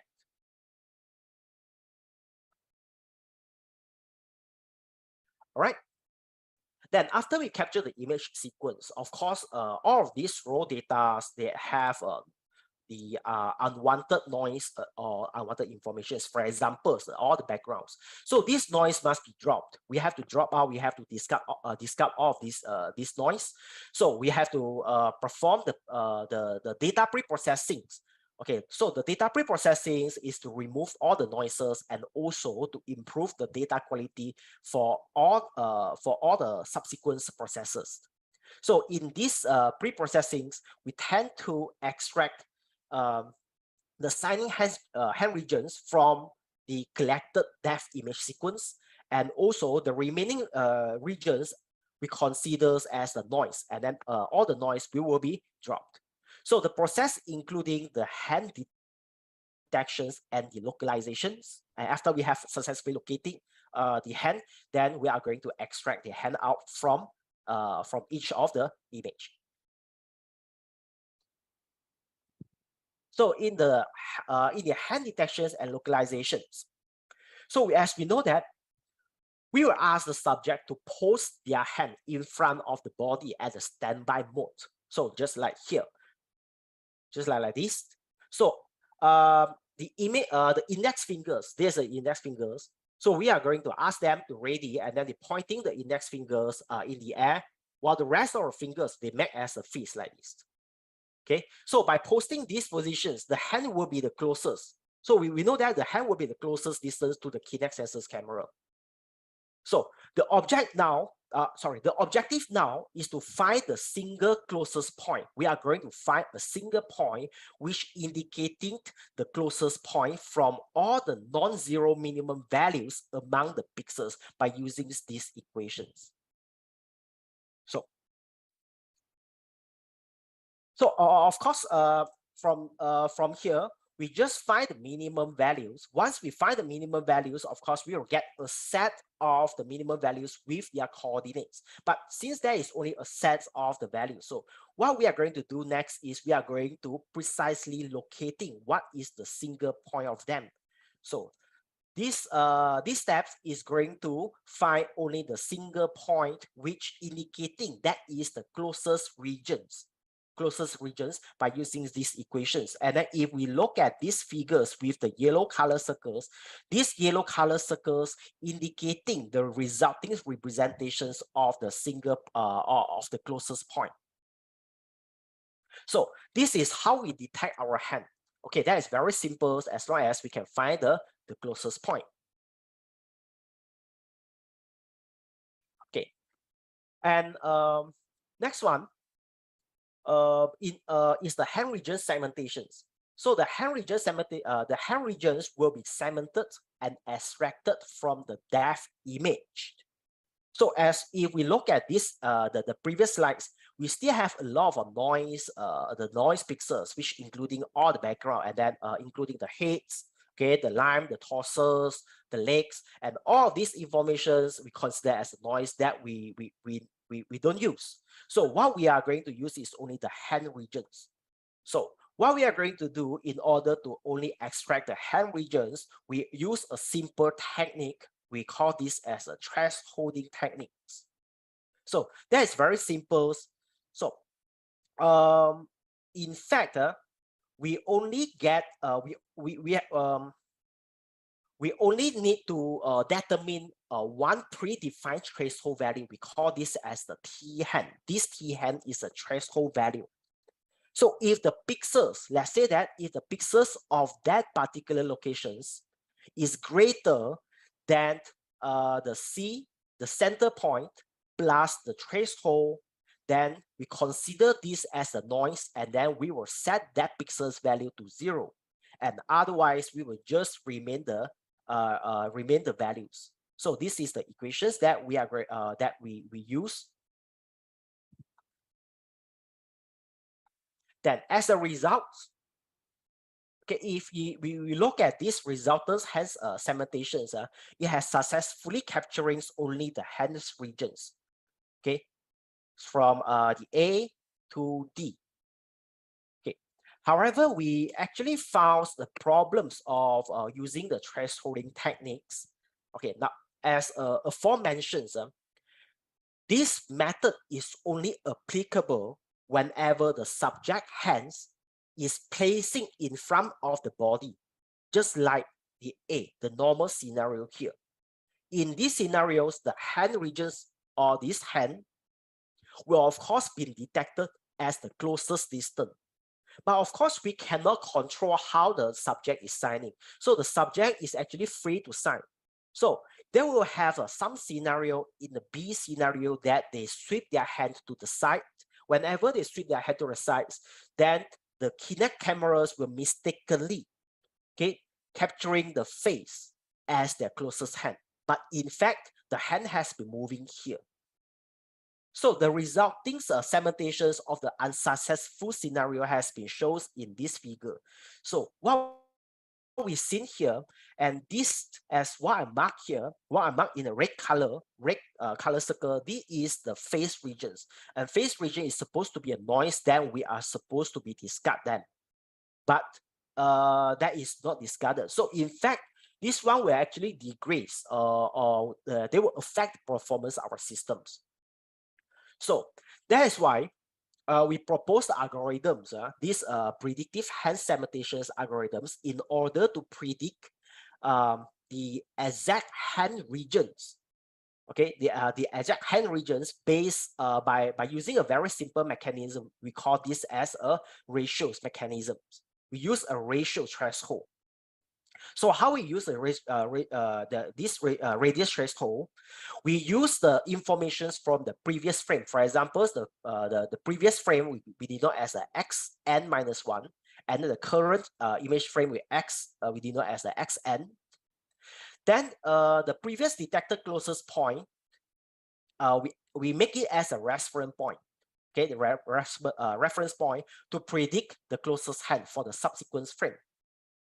So let's say that this is the center. This is the center radius. The center radius is actually the closest point from the previous frame. We take the information from a previous frame, as a center radius. So from the center radius, we will compute the distance. We compute all the distance, the non-zero pixels distance from our subsequent image. For example, the image xn. We compute all the pixels, and then if the we compute by using the D. Okay, after we compute the distance, and then we make sure that, okay, whether the D is within the radius. If the D is within the radius, then we assuming that that is not the outlier. Then we just remain that. But if the distance, okay, the D, the distance of the pixels, particular pixels, for example, these pixels is larger than the radius threshold, then we consider this point as the outlier. If we consider this point as the outliers, then we set the value to 0, and otherwise we just maintain it. Okay, so after we apply this predictive hand segmentation algorithms, and this is our results. If we didn't use these predictive hand segmentations, of course, this is the previous results before the predictive hand segmentations, and after the predictive hand segmentations, we have resolved the problems. Okay. All right. Then next is the features analysis. We go to the features analysis. So there are two phrases to extract our informative and features from our volume data. Okay, our volume data. The first one is the directional projections and the features generations. Okay, let me explain what is the directional projections. Now, as we know that once we have extracted all the hands of regions, the ROI, okay, the regions of interest, then we can consider that that is the volume data that could be arranging in a 3D matrix. Okay, there's a x, y, and in terms of the t. So for the directional projections, that is very simple. We just project it, this volume data in 3 different projections. Okay, the first projection is the xy plane, is projecting in here, projecting in terms of t. And then we have the YT planes is projecting in terms of Y, and the XT plane projecting in terms of Y, and the YT planes projecting in terms of X. So I will explain each of them. So let's say here, this is the XT plane projections. So the XT plane projections, it projects these volume data along the x-axis, along the x-axis in these directions. So these projections basically it describe the hand motions from the front view. It's showing how the hand is actually moving with respect to time. So in fact, these projections, we use the technique, we call this as a motion history image, or the MHI. In where these MHI techniques, they can produce the condense, or it can actually effectively condense the volume data into a grayscale image. And then most importantly, they still preserving the motion informations. So this, if we look at this figure, these are the resulting figures of two different users. Okay, so after the XY plane projections, we also have the XT plane projections. For the XT plane projections, we also call this as an X profile. Okay, so it's very simple. This X profile or the XT plane is projecting or project the volume data along the y-axis in these directions. So you will see here in these directions, and the YT planes projections is projecting in the X directions. So the resulting data, what we can see, these are all the resulting data for both the XT and YT planes projections. Okay. So in fact, we use these three projections image, the XY plane projections, the X profile, the Y profile, 3 of these projections as the baseline to generate a more compact features, and also we name these 3 images as the image template. So if you see in the next of my explanations later on, we will just surrounding to these 3 image templates. In other words, means that I will extract the features all from these 3 image templates. Okay, then since we already have 3 image templates we have generated, next is we are going to generate the features, and there are 2 types of features that we are going to generate. First is the vector-based features, and second is the image-based features. So the vector-based features is the transformations of the visual informations from those the image template that I have explained in the previous slides into a vector space.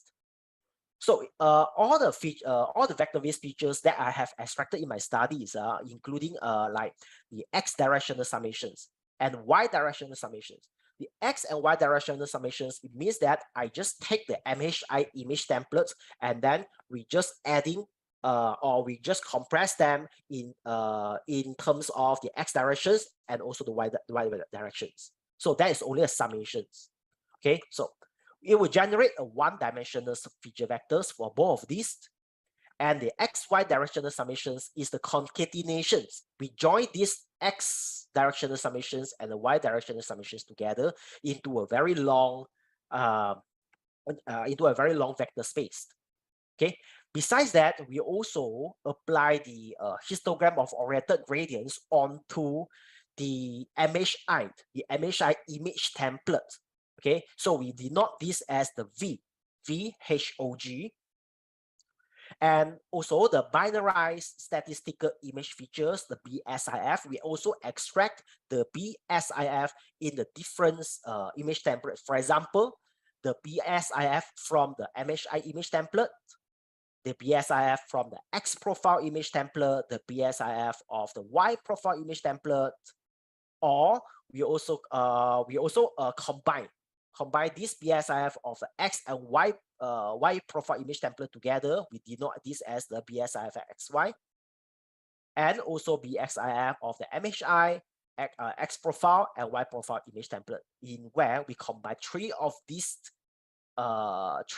features together. So these are all the vectors, the vector-based features that I have extracted based on the image template that we extracted previously. But of course, there still have a lot of the image or the features that we able to extract, but temporarily we just focus on these features. Okay. Now, besides the vector-based, we also extract the image-based. So if the image-based features is the visual representations features that generated by combining one or more image templates into a static image. But in fact, I make three of these projections as the image-based template as well, like the MHI projections or the XY plane projections, the X profile projections, the Y profile projections as well. So three of these originally will be stay as the image-based features as well.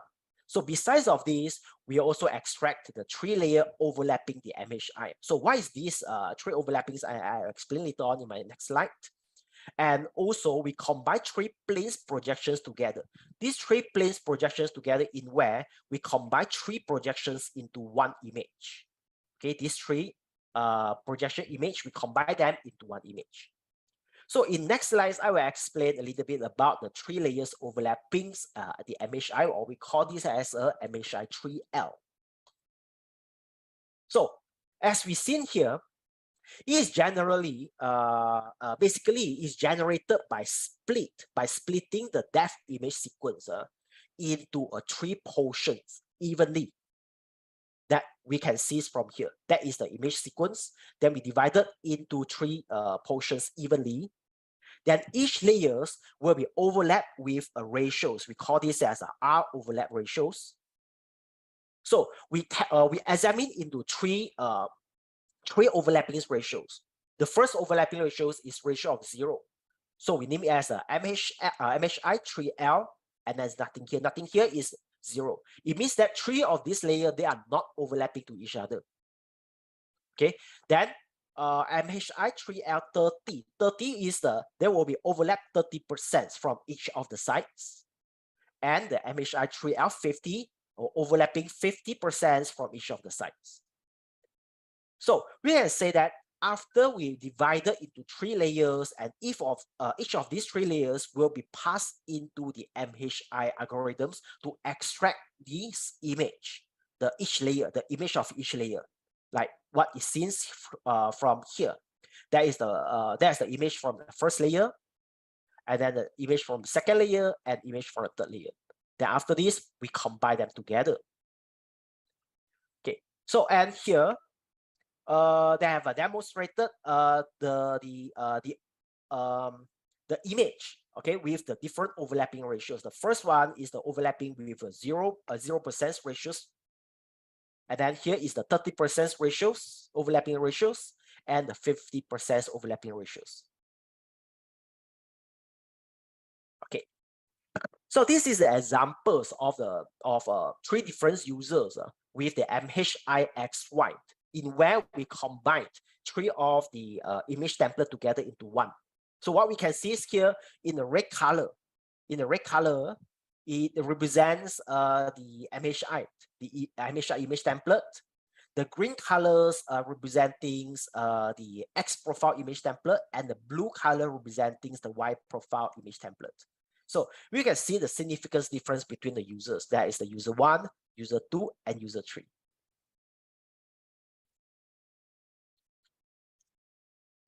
So about the classifications,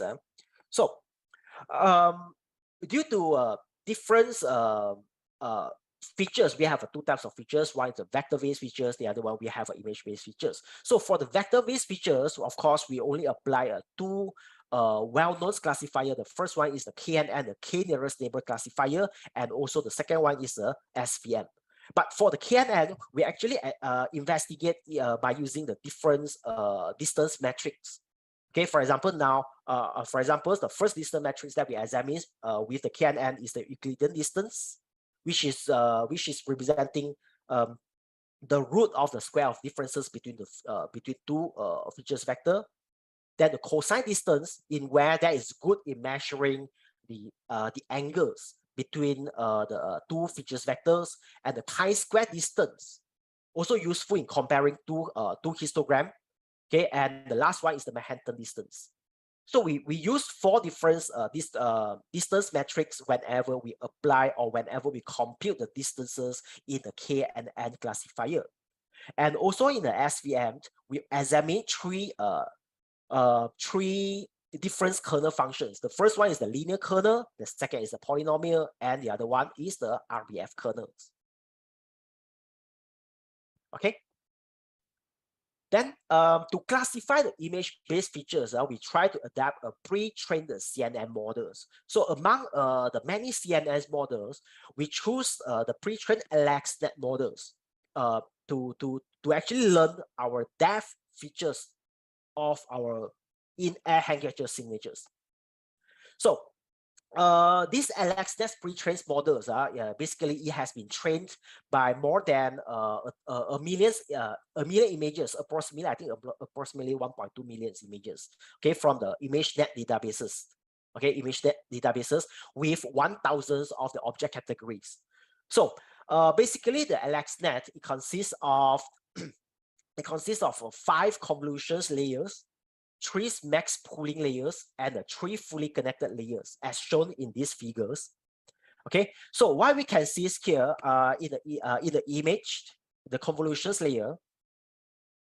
Okay, they are displaying 96. 96 here is the number of filter, and followed by the filter size 11 times 11. That's the filter size for the first convolutions layer, and the second convolutions layer is 256 number of filters, and the filter size is 5 times 5 and the following.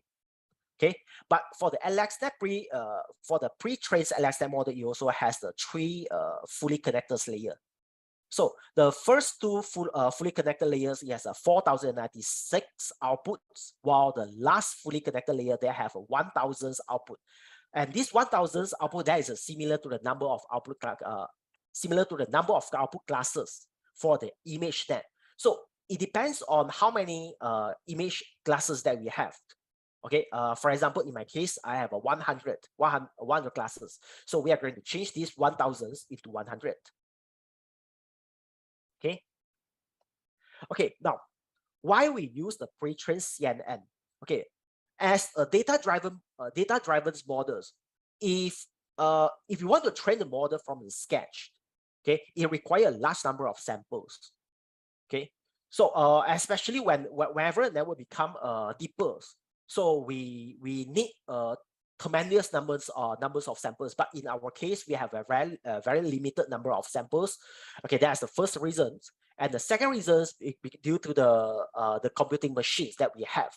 If we want to train the models from a sketch, it requires a high performance the computing devices.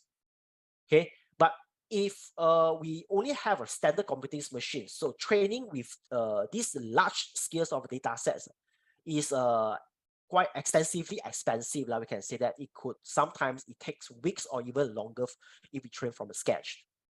Okay, so due to this reason, due to these constraints, so we use the pre-trained CNN model by not building from the sketch, but we transfer the model knowledge, the LXNet's pre-trained model knowledge, including the weight and the bias parameters in each of the layers, and also apply them into our problem domain. So that we call this as a transfer learning. Okay, so this figure illustrates the differences between the traditional CNN also versus the transfer learning. So the transfer learning actually leverage the knowledge from the previous trained model. For example, we have this learning system, and these learning systems will be trained by a very large database, okay, very large database, and then to solve the problems of the domain in. Since we have a very limited number of the samples and also the computational constraints as well. So what we are going to do is we are going to transfer the knowledge that has been trained by using this large knowledge into our problem. So we transfer the knowledge from here into here. So through this transfer learning, all the parameters, for example, the weights, the biases, they are used as the initializers to train the model of our target data, rather than we starting the model with a random value. So it helps the weight. It helps to accelerate the training speed as well. Okay, so this is the overview of our features classifiers. For the vector-based features, we are adapting the KNN classifiers and also the SVM classifiers. But for the image-based features, then we are applying the pre-trained LXNet as the classifiers, and then come up with the results. So, all right, before we go to the results, let me give you a little bit information about the database, okay, that we have extracted. So from this database, we actually have collected a self-collected database. We name this database as a IHGS database. Okay, it's the in-air hand gestures database, and then this database is going to use to evaluate the performance and also the robustness of our proposed systems as well. Okay, so the entire acquisitions process we separated into 2 sessions. So all the samples from the second sessions was collected with 2 to 3 weeks time interval. So we purposely doing like this because we want to capture the intra variations of the general hand gesture signatures from the same participants in order to make our data as close to the real world situations as possible. So of course we spent 4 months. We spent 4 months to collect all the entire database. In fact, we have successfully gathered a total of 100 participants. Okay, and also for this self-collected database, it consists of 2 separated data sets as well. The first data set, we call this as the genuine data set, and the second data set, we call this as a scale forgery data sets. So from the name, the genuine data set, of course, is provided by the genuine persons. Okay, the genuine persons that decide their own genuine signatures. But for the scale forgery data sets, we ask the contributor to act as a forger. So how we do this? He or she was actually given a genuine signatures, a piece of paper with a genuine signature signed on a piece of paper. Then we ask them to learn about the signatures patterns. So of course, we give them enough time to make the practice. Okay, practicing the shape, of course, and also some of the hidden properties as well. Okay, so once they are ready, then they will try to imitate the signature as close as possible. So they try to imitate, they try to sign the signatures as close as possible to that general signatures. So since the forger, it knows the patterns or it knows the knowledge about the signature, so that that is why the skill is given. So we name this as a skill forgery data set. So this is the characteristics of our data sets, including the total number of participants, okay, the genders, okay, and the age, and most of the participants fall into 20 to 25 years old, and then 90% they are the right-handed, and only 10% they are left-handed. And also the frame rate, we try to control the frame rate in between 27 to 30 frames per second. If we found that the frame rate is lower than 27 frames per second, then we just discard them, and then we will ask the contributor to resign again, okay, in order to make sure that the quality of the samples. Okay, and also we have make a simple analysis about the number of frames per signature as well. okay, including their minimums, their maximum, and also their average frame per seconds. Okay, so of course, in a genuine data set, since we have a total of 100 participants has contributed their genuine signatures into our data collections, and each of them, they have to contribute 20 genuine signatures. So a total of 2,000 samples we have successfully collected. But for the scale forgery, in fact, we asked 100 contributors act as a forgers. But during our analysis, our data validations process, and then we found that 2 of the informations or 2 of the samples, they're actually destroyed.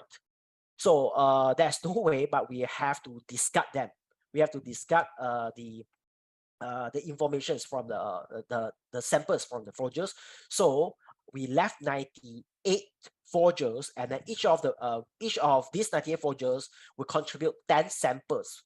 10 samples, so a total of 980 samples we have successfully collected for the skills forgery data set.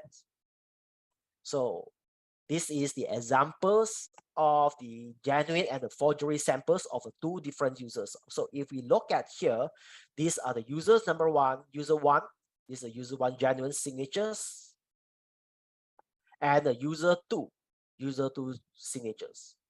So we can see that from the 2 different users, their informations are actually significantly different, okay, from the user 1 and the user 2. But in terms of the forgery, because we actually asked the forgers to try to imitate as close as possible, so we can see that the information, especially the hidden informations, the X profile and the Y profiles, are actually very similar to the genuine one.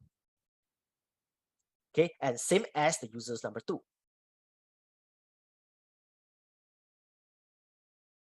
Okay. Right, next is a system classifications performance. So in this word, we actually perform 2 types of the performance analysis. One is a system classifications performance analysis, and the other is a system robustness performance analysis.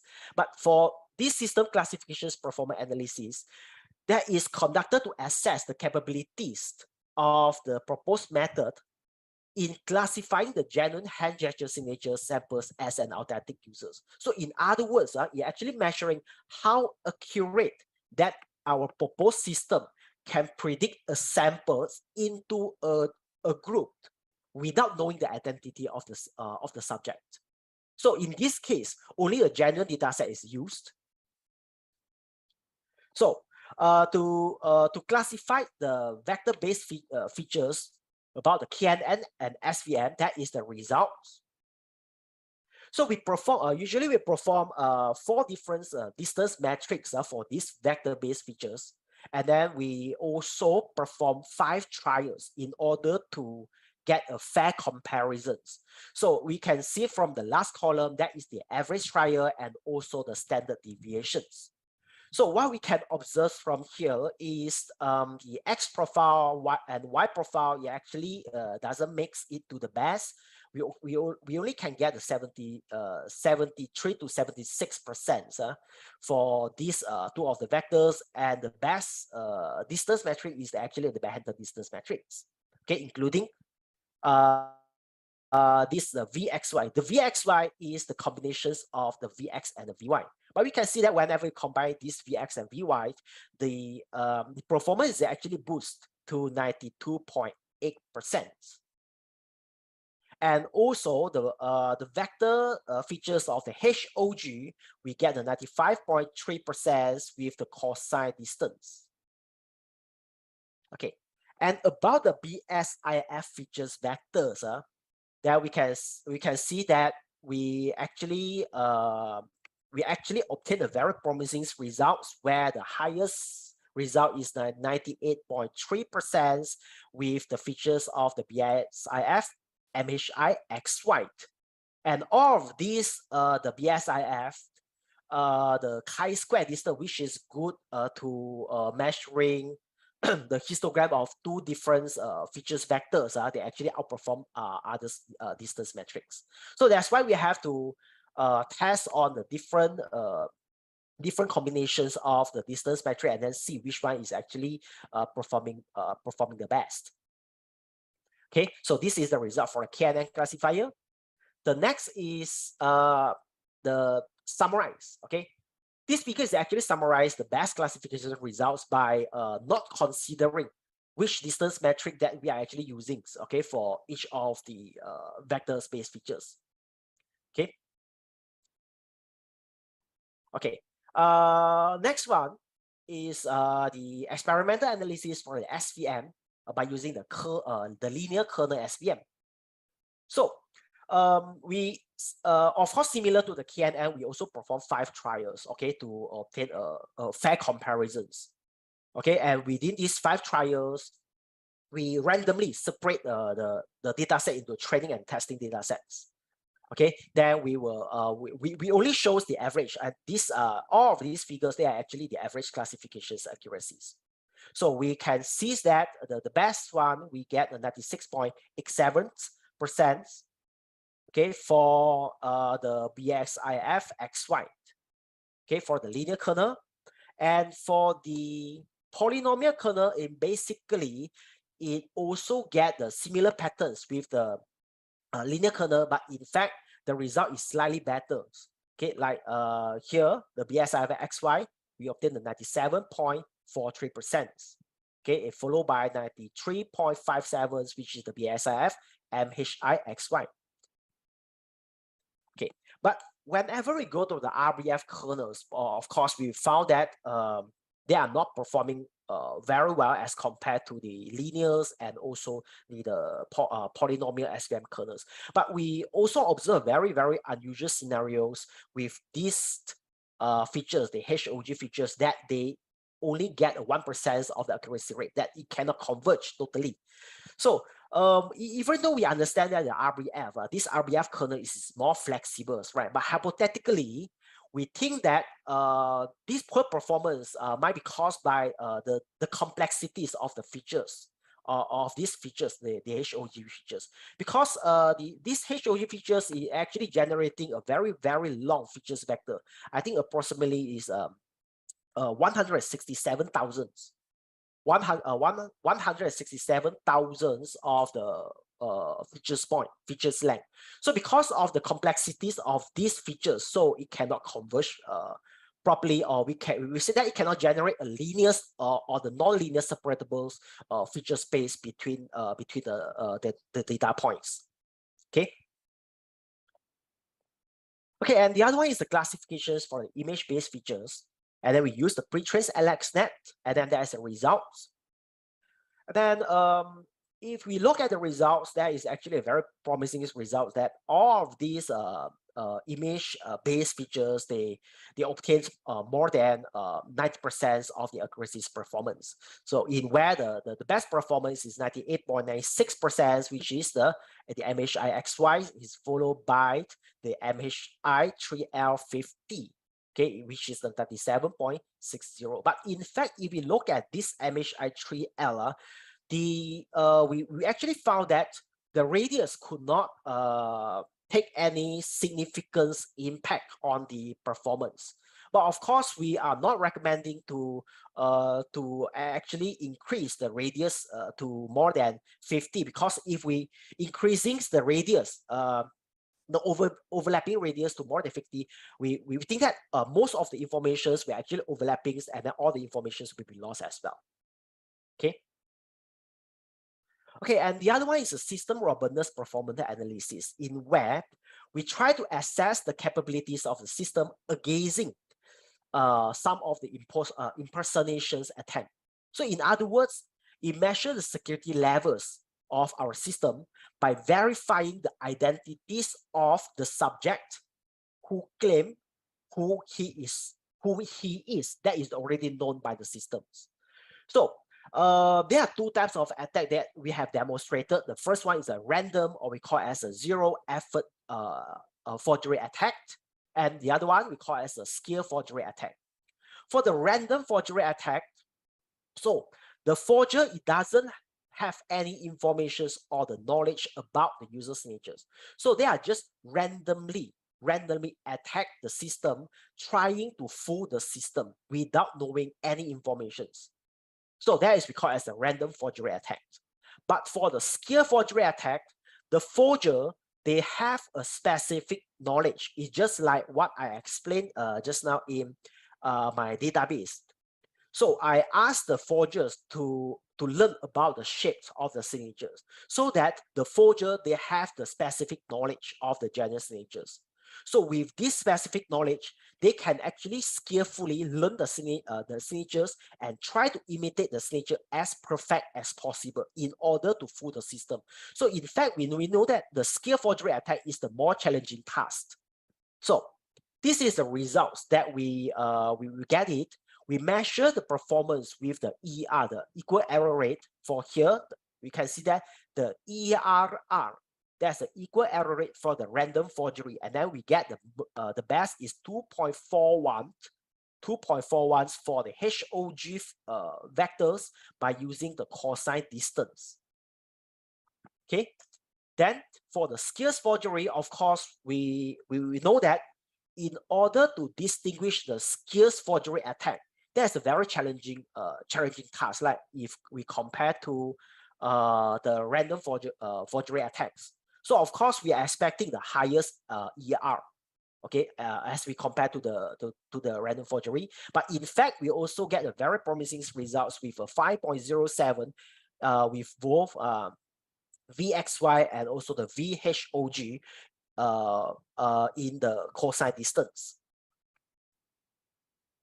Okay, about the image-based features, we also evaluate on the image-based features as well, and also we get a very promising results for the both random and the skill forgery with the best one with the MHIXY 0.87% for ERR and also 4.88% for ERS. Okay, as the conclusions of my my observations for these studies, so the contactless IHGS has been validated. We have already validated these contactless in-air hand gesture signatures, and also we have achieving a very promising performance in both classification and verifications as well. So, and also our proposed predictive hand segmentation algorithms can is also proven that they can actually effectively and accurately locate and segments the hand regions. Okay, then about the features that we have extracted, including the vector-based features and also the image-based features, or all these features, they're actually the basic features. Of course, more features that we can actually extract from them, okay, in the future, of course. But all of these features that we have are already extracted from the image template has been proven is feasible, okay, is feasible in using in our area. And also the pre-trained LXM models is also feasible in classifying the image-based features, and the low error rate in both the random and the skill forgery attack, it actually shows how robust our proposed method or our in-air hand gesture signatures is against this kind of attacks. So in fact, this research can be embedded into several applications in order to replace the conventional online signatures. Like it can be used in the automated touchless biometric access systems. Okay, like the intelligence entertainment parental control systems, or even if require, we also can apply into the high security authentication system. For example, the bank transactions authentication systems, digital or the military, okay, military infrastructure system as well. And also you can apply into the smart home applicants as well. Okay, so I think that that's all. Okay, I actually use up a lot of time. Okay, thank you, Dr. Kawi Hao, about the presentation. It was nice. It was so great, actually, because you told us about the really detailed implementation of your works, and yeah, it was nice. So the next session is question and answer. So if there are any attendees in here, if you want to ask question, you can raise your hand or you can just write in the chat section. So please do, is there any question from the attendees?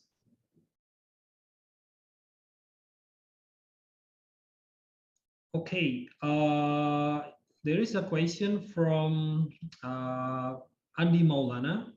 Yeah. You can also read it in the sections, chat section, but I will read it for you. And hello, Dr. Kawi, how a very good explanation, sir. And may I ask some question? As we know that the human do some hand gesture, but it's not always the same every time. So whether it's good or whether it's because of the atmosphere or maybe the noise that we can that's not just from the ground, the sweat and so on. Apart from that, many of us has also the same hand size. Yeah. And can you explain how EHGS work in such conditions? And also, and how many pictures there are needed to identify one object to the other? So for example, in here, to how to identify two different people. Yeah. In fact, that is a very good question, sir. Okay. Of course, for your first questions, that is not always the same every time, right? Yes. In fact, by signing a signature, that is not always the same. That is not always the same. Like whenever I ask you to sign the signatures right now, say two signatures is definitely different, right? So that's because of atmospheric noise that is not just from the background. Yes, in fact, a lot of factors can affect the differences of the signatures, like the aging as well, the conditions of the persons, and also some of the atmospheric conditions also affecting the differences of the differences of the signatures that we sign. But so that's why we applied, we use the Kinect sensors camera that we can actually extract the depth image. So if we're able to extract the depth image rather than the RGB image, then we can actually solve a lot of problems. As long as there's no obstacles that is actually putting in between the camera and the users. So they can actually easily for us to actually to discard all the noises, for example, the background and so on. But in order to, for example, in order to tackle about the aging problems or the muscles problem, of course, there's one technique we can use the incremental algorithms in where our template is keep updating. Okay, whenever or wherever users sign the signatures and the signature has been verified that is true signatures or that's the genuine signatures, and then the signatures will be updating in to the template as well. That's the incremental. So next one is apart from that, many of us has almost the same hand size. Can you explain how it works in such conditions? Okay. In fact, in my research, I did not concerns about the hand size as well. Okay, I did not concerns about the size of a hand. But in fact, this can be applied in the future as well, because if you look at the studies that we have extracted the hand, then we actually found that the hand size was actually affected by the distance between the user's standings and the camera as well.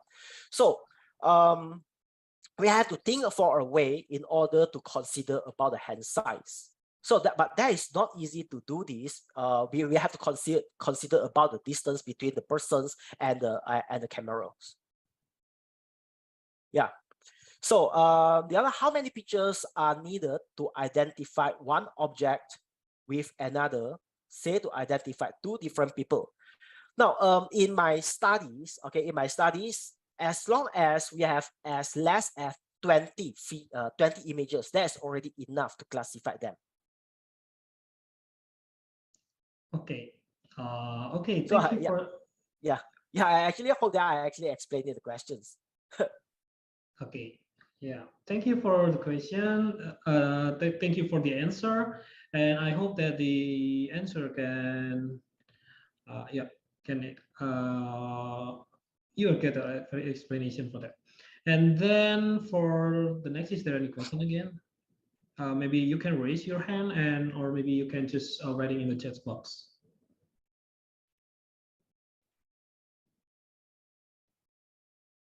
Okay, is there any more question from the attendees?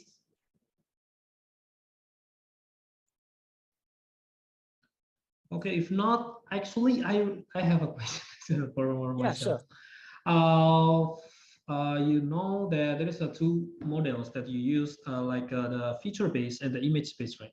Yes. And then I just want to know that how this system can be applied in the real-time application. For example, how fast is it? And then, for example, for the feature and the image-based, of course, it's a difference. And then maybe can you give some example about your computer that can be used in here? For example, it's just for the test, how fast it is, and then how applicable it is in the real-time application. And as you know that the feature have quite a lot of dimension, right? Yes. In fact, it has very good questions actually.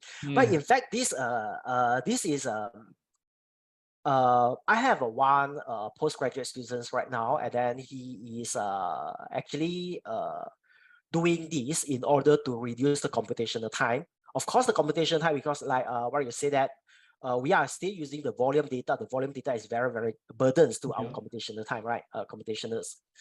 So I took in order to train the LXNet, in order to train the LXNet, that is actually not too slow. Because I have 100 classes, is about 50 minutes in order to classify all these 100 users. So I have tested by reducing the numbers of the subject to 10. Okay, 10 samples, and then 10 samples, it can be done within 30 seconds. But in fact, 30 seconds, what we think is that is not enough, because in the real world, there's not only 10 users, there's a lot of users. So in order to train the model, that is also not flexible enough, not flexible on, not how I say, not near to the real world scenario, right? So that is what we are going to work up to. Since we extract these studies, we extract the image-based informations, but we actually found that some of the research, they are not considering about the image-based, but they only consider about the trajectory. Okay. So in fact, by using the trajectory, it could be faster.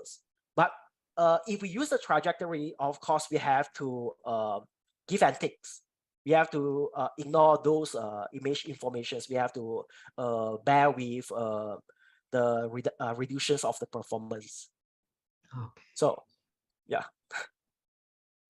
Yeah. So my next question is also: is it possible to be implemented in a small computer, maybe in the future, like a Raspberry Pi or something? Yes, of course. But as why I say is that we have to just ignore by using the image base. We cannot deal with the image. But if we only deal with the trajectory, in where whenever we capture the image, that immediately we don't use the rest of the image, but we only use one point, like the closest point. Okay. Then by using the closest point, then that is possible. Okay. Okay, is there any question right now from the attendees? You can raise your hand or you can write it on the chat section. Okay, if not, my follow question.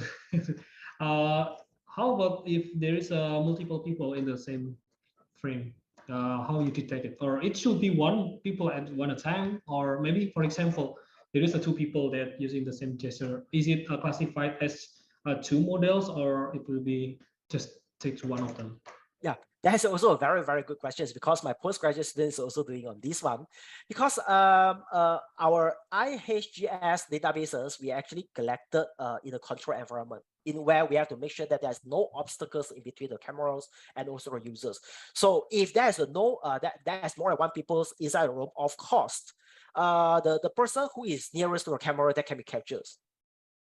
Yeah, because we actually detecting the closest point. So we are actually working on whether if we have multiple persons or we have obstacles in between the camera and the users, and whether our algorithms, of course we are going to develop algorithms. Our algorithms is going to differentiate whether that is the persons or the signers by identifying their starting post. Because we know that everyone's wherever they want to sign signatures by using their hands, they have to sign. They have a starting post by pointing their hands on the hand, right? So we are going to detect this kind of the postures in order to detect who is signing and who is not signing. Okay, so in the future, it's only concerned about one people that signing at a time. Yes, yes. Okay. Okay. Okay, is there any more question from the attendees or maybe from the committee? It's also very welcome to get if you have any question for that.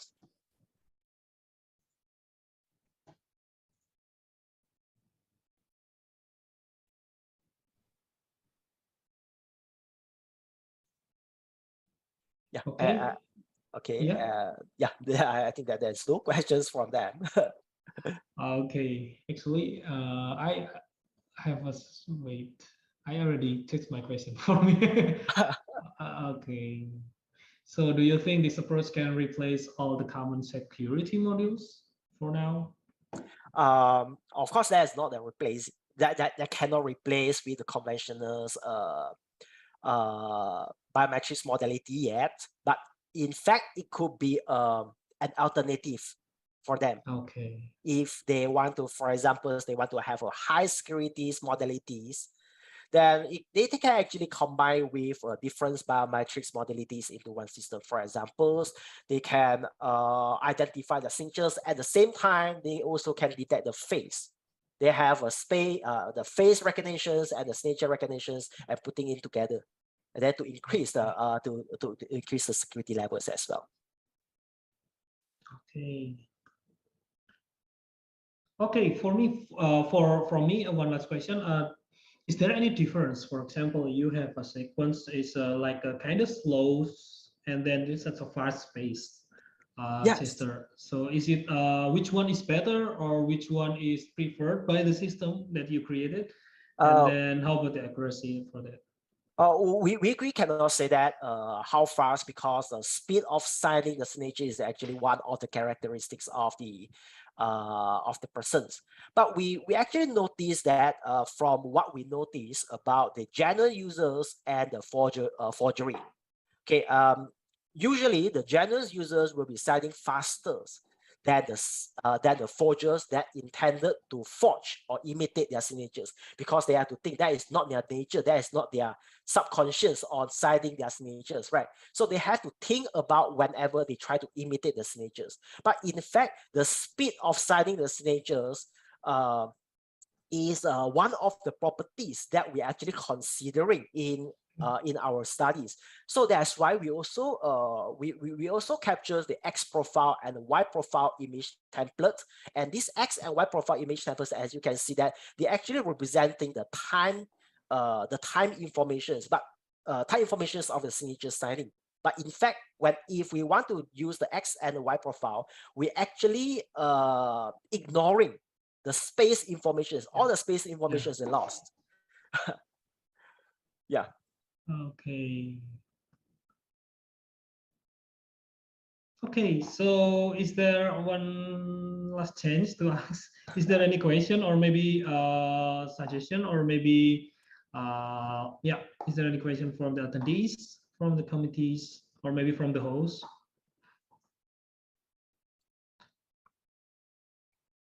Okay, if not, I will conclude this meeting today, this tutorial today in the ICoICT conference. Dr. Kobe Howe is already taught and gives us a presentation about the in-air hand signature as one of the properties of this biometric.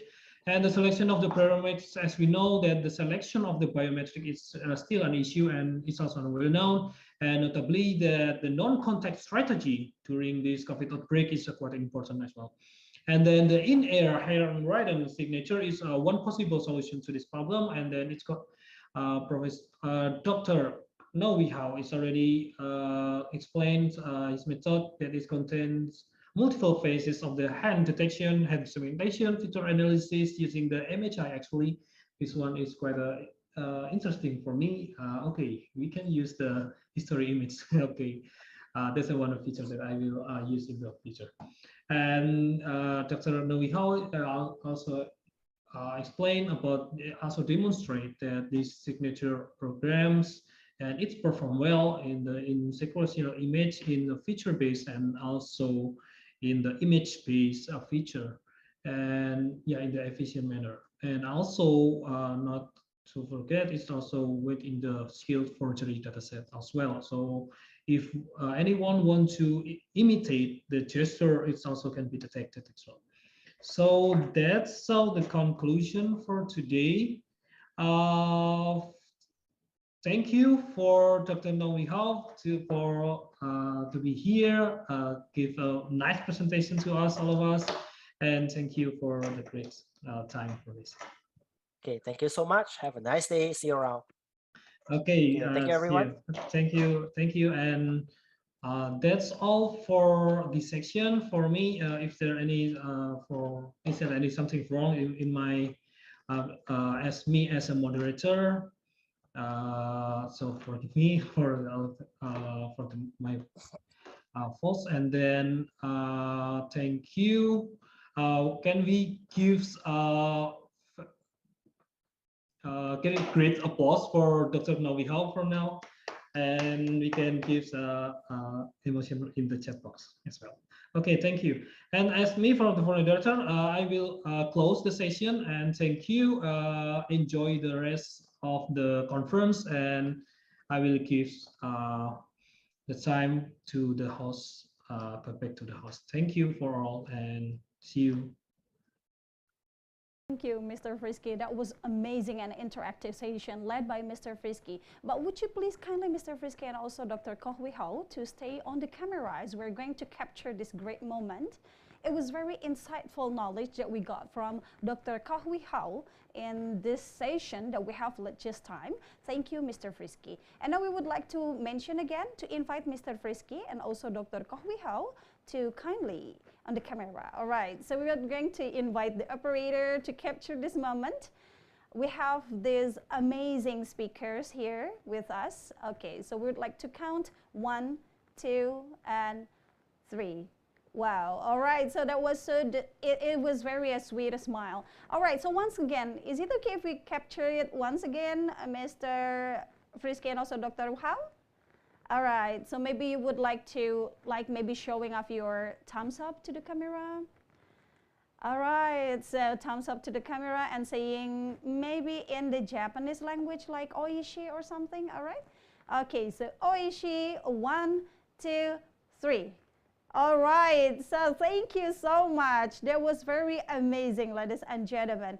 And now, ladies and gentlemen, we're going to have a break, and you're encouraged to return to the main room at 3 p.m. as we're going to have more interesting topics to discuss. And we believe that you guys waiting for and looking forward to getting more insightful knowledge from the speaker, right? So once again, we would like to have a break, and also we would like to encourage every one of you to return to the main room at 3 p.m. So ladies and gentlemen, have a good coffee break time.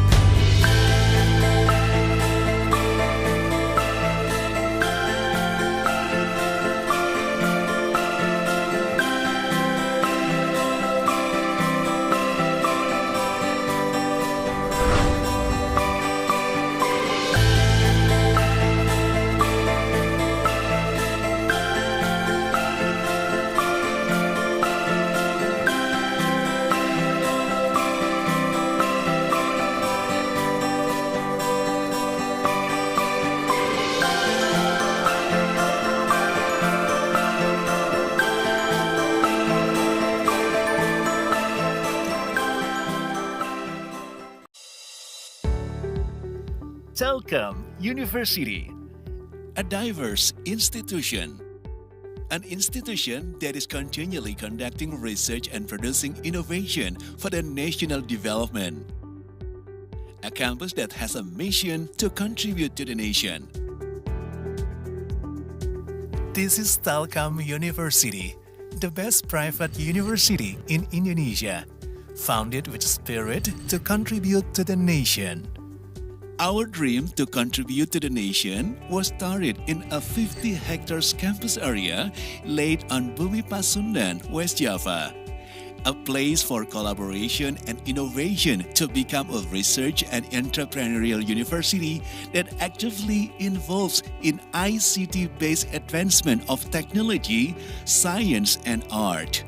On this campus, students from Indonesia's 34 provinces and international students from countries around the world are enthusiastically participate on research and innovation. Telkom University is also known for its teaching, learning, and research excellence that support Telkom University to produce competent graduates who work globally in more than 30 countries. Moreover, Telkom University also has numerous partnership programs with industries that help students and graduates accelerate their careers. As an excellent ICT-based campus that won SPADA Award, National Award on e-Learning Program, Telkom University continually innovates to adapt to the current challenging situation. With determination to create the solution of the national challenges, Telkom University performs research and learning activities through its 7 schools and more than 40 study programs. It leads to several innovations that support the science development. The innovations were supported by 5 research centers, 31 research groups, and startup incubation by Bandung Technopark.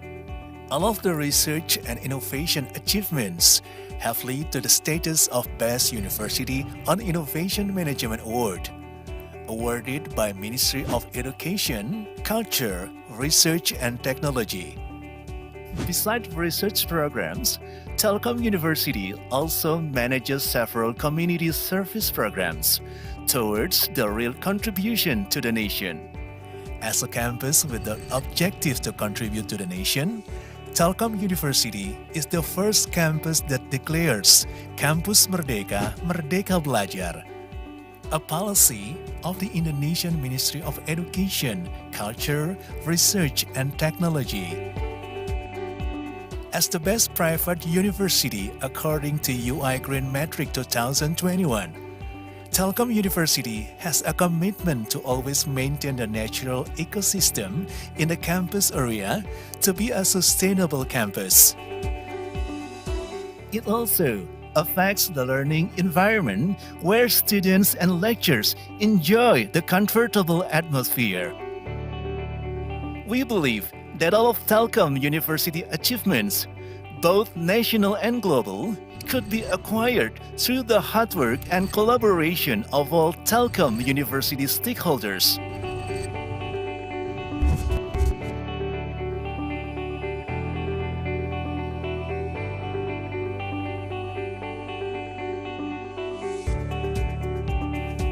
Telkom University berkomitmen menghasilkan lulusan yang berkualitas dan riset serta inovasi yang bermanfaat untuk kemajuan bangsa Indonesia. Telkom University contribute to the nation. Together, contribute to the nation in Telkom University.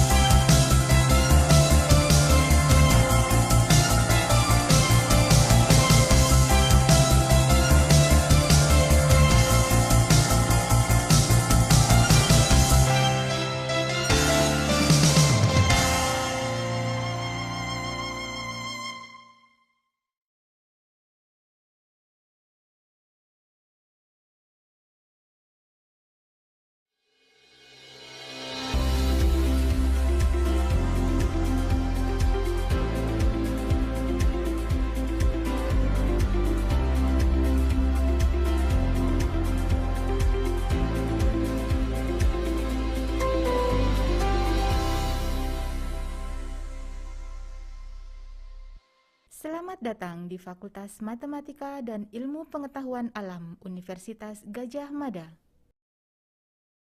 Fakultas MIPA UGM berdiri pada tanggal 19 September 1955, berlokasi di daerah istimewa Yogyakarta, tepatnya di Kabupaten Sleman.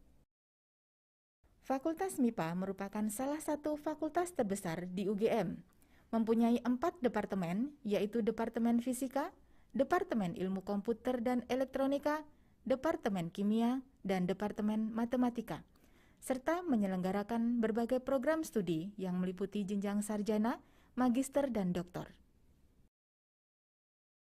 Dalam mendukung kegiatan pembelajaran, Fakultas MIPA dilengkapi dengan 24 laboratorium, 22 ruang kelas, perpustakaan, co-working space, dan lebih dari 100 akses point yang tersebar di berbagai tempat di fakultas yang dapat diakses secara bebas bagi sivitas akademika UGM. Untuk sarana prasarana pendukung lainnya, Fakultas MIPA mempunyai masjid, lapangan olahraga terpadu, water fountain, kantin, dan tempat parkir yang cukup luas. Berikut informasi lebih lengkap tentang departemen yang ada di Fakultas MIPA UGM.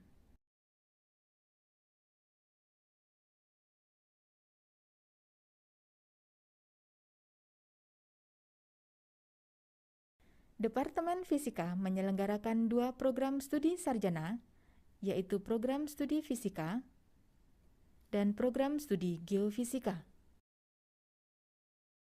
Prodi Fisika mendidik para mahasiswa untuk menjadi fisikawan yang terampil dalam memahami, mengamati, dan memprediksi gejala-gejala alam baik secara teori, eksperimental, maupun aplikatif.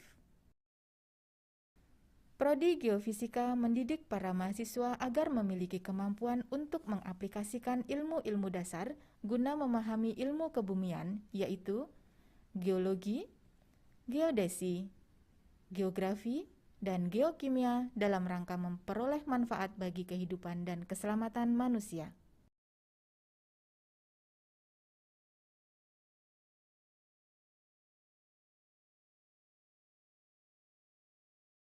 Departemen Ilmu Komputer dan Elektronika menyelenggarakan 2 program studi sarjana, yaitu program studi ilmu komputer dan program studi elektronika dan instrumentasi.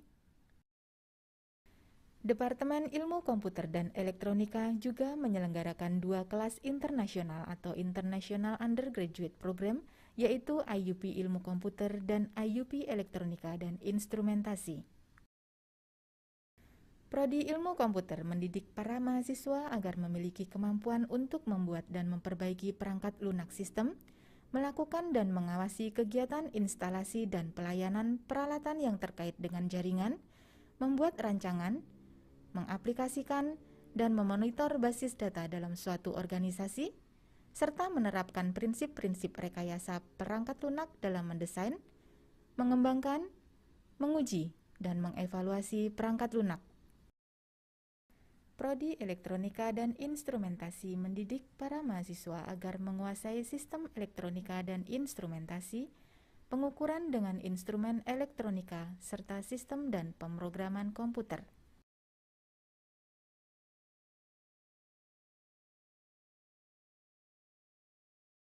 Departemen Kimia menyelenggarakan 1 program studi sarjana, yaitu program studi kimia. Departemen Kimia juga menyelenggarakan kelas internasional untuk program studi kimia.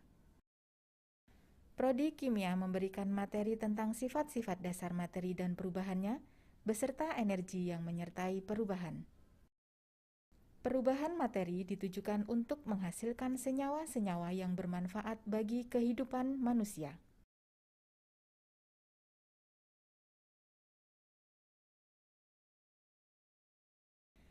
Departemen Matematika menyelenggarakan 3 program studi sarjana, yaitu program studi matematika, program studi statistika, dan program studi ilmu aktuaria. Prodi Matematika mendidik para mahasiswa untuk adaptif serta mampu melanjutkan studi pada bidang matematika maupun bidang lain yang terkait dan mampu mengikuti perkembangan iptek, menguasai teknologi informasi, terampil dalam komputasi matematika, serta memiliki rasa tanggung jawab, kepercayaan diri, kematangan emosi, etika, dan kepribadian sebagai pembelajar sepanjang hayat. Prodi Statistika mendidik para mahasiswa agar menguasai ilmu dan terapan statistika, analisis dan pengolahan data, rancangan percobaan, basis data, komputasi, statistik dan stokastik, serta pengendalian kualitas statistik. Prodi Ilmu Aktuaria mendidik para mahasiswa agar memiliki keunggulan dalam hal penguasaan teori bidang aktuaria, prinsip siklus kerja aktuaria, dan memiliki kemampuan yang setara dengan aktuaris atau ASAI sesuai dengan standar PAI.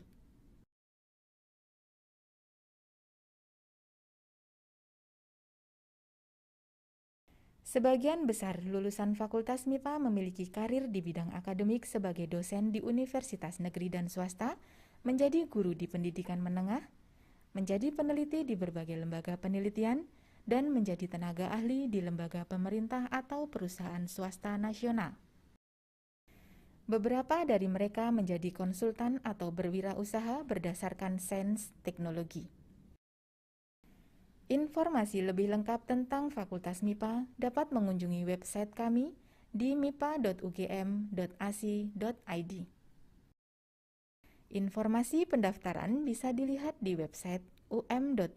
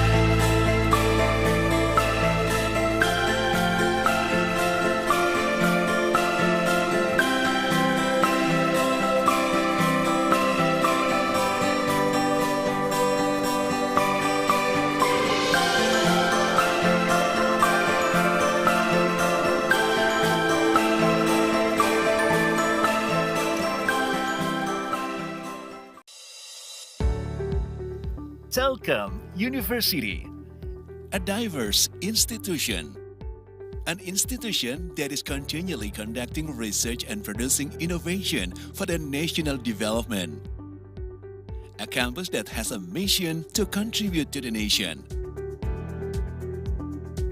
This is Telkom University, the best private university in Indonesia, founded with spirit to contribute to the nation. Our dream to contribute to the nation was started in a 50 hectares campus area laid on Bumi Pasundan, West Java. A place for collaboration and innovation to become a research and entrepreneurial university that actively involves in ICT-based advancement of technology, science, and art.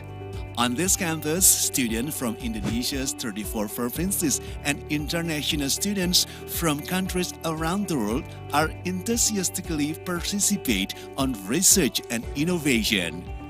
Telkom University is also known for its teaching, learning, and research excellence that support Telkom University to produce competent graduates who work globally in more than 30 countries.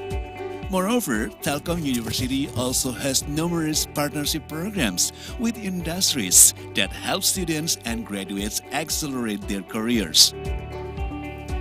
As an excellent ICT-based campus that won SPADA Award, National Award on e-Learning Program, Telkom University continually innovates to adapt to the current challenging situation. With determination to create the solution of the national challenges, Telkom University performs research and learning activities through its 7 schools and more than 40 study programs. It leads to several innovations that support the science development.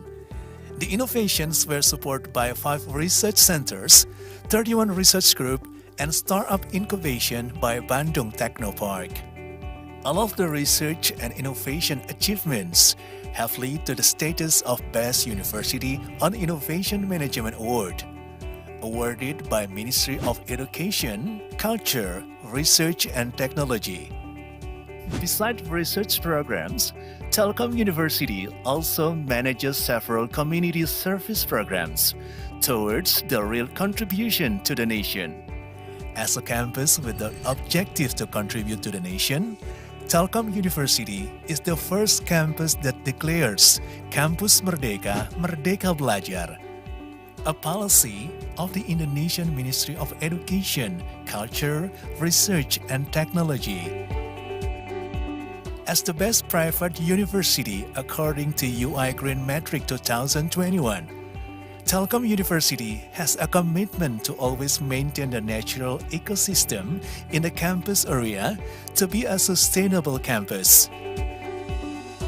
It also affects the learning environment where students and lecturers enjoy the comfortable atmosphere.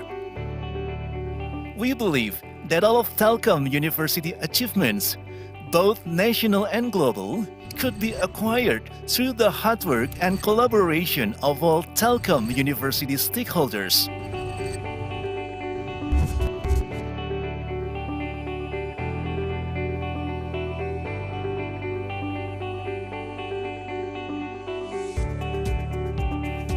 Telkom University berkomitmen menghasilkan lulusan yang berkualitas dan riset serta inovasi yang bermanfaat untuk kemajuan bangsa Indonesia. Telkom University contribute to the nation.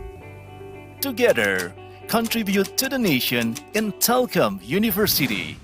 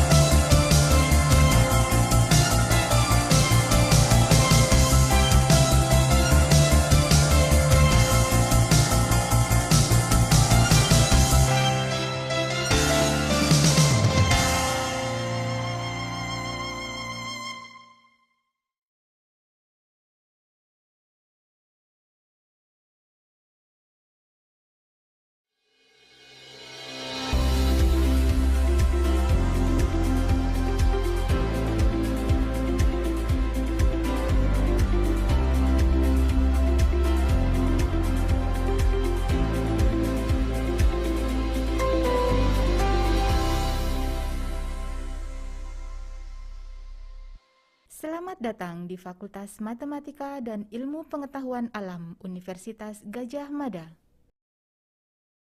Fakultas MIPA UGM berdiri pada tanggal 19 September 1955, berlokasi di daerah istimewa Yogyakarta, tepatnya di Kabupaten Sleman.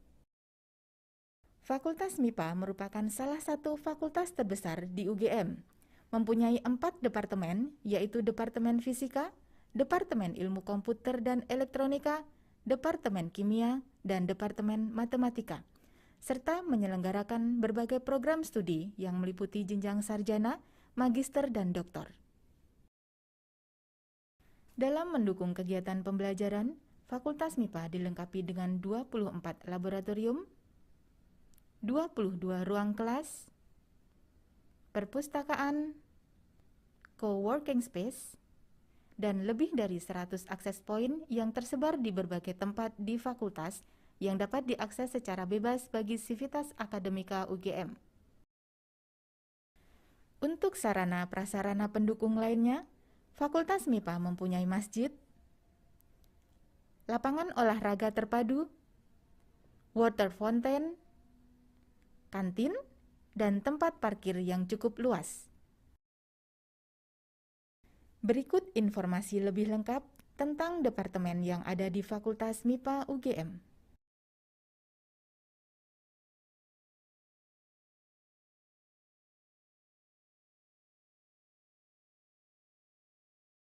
Departemen Fisika menyelenggarakan 2 program studi sarjana, yaitu program studi fisika dan program studi geofisika. Prodi Fisika mendidik para mahasiswa untuk menjadi fisikawan yang terampil dalam memahami, mengamati, dan memprediksi gejala-gejala alam baik secara teori, eksperimental, maupun aplikatif. Prodi Geofisika mendidik para mahasiswa agar memiliki kemampuan untuk mengaplikasikan ilmu-ilmu dasar guna memahami ilmu kebumian, yaitu geologi, geodesi, geografi, dan geokimia dalam rangka memperoleh manfaat bagi kehidupan dan keselamatan manusia.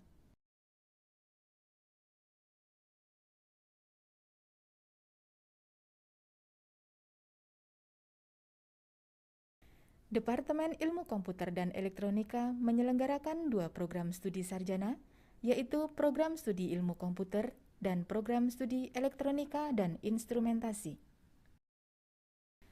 Departemen Ilmu Komputer dan Elektronika juga menyelenggarakan 2 kelas internasional atau International Undergraduate Program, yaitu IUP Ilmu Komputer dan IUP Elektronika dan Instrumentasi.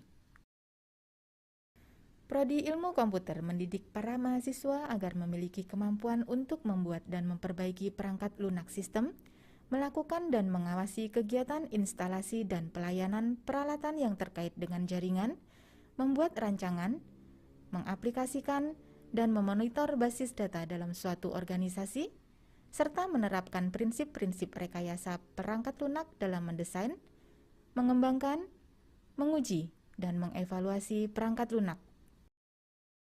Prodi Elektronika dan Instrumentasi mendidik para mahasiswa agar menguasai sistem elektronika dan instrumentasi, pengukuran dengan instrumen elektronika, serta sistem dan pemrograman komputer.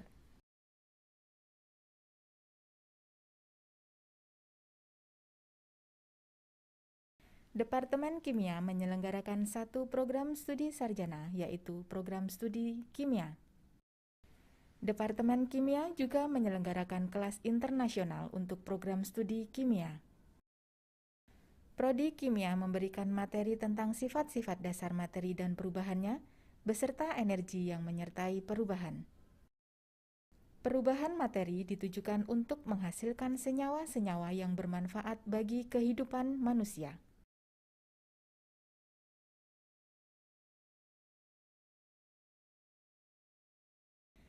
Departemen Matematika menyelenggarakan 3 program studi sarjana, yaitu program studi matematika, program studi statistika, dan program studi ilmu aktuaria.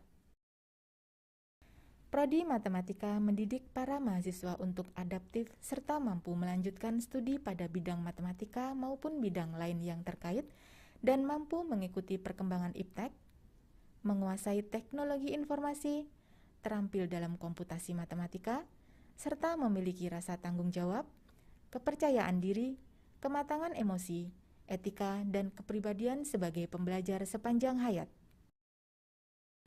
Prodi Statistika mendidik para mahasiswa agar menguasai ilmu dan terapan statistika, analisis dan pengolahan data, rancangan percobaan, basis data, komputasi, statistik dan stokastik, serta pengendalian kualitas statistik. Prodi Ilmu Aktuaria mendidik para mahasiswa agar memiliki keunggulan dalam hal penguasaan teori bidang aktuaria, prinsip siklus kerja aktuaria, dan memiliki kemampuan yang setara dengan aktuaris atau ASAI sesuai dengan standar PAI.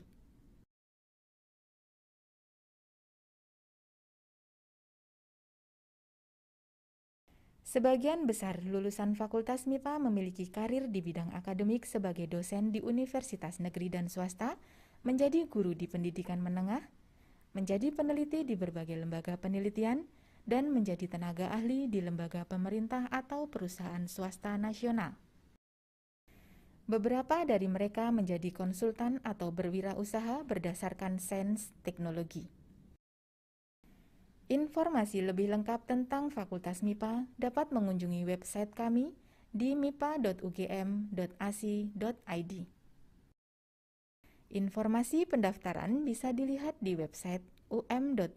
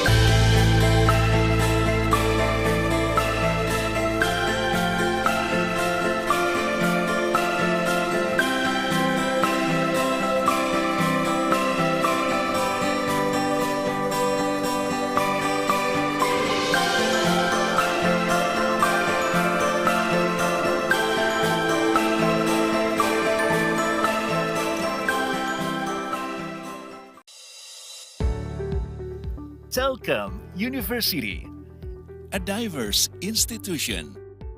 An institution that is continually conducting research and producing innovation for the national development. A campus that has a mission to contribute to the nation. This is Telkom University, the best private university in Indonesia, founded with spirit to contribute to the nation. Our dream to contribute to the nation was started in a 50 hectares campus area laid on Bumi Pasundan, West Java. A place for collaboration and innovation to become a research and entrepreneurial university that actively involves in ICT-based advancement of technology, science, and art.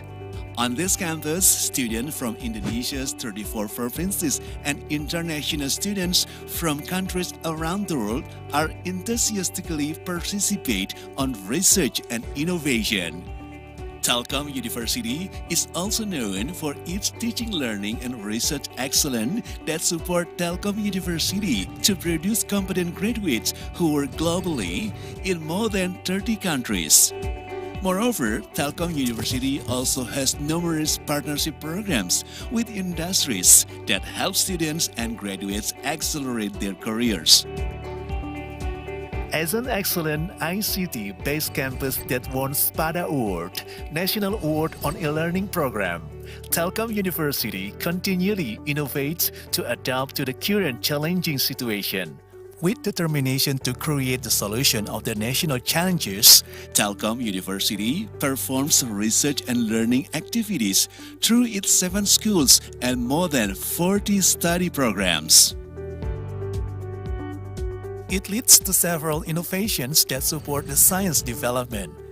The innovations were supported by 5 research centers, 31 research groups, and startup incubation by Bandung Technopark. All of the research and innovation achievements have led to the status of Best University on Innovation Management Award, awarded by Ministry of Education, Culture, Research and Technology. Besides research programs, Telkom University also manages several community service programs towards the real contribution to the nation. As a campus with the objective to contribute to the nation, Telkom University is the first campus that declares Kampus Merdeka, Merdeka Belajar, a policy of the Indonesian Ministry of Education, Culture, Research and Technology. As the best private university according to UI Green Metric 2021, Telkom University has a commitment to always maintain the natural ecosystem in the campus area to be a sustainable campus. It also affects the learning environment where students and lecturers enjoy the comfortable atmosphere. We believe that all of Telkom University achievements, both national and global, could be acquired through the hard work and collaboration of all Telkom University stakeholders.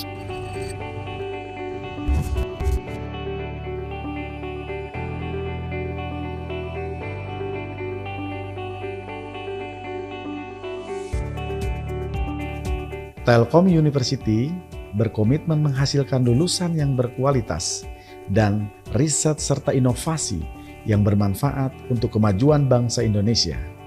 Telkom University contribute to the nation. Together, contribute to the nation in Telkom University.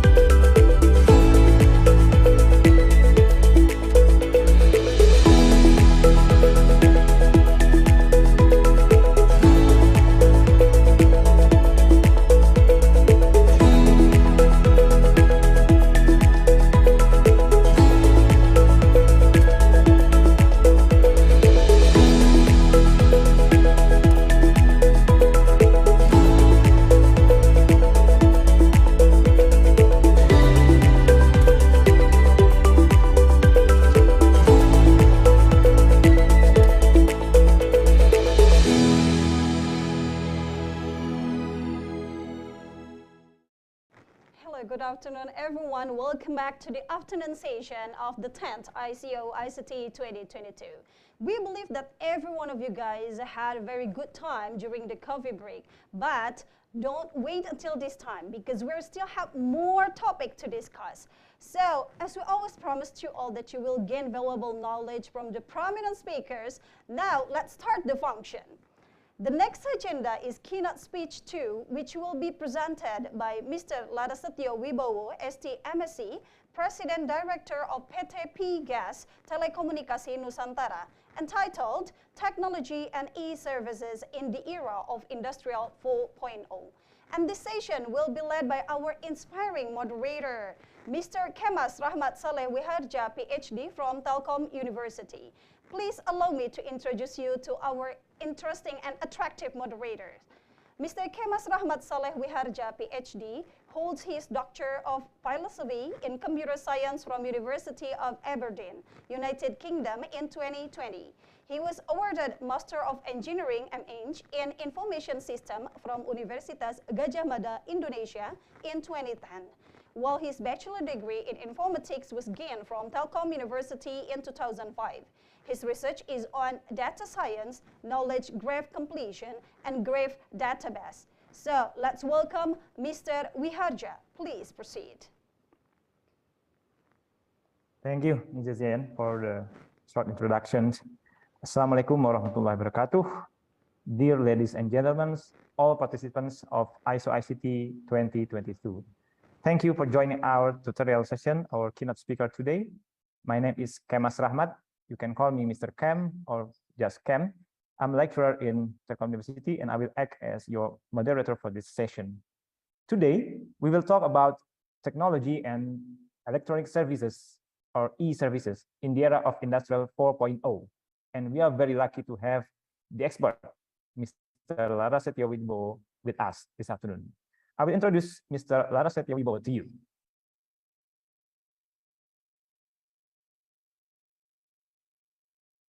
His career started from 1996 until 1997 as a production section head in Astra Honda Motor, and then he became system analyst, business process analyst, manager, and division head IT planning in many different big brands. Yeah, you can mention from Indosat, then Excel Axiata, yeah, and then right now he serves as credential or director of Perusahaan Gas Nusantara or P-Gas Telekomunikasi Nusantara.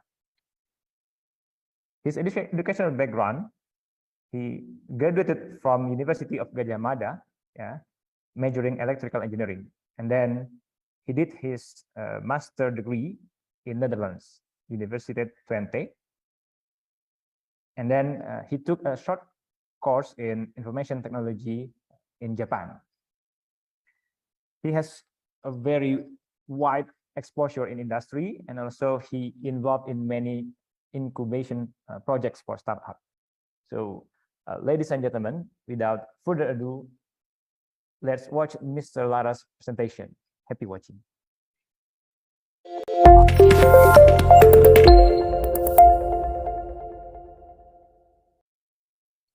Bismillahirrahmanirrahim. Assalamualaikum warahmatullahi wabarakatuh. Distinguished guests, Bapak dan Ibu, teman-teman mahasiswa dan mahasiswi Telkom University yang saya hormati. Perkenalkan, allow me to introduce myself. My name is Larasetyo Wibowo, or you can call me Laras. I'm from PT Pegas Telekomunikasi Nusantara or PGNcom, one of the subsidiary company of PT Perusahaan Gas Negara or PGN. In this very beautiful day, I would like to thank Professor Dr. Adi Wijaya, Director of Telkom University. And also I would like to thank Dr. Vera Suryani, Ibu Dr. Vera Suryani, as the General Chair of ICoICT 2022. And also I would like to thank Dr. Bayu Ervianto for giving me the opportunity to speak in this very important event the 10th ICoICT in the year of 2022. I would like to also to apologize that I cannot attend this event in live mode, because at the same time we have a guest that I cannot avoid. So very much apologize for that I cannot attend. Today I would like to present regarding the technology and e-services in the era of Industrial 4.0. So let us begin.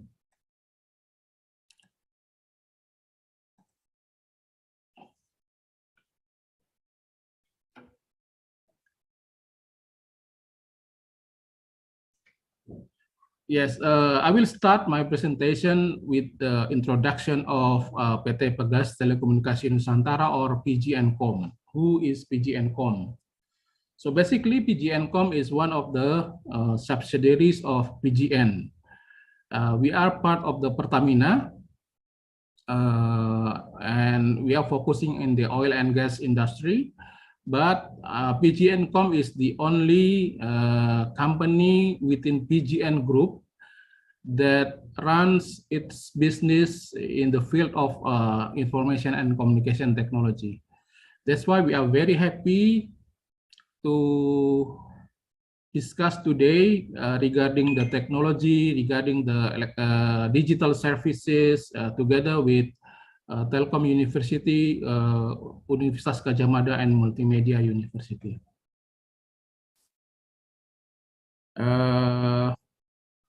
I would not speak too much about the overview of PGNCom, but basically we are a group of company consisting of 3 companies, PGNCom itself, and then we have 2 subsidiaries company, one in Singapore, Pegas Telecommunication International, and one in Indonesia, dealing with the retail company, retail customers, which is PT Telemedia Dinamika Sarana, or we call it Gasnet.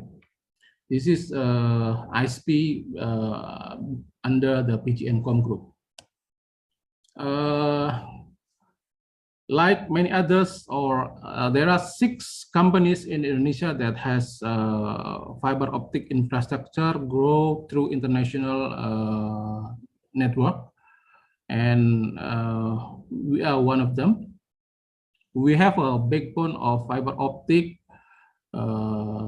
alongside the natural gas pipelines belong to PGN, and basically in Sumatra. But we can also cover the entire Indonesia through our own network or through collaboration with other service provider. In terms of product and services, we have already get the full spectrum of ICT services, ranging from the connectivity, the infrastructure, the data center, and also including the services like IT services, OT or operation technology services, as well as business solution in the form of system integration and application development. We serve a variety of customers from multinational companies and then state-owned enterprise, BUMN, also in the field of startup, education, and hospitality. That's basically the introduction of PGNCom. And then the second one is regarding the technology and digital services in the area of Industrial 4.0. So we all understand that nowadays we are entering or already entered the 4th stage of industrial revolution, which is basically the cyber era or the digital era. In this digital era, there is a paradigm shift that everything is becoming online. And being online is everything, starting from purchasing goods, online purchase, and then sharing economy regarding the riding like Gojek. And then also everything now becoming the more important now is the Wi-Fi connection, and then the battery life connected to the device that we own, which is the mobile telephone. And that is also becoming more stronger by the COVID pandemic for the last 2 years. Alhamdulillah, now we are already passing through the pandemic stage, and then it brings many opportunities. It transforms how we do things, and then directly or indirectly, COVID becoming the best CTO, because it transforms our day-to-day activities from working from home, then shopping and purchasing things, doing telemedicine, remote education, and then this also accelerates the proliferation, the implementation of Industrial 4.0. There is a video. Basically, this is an old video from 2014 or 16, but it is still relevant because the key point is that now the pace of change is very quick. During the old era, the change is relatively low, but nowadays the change is very quick. Let us see the video together.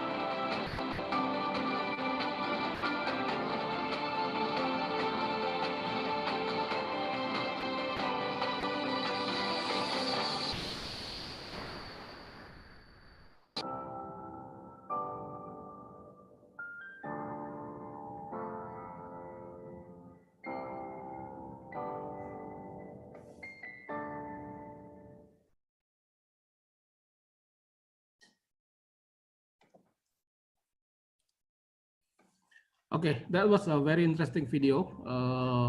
Basically, the key points was we have to adapt quickly to the quick changes happening outside the organization.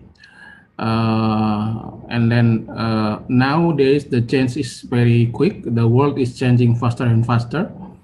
And that's why we come into this slide saying that there are 15 pillars of technology and e-services in the era of Industrial 4.0. So basically the sources were taken from variety of sources like BCG, Lux Research, and then McKinsey and IT Kearney. So basically there are artificial intelligence is one of the 15 pillars, and then augmented reality, AR. In this area, there is a new development regarding metaverse. So basically, metaverse is consisting of augmented reality technology combined with the AI, combined with big data analytics, combined with the cloud computing, and then Internet of Things.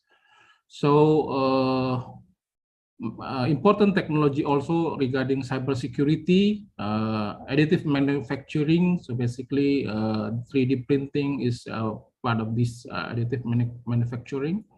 Simulation technology is part of the 15 pillars. Advanced materials, autonomous robots, cloud computing like previously mentioned, and then sharing economy. We will be talking about this in later slides. Also, there is fintech, financial technology, health tech. Due to the pandemic COVID, this health tech or health technology becoming very, very important. We have Peduli Lindungi as one of the example of this health tech, and Peduli Lindungi is very becoming a very helpful tools for us. And there is also EduTech. This is also based on the pandemic COVID that transform the how we do the educations. And then there is also a blockchain technology, and then the 5G or 6th generation of network. In the coming slides, we'll only discuss in the surface regarding Internet of Things, sharing economy, and then fintech. Why I select Internet of Things? Because Indonesia, we are a big country with thousands of islands. We have islands, we have oceans, we have full climates from raining season, dry season, sometimes windy. Our country is becoming a very good test bed for implementing IoT because of our geographical condition. That's why I'm very interested in doing IoT. In Pegancom, we also do this technology. We develop solution, we develop systems and platform regarding IoT. We also develop a big data analytics capability and AI capability based on the IoT. Also, we are entering a blockchain also, but I will not discuss that in more detail. So basically, fintech or financial technology objective is that every people in Indonesia must get the same level of financial services. Because nowadays in the old areas, in the old era, not all people is bankable. With this financial technology, that gap they are trying to reduce the gap between the people and then the banking services. That's why there are many financial technology in place, from payment technology, cryptocurrency, blockchain, crowdfunding, kind of area that affect people's life. Nowadays, sharing economy is becoming mainstream technology. Now, the most famous example of sharing economy is that ride sharing. We have Gojek, we have Uber. Previously, now Uber is already merged into a Grab, and then because of this ride sharing, there is a jargon called Gojek effect. So basically, it's the first super app application, so super application in the market. Now getting stronger and stronger, and then the first unicorn, startup unicorn in Indonesia. And the effect of this application, the super app, the Gojek, is very important to the development of the economy in Indonesia. Also, there is development regarding the technology for small medium enterprise, or UKM. So basically, this is a type of e-commerce technology with the important results regarding revenue for the SME, including also the innovation that can be done through technology for this SME. So there are basically three aspects that can affect small medium enterprise. There are inclusivity, because nowadays the service for this SME can reach national level. Previously, they can only sell services to a very limited customers because of the limitation of geographical area. With this e-commerce technology, the reach for this SME can reach a national level. And then also there is efficiency through a technology implementation, because previously the process is very manual. The stock opnam, then a product development process is very, very manual. Now with the technology, all the process can be digitalized. And also the last aspect of this technology implementation for small medium enterprise is that innovation, because through technology, innovation can be fostered. Basically, this is the example of e-commerce, starting from online forum and advertisement. There is also a B2C. For example, binika.com, jd.id. So basically, from the company provide services and products directly to the customer. Or there is also a third category, B2B2C, or a marketplace. For example, Tokopedia, Bukalapak, and then the old days we have Elevinia. So the next one is the big data.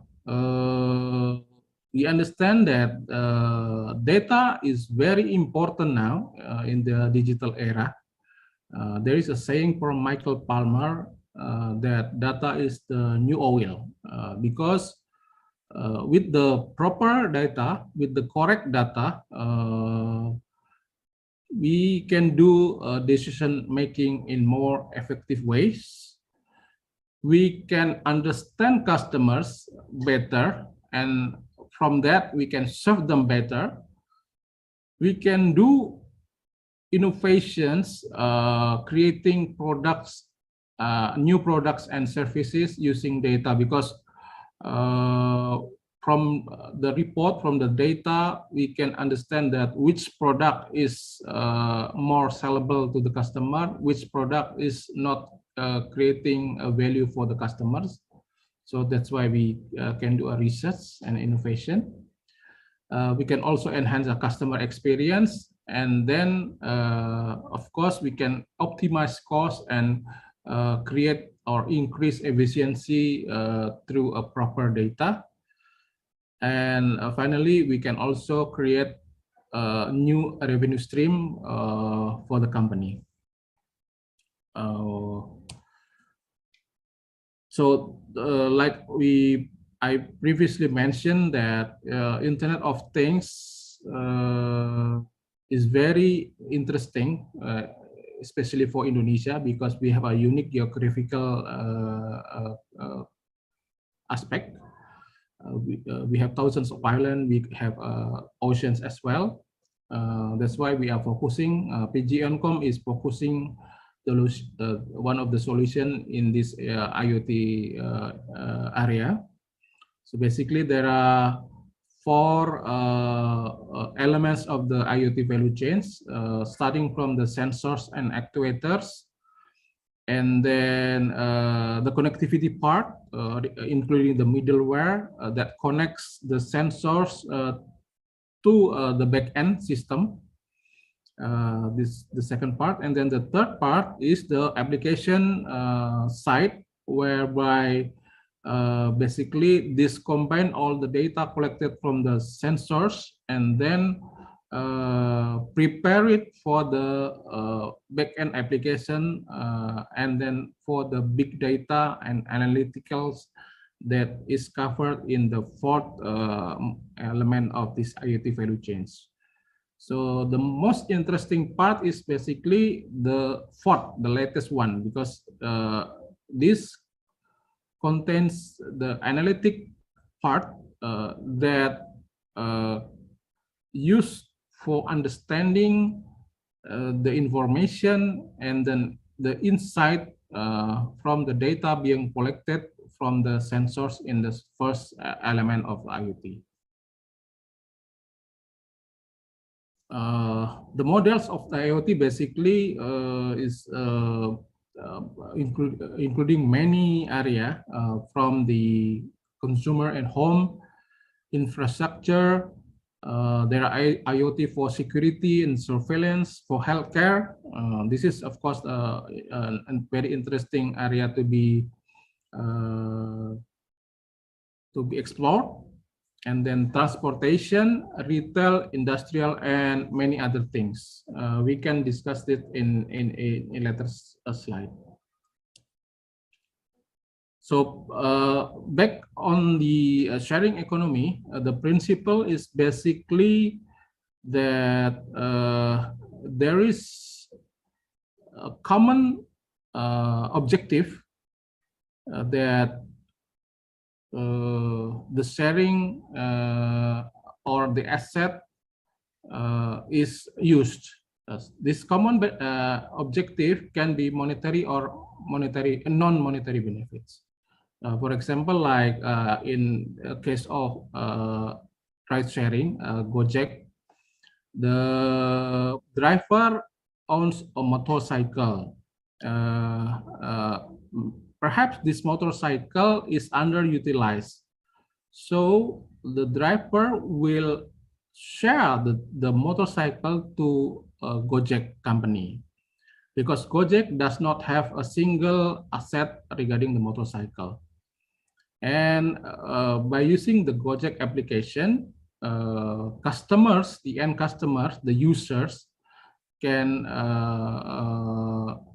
apply in the application and then order the driver to get him or her from one place to another place. Then that the whole activities create value for not only the driver, but also the end user, the customer, because now the end user can reach his or her target through a motorcycle, and then the Gojek as an intermediary company also gets benefits from the revenue sharing from the driver. So basically, that's the principle of sharing economy. Back again in the IoT. So basically, the definition is that starting from Kevin Ashton from MIT back in 1999, he is the first one to coin the term IoT.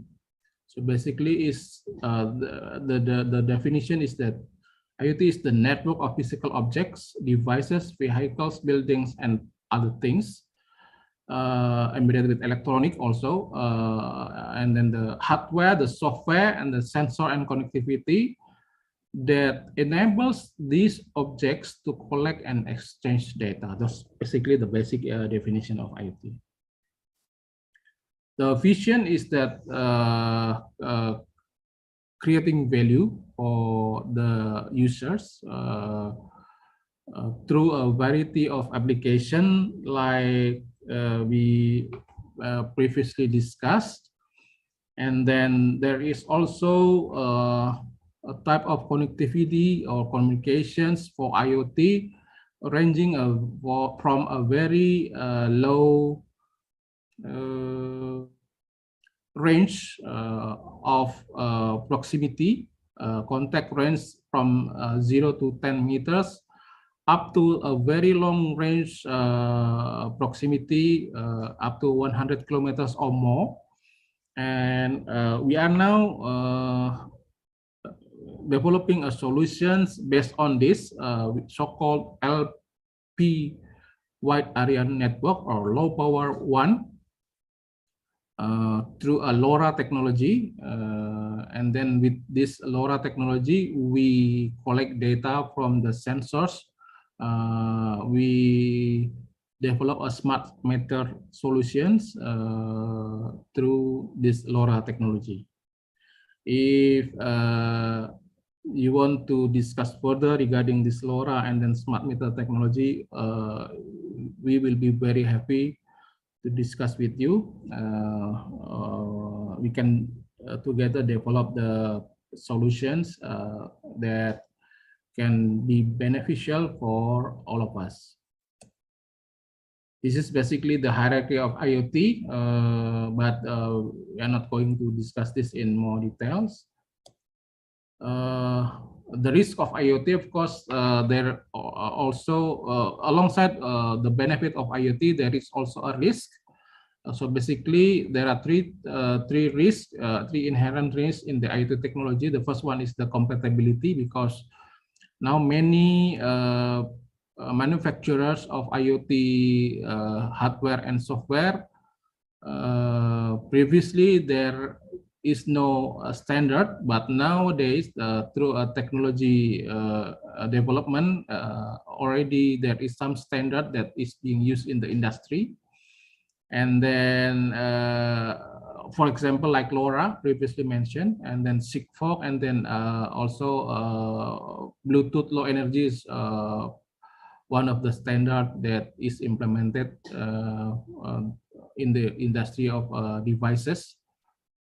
And then the second one is regarding the complexity of the IoT, because basically the smaller the device, the more complex is the elements of technology put inside those devices.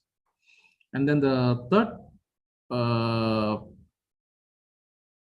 risk of the IoT technology is that regarding the security. Nowadays, industrial manufacturer is developing a very good solution for this, especially for this security issue in this IoT, and already implemented in many solutions in Indonesia. Now, vertical applications for the IoT can be very interesting.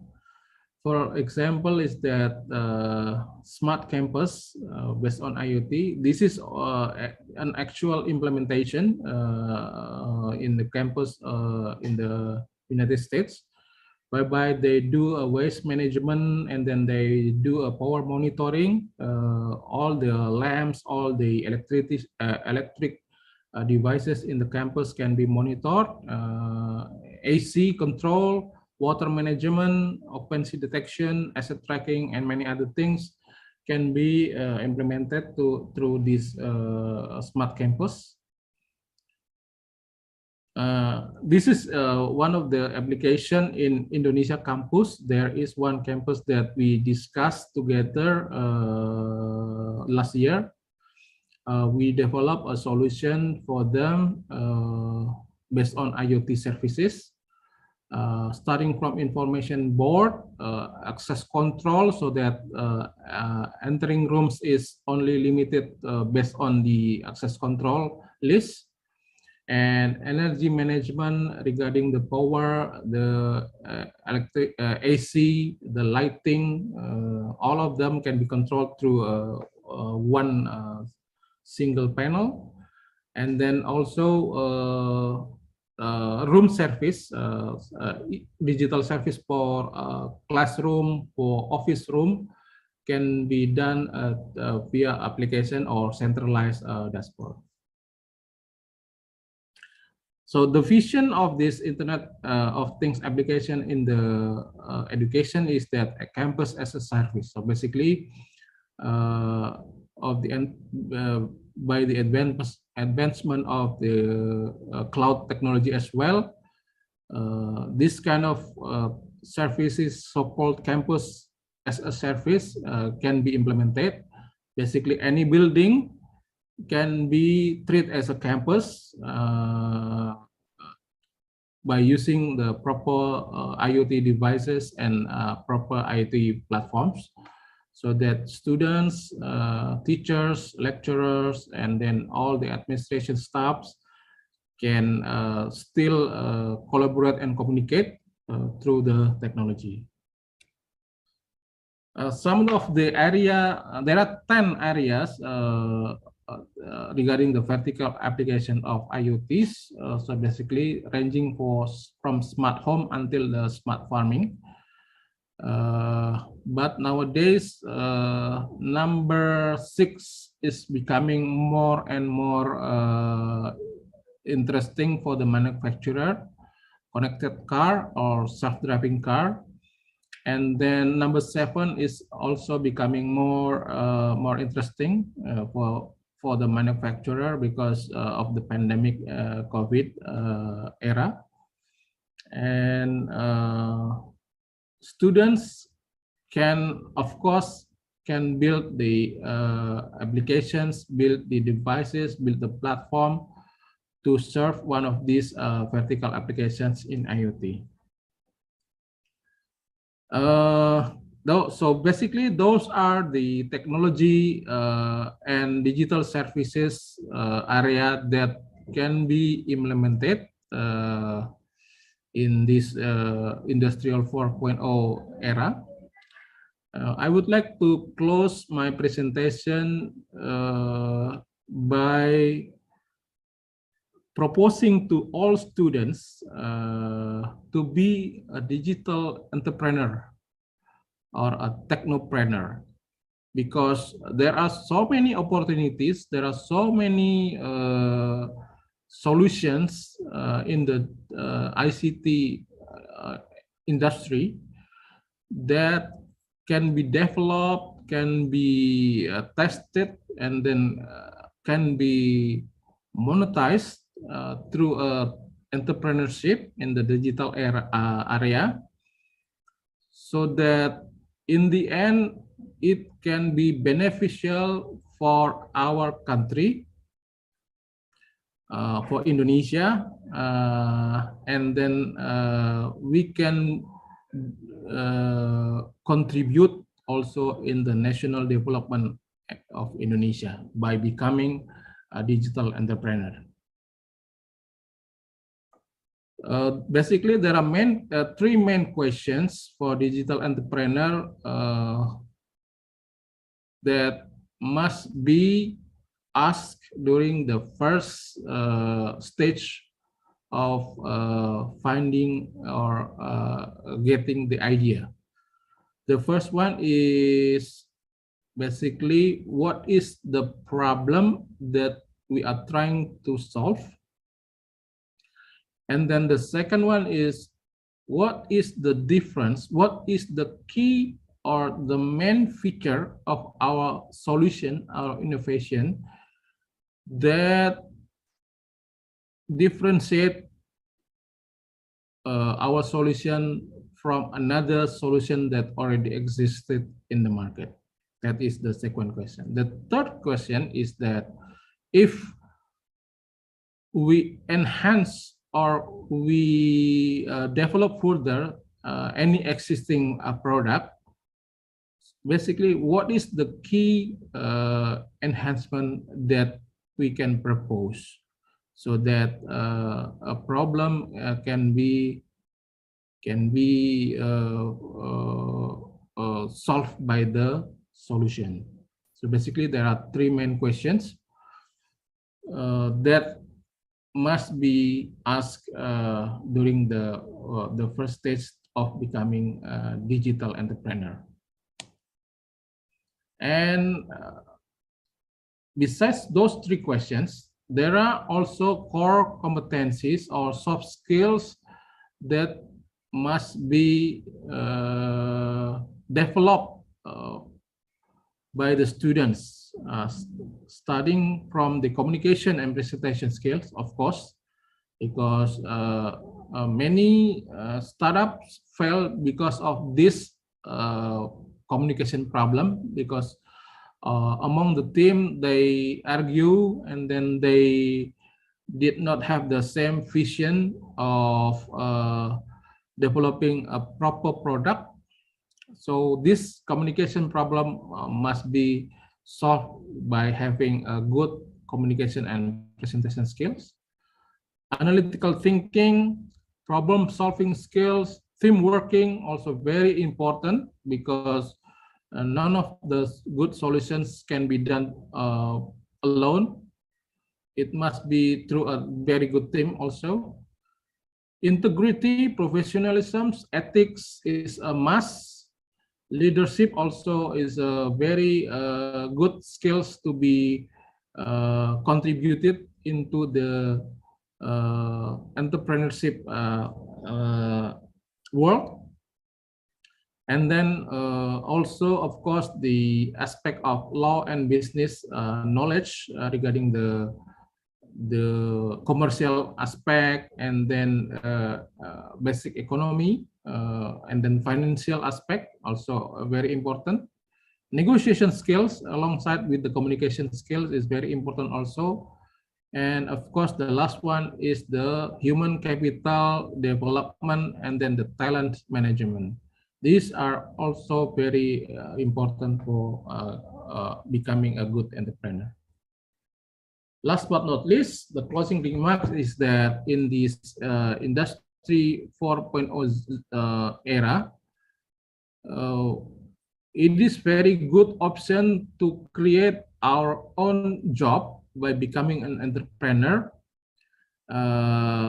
in the vision of contributing in the national development of Indonesia, creating a job for people in Indonesia also,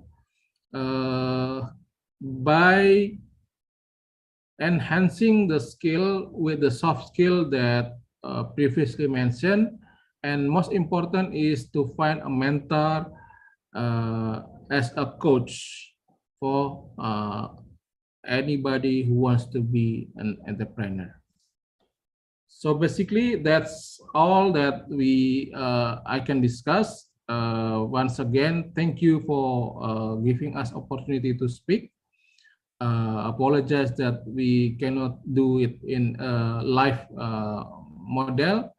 And if you guys want to discuss further, we can discuss. Very happy to discuss with you. And finally, thank you for the time. Assalamualaikum warahmatullahi wabarakatuh.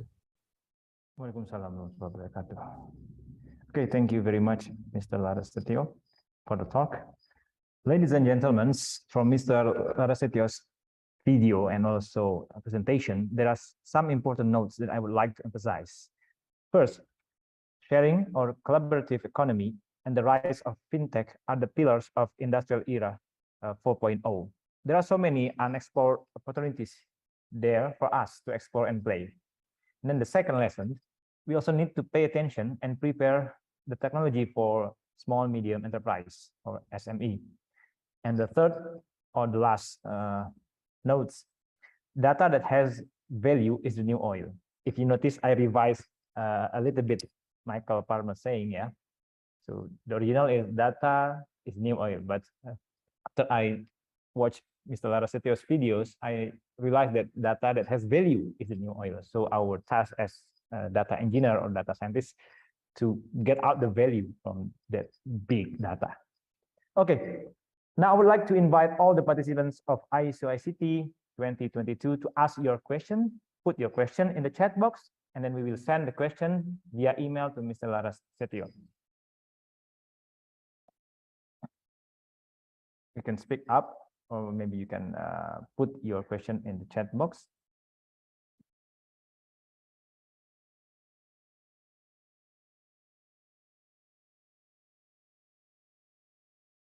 I will wait for 1 or 2 minutes. Yeah.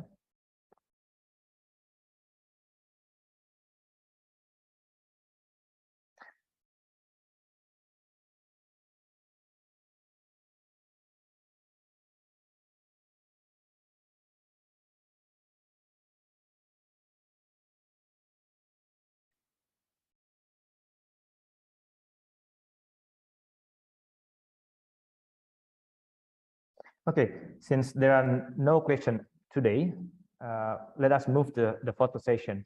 I would like now to invite all of you to switch on your camera and then prepare your best smile. So our team will take photos. Yeah, please switch. Oh yeah, I see. Mr. Vedantio, yeah, you have a question, please, Mr. Vedantio, you can speak up. Okay, thank you very much. Sorry, I'm driving now, so yeah, that's why I raised that. First of all, when we if we talk about the IoT in the era of 4.0, then there should be, well, we can extend. We can extend using AI concept. So it would become AIoT, not just IoT, because we in that way the communication is not just a data, but also knowledge to share with others. Right? And the second that I don't know, I worried is that when we talk about IoT, we never talk about how we let's say share the knowledge or share the data if we have different platform, or how do we monitor the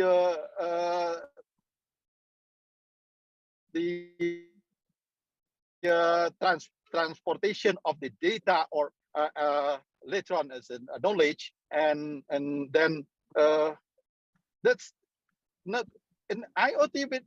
We don't only talk about the technology, but also the concept behind the IoT. What is going on in the IoT? That's I don't know. I've never seen somebody talk about what is behind the IoT. Always talk about the IoT technology, not the not the concept of IoT. So I would be grateful if somebody somewhere or sometimes talk about the idea behind IoT. It's not just the technology, but also the concept of, let's say, mathematical concept of IoT, because we have mathematical concept of IoT. So this is the so two questions that I raised.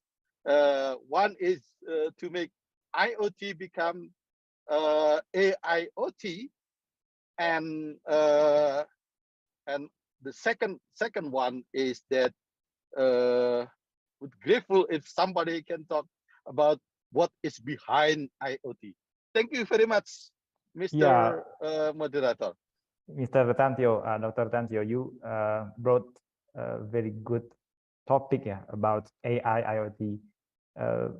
We will send it to Mr. Lara Setio, but if you can stay for another 1 minute, I would like to elaborate more, Dr. Tantio, about your first question, because you said that we need also not considering the data only, but also thinking about the knowledge, how we spread the knowledge, how we harmonize the knowledge.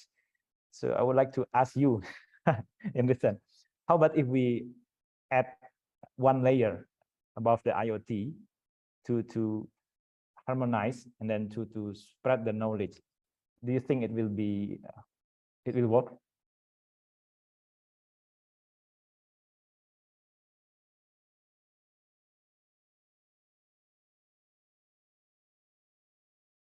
We cannot hear your voice.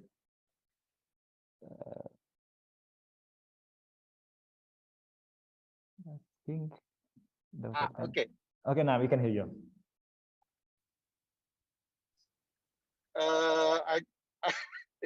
I can unmute myself. Okay. As I said, if we add layer, just not the sharing data, but also sharing knowledge, and then we can have not just IoT in terms of technology, but we can develop AIoT, artificial intelligence of things. This is the what I'm thinking of. Thank you very much. Okay, this is very good, very good suggestion for the next ICoICT, or maybe we have another conference in the end of this year. Right. Okay. Thank you very much. Thank you, Dr. Tantio. Always nice to have you as a participant in our conference. Okay, is there another question, please?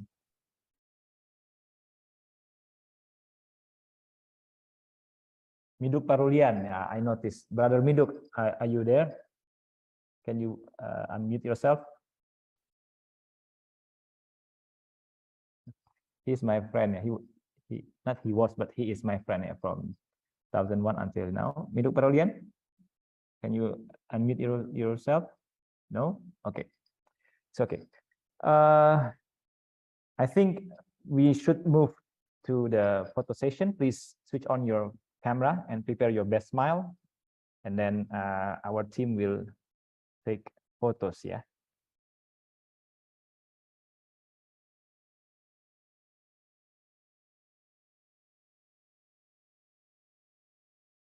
Are everyone ready? Okay. Yeah, let's start the counting. I need to change the view. Okay, now I can see all the participants. I will count until 3. Yeah. How many layers do I have? Oh, 2 layers. So the first layer, 1, 2, prepare your best smile, 3. Then for the second layer, 1, 2, 3. Okay. The photo session concludes our keynote session today. Thank you for the participation. I hope this keynote session will be beneficial for your study, research, and career. Once again, thank you very much. Stay safe and healthy. Back to you, Ms. Yayan. Wow, that was a very amazing and interactive session, of course, led by our interactive moderator, Mr. Kemas Wiharaja, PhD. But Mr. Kemas, wait for a minute, for some time. You know, because you have captured all of us, so it would be better for us also to have the capture or the photo session for yourself. Would you please kindly on the camera again once more? All right, Yes. so here we have our interactive moderator, Mr. Kemas. Mr. Kemas, would you please kindly give your sweetest smile to us here, to the operator who keep smiling here in the operating room. Okay. All right, so operator already give the sign for me, right? Okay, let's count 1, 2, 3. All right, that's beautifully captured. But once again, Mr. Kemas, since you are very interactive for this session, would you please kindly give like showing us the mark of love in, you know, in hand gesture, like Korean style? You mean like this? Yeah, that's cool. All right, so once again, Mr. Kemas, would you please kindly show it to the screen as the operator would like to capture it? Yes. All right, so Like 1, 2. 17 years old. 17 years old, correct. 1, 2, 3. Thank you, Mr. Kemas Wiharaja. That was a very amazing session led by you. Thank you so much. Okay. Ladies and gentlemen, and now we will have a break. You are encouraged to return to the main room at 4:15, as we are going to have the third keynote session delivered by Mr. Ibrahim Habli, PhD from University of York, who is going to talk about a principle-based ethical assurance arguments for AI and autonomous systems. We believe that you won't miss this great chance from the great and prominent speakers, right? So therefore, once again, we would like to see you all again at 4:15 p.m. in this main room. So have a great coffee break time.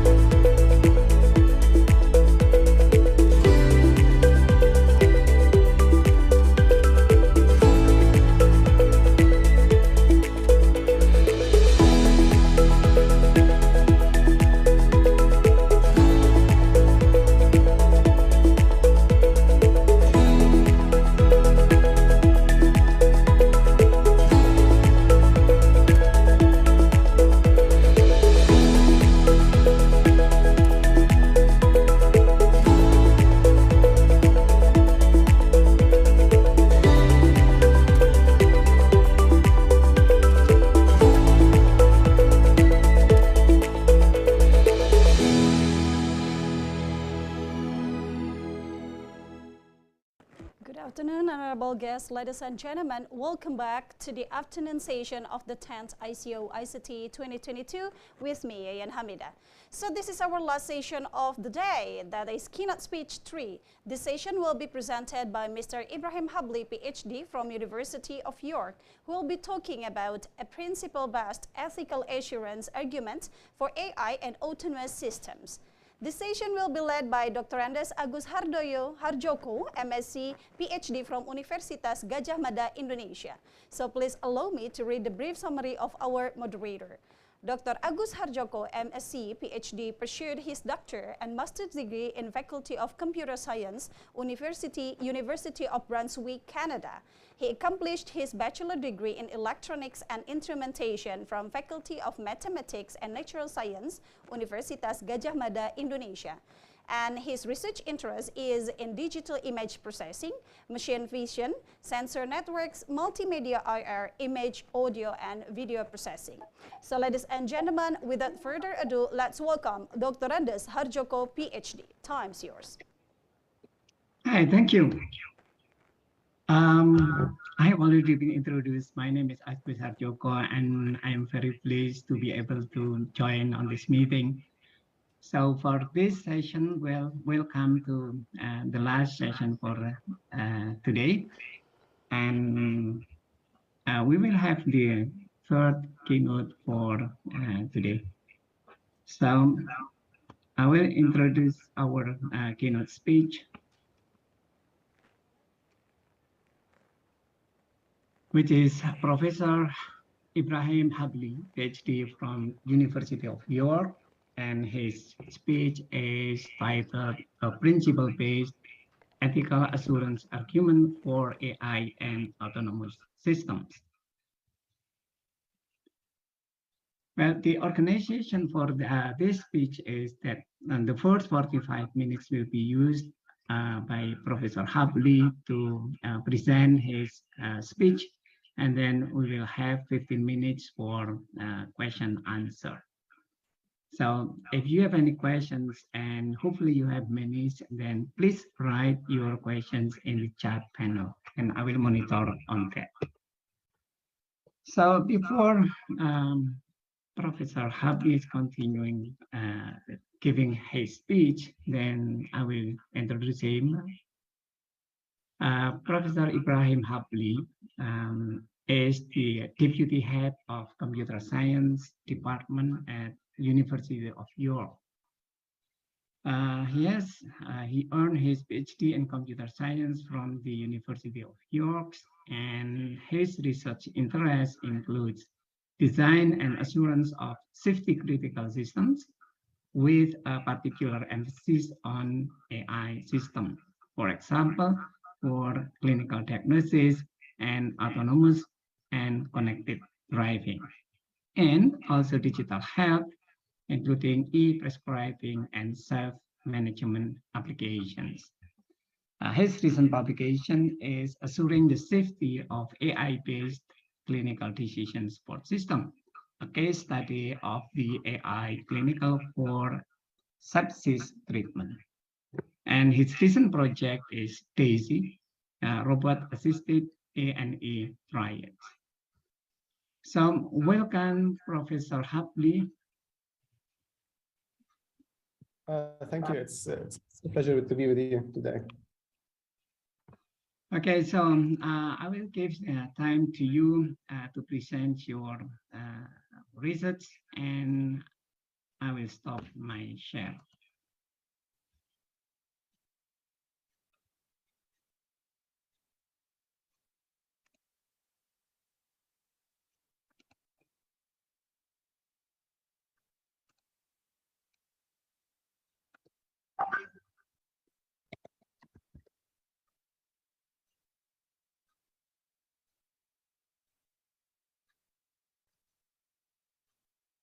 By the way, does Habli mean somebody who we are very close together, close friends or something?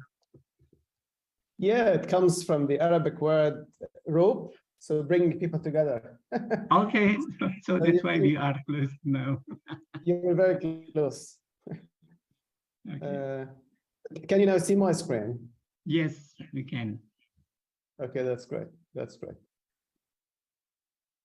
Okay, so it's a great pleasure to be with you today. Unfortunately, virtually. I wish I was able to join you in person, and this was an in-person event. But that's the new world we are in. So so my talk this afternoon is related to the assurance of AI and autonomous systems.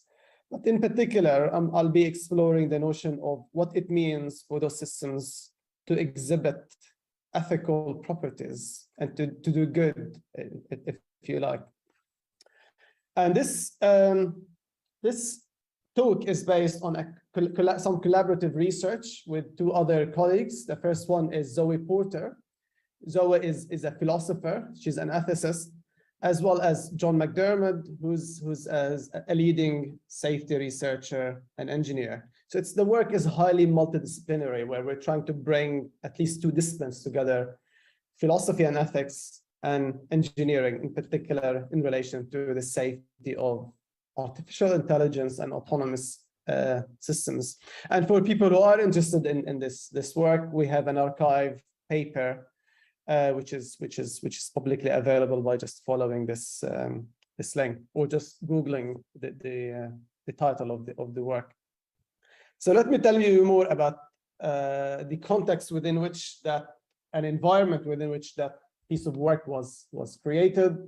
I'm part of a program called the Assuring Autonomy International Program, which is a £12 million partnership project, which is largely funded by the Lloyd's Register Foundation, which is the charity side of the Lloyd's Register Group. And the Lloyd's Register Group, they're known for their work on safety and certification, historically mainly for certifying large ships. And what the foundation discovered a few years ago was that there were open questions in relation to what it means for autonomous systems to be safe, especially those utilizing artificial intelligence. And they had a funding call for programs in that domain in order to help address these questions. And we were fortunate that we were successful in receiving the funding and creating this program called the Assuring Autonomy International Program, the AIP, and it has three different pillars. One pillar was to do with doing basic research in this area. For example, what it means for us to verify the safety of AI. Another pillar was collaborative research, where we would fund people from industry to create the safety evidence for autonomous capabilities. And the third pillar was educational, which related to continuous professional development. How can we re-educate many engineers and policymakers so they can appreciate the significant differences between verifying and certifying conventional traditional systems and those systems which utilize autonomous capabilities. And then for people who are interested in learning more about some of the guidance document we produced, feel free to follow this link. But also another exciting news we had was that we were also successful further in expanding this area of work within New York, and now we have not just a program, but an institute, a building where people from industry, researchers, academics, policymakers can come together to evaluate the safety of those complex autonomous systems, but also be a hub, an intellectual hub where exciting research in that area happens. And the work is highly international, and we welcome visitors from all over the world who are interested in this area. In terms of the specific research we do, I'll be here more selective in what I describe, but mainly we have within our program 5 different research pillars. I'll start. And I'm going to describe those pillars from the perspective of the architecture of an autonomous systems, where normally when we talk about autonomous systems, we conceptualize it as a pipeline of sensing, understanding, deciding, and acting on things in the world.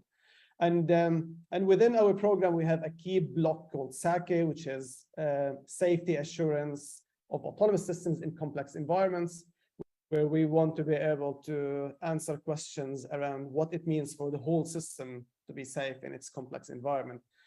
But also we know that two key and interesting capabilities within autonomous systems are the understanding or perception functions and the decision-making functions. And here we have two different research blocks which try to address questions around the safety of perception and the safety of decision-making. But then you can dig deeper and open those boxes. And normally what you see inside those boxes is AI or machine learning. And as part of the big safety case, we have to be able to present the argument and evidence as to why the machine learning components are also acceptably safe. And there we have a block called MLAS, which stands for Assuring Machine Learning in Autonomous Systems. And if you just Google MLAS York, you'll get a separate guidance document on our work in this area. However, what I'm going to be talking about this afternoon isn't about machine learning or sensing or decision-making. It's about one important question, which is, what does it mean for all of those capabilities to be accepted or acceptable to the wider society? And this fits within a research block we called SOCA, which stands for Societal Acceptability of Autonomous Systems. And that's where we do our research on the legal as well as the ethical sides of autonomy. But before I dig deeper into this area, I thought I should brief you on what we mean by safety assurance, because that's our starting point. In York, we are particularly known for our work on safety, and I thought I should briefly talk about this before expanding the scope to talk about not just safety assurance, but ethical assurance. So I'll start off with safety assurance. At the heart of our work on safety assurance is the notion of safety cases. And by safety cases, I mean presenting the argument based on evidence for why a particular system is acceptably safe. And safety cases have been widely used in industry, especially for the last 30 years, for many different reasons. One reason was due to the shift by regulators from prescribed processes to product-oriented assurance, or from tick box approaches to argument-based approaches. And the shift was significant because the regulators and policymakers were saying that it's no more sustainable for the regulator to tell industry what they have to do because of the complexity and bespoke nature of many technologies. And therefore, the nature of the relationship between the developers and the regulators changed by the regulators asking the developers to present the argument why they believe that their product is safe without necessarily being given a highly prescribed standard, because it's no more feasible. But also it clarifies the relationship between the regulators and the developers, and that the developers are and should be more explicitly responsible for what they promote, develop, and test. And also there were many drivers or triggers for why the shift to safety cases was significant. Some of those drivers related to certain accidents, like the Piper Alpha oil and gas explosion in 1988, which led to the requirement for safety cases in the oil and gas industry in the UK. But also there were other prompts, like in the automotive industry, the shift towards the use of more electronics in cars, and the complexity involved in that meant that we needed more transparency, and that transparency was given through safety cases. So, and in many cases, when we talk about high-risk industries, we're not just limiting ourselves to safety. And by safety here, I mean reduction of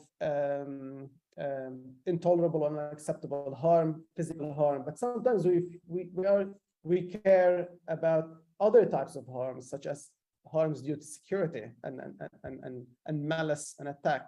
And that's why many people have thought, why don't we generalize the notion of assurance safety cases, talk about assurance cases where we could be assuring different properties like security, performance, as well as reliability. And the definition we typically use to describe what we mean by assurance case is the one which is coming from this particular standard, the goal structuring notation standard, which defines an assurance case as a reasoned and compelling argument supported by a body of evidence that a system, service, or organization will operate as intended for a defined application in a defined environment. And here you see that there are two main pillars for what we mean by assurance cases, which are the evidence, which is what you do in terms of testing, simulation, as well as verification in general, but also the need to explain what you've done and justify why it is sufficient to meet and substantiate your claim through the notion of an argument, which is, and here in particular, we emphasize that this argument should be well structured. And one way of structuring your argument could be using graphical notations. And as you know, within engineering, there is now there has been a big transition in engineering practices of capitalizing on graphical notations like UML, SysML, and the like.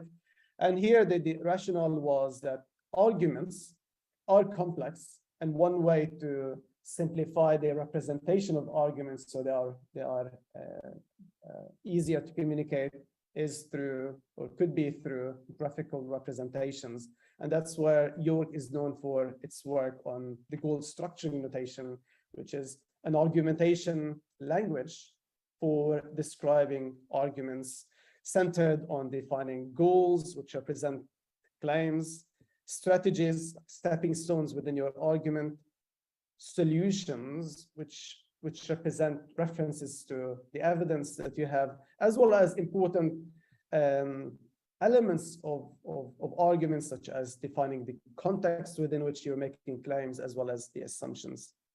And I'll describe GSN as I go through the presentation.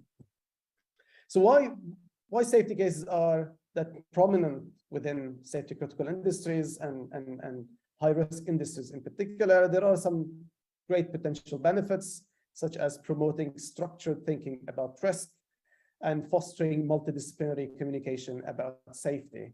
And this is very important in the sense that safety cases try to help the domain move away from engineers convincing other engineers that the system is safe, to engineers convincing other engineers that the system is potentially safe, as well as the wider community. By this, I mean convincing the users, the operators. Think about applications in healthcare where clinicians, nurses, doctors have to understand why a system is acceptably safe for them and their patients, but also policymakers. And therefore, those assurance cases and safety cases are inherently multidisciplinary. And therefore, we have to cater for the needs and preferences of different stakeholders, because not everyone has the same technical background. Another important aspect of assurance and safety cases is that they can be seen as a way to integrate the many different sources of evidence that we have, from operational data to testing, simulation, as well as different forms of analyses. And the overarching benefit here is making the implicit explicit. If someone asks you, why do you believe your system is safe, rather than using vague language or say, well, trust me, I know what I'm doing, or look, I have a certificate. Here you can tell them, well, I have a certificate, I've done a lot, but here is my argument for why I think what I've done is sufficient, and therefore the system is safe to deploy or secure to deploy or maintain or redeploy, depending on the specific context. So that has been our key focus area at ICoICT. But then with the introduction of autonomous systems and AI-based capabilities, the scope of many technologies we develop and deploy has significantly expanded. Simple examples are, historically, we focused, let's say, on braking systems, where the scope of the system is very, very simple, relatively speaking, which is you press on a pedal, you give a signal to your computer, do something, and the system, and your computer-based system will command your actuator to respond as a result. Or think about infusion pumps in healthcare, where the environment is highly controlled. You decide as a nurse or as a doctor on the many different parameters and which patients to operate the machine for. However, for autonomous systems, we are enabling the system to make many of those complex decisions. So we're no more thinking about the braking system, but we're thinking of autonomous cars where you tell the car, take me from home to work and deal with whatever happens in the middle. Or you are asking the system to diagnose or a system in healthcare to diagnose a large population, which is diverse in terms of their background, their needs, their ethnicity, their gender. And you're almost asking the system to make ethically sensitive decisions. And we know that those ethically sensitive decisions have many legal and societal implications. And that was the reason as to why we thought we need to expand the scope of assurance from just the limited focus on technical safety to the focus on wider ethical societal issues. And therefore, our response to this was to talk about ethical assurance cases, no more just safety cases or just assurance cases in general. So here the what is, we are extending the assurance case methodology to achieve justified confidence that the system will be ethically acceptable when used within a particular context. So here we're talking about ethical acceptability rather than just safety acceptability or security acceptability. And I'll say more about what we mean by ethical acceptability in a bit.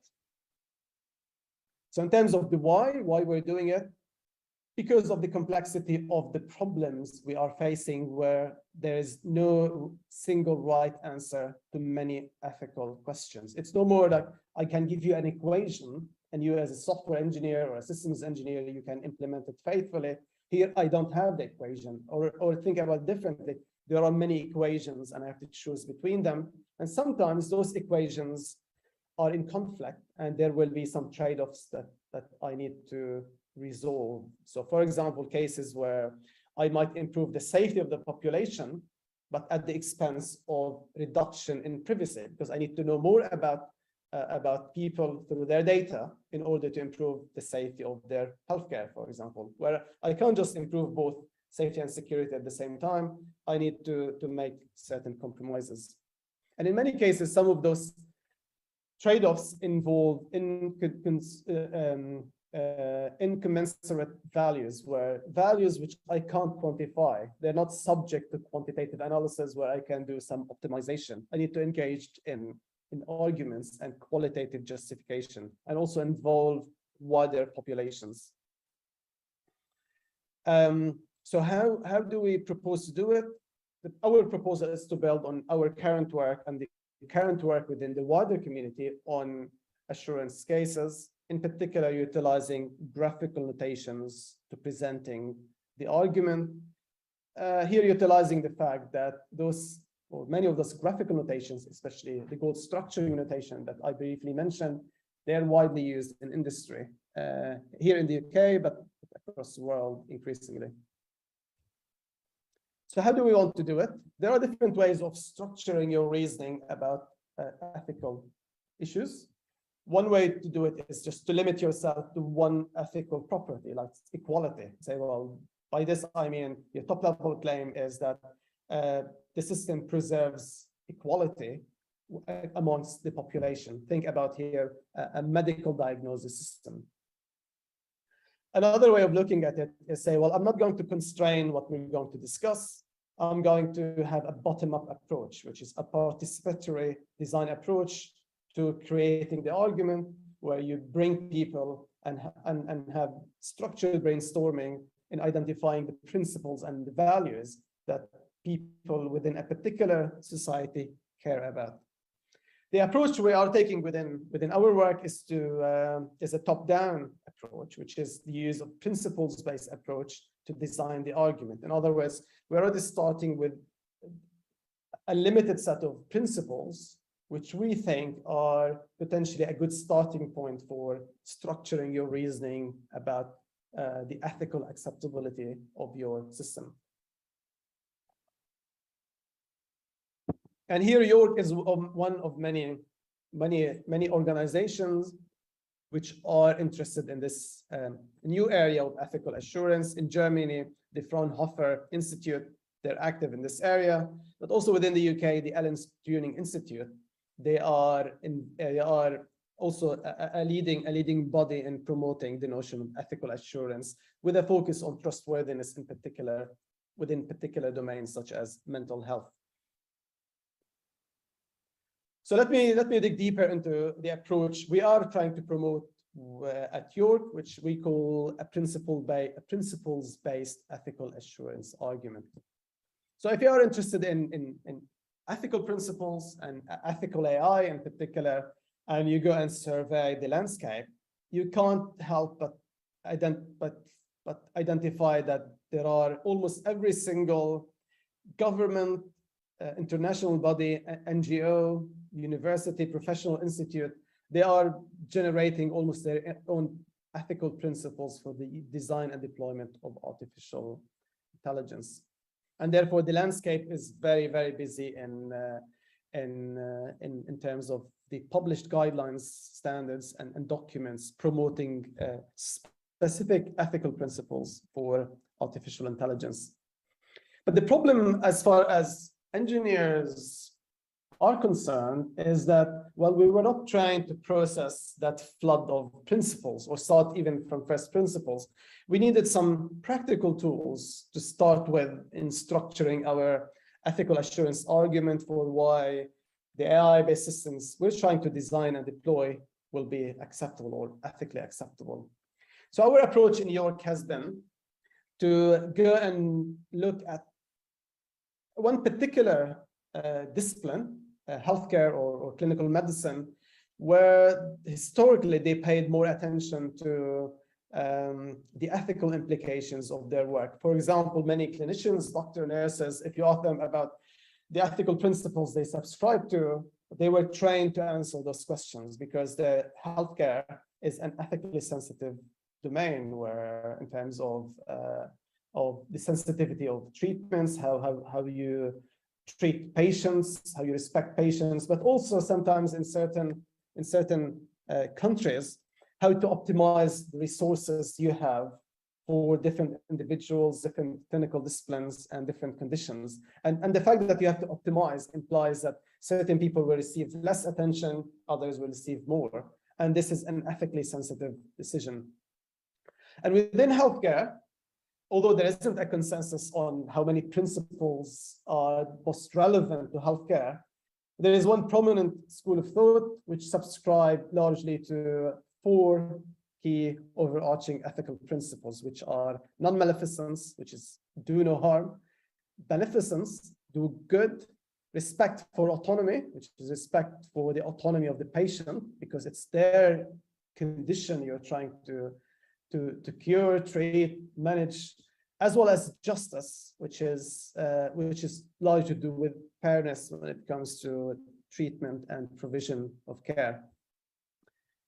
And basically the most influential book in this area was written by Beauchamp and Childress, and it's in 8th edition. And many clinicians are familiar with that book because it's one of the key textbooks used in clinical medical training, and people are familiar with those principles, which I'll briefly define here, and these definitions are on the slide, starting off with the first principle, which is respect for autonomy.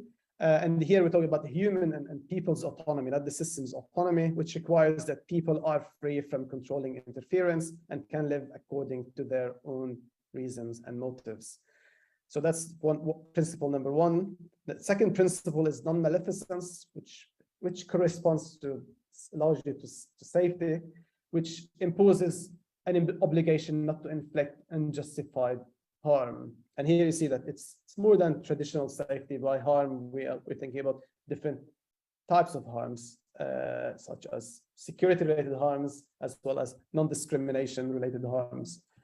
The third principle is beneficence, do good, requires positively providing benefits to others and contributing to their welfare. And finally, justice requires that benefits and burdens are equitably distributed.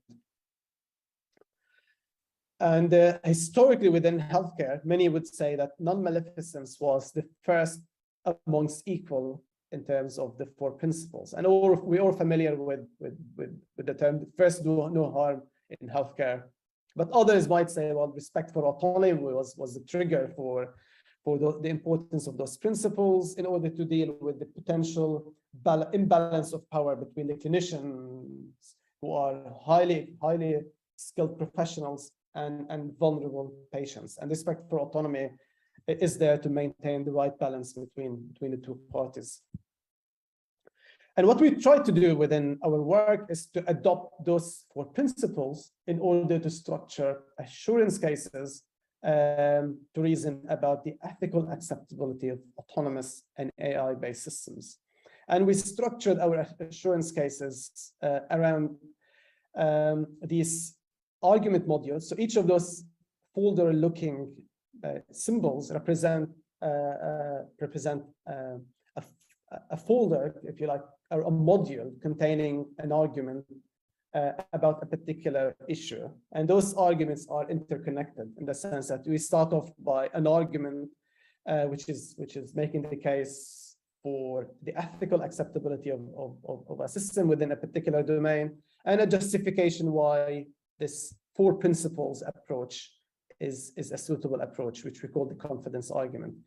And then here you see that we have four different argument modules, each corresponding to one of those principles. And here you see we have a beneficence argument, non-maleficence argument, and personal autonomy argument, all feeding into a justice argument. And here order is important in the sense that before talking about fairness and justice, we need to identify the benefits that the system could provide, the harms it could pose, as well as any constraints into personal autonomy. And claims there and issues there should feed into the justice argument. What the justice argument would try to reason about the equitable distributions between benefits, harms, and given any constraints on personal autonomy.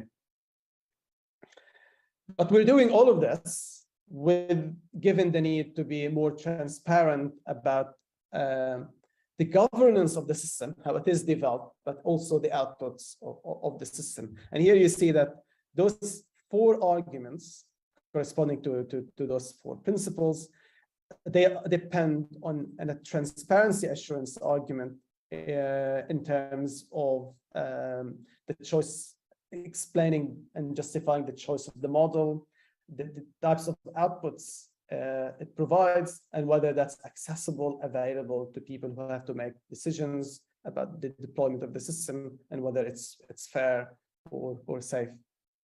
But here, unlike others who say, well, transparency is a fifth principle, we feel, or we think that transparency is important, but it is there to enable the satisfaction of the four principles rather than it is at the same level.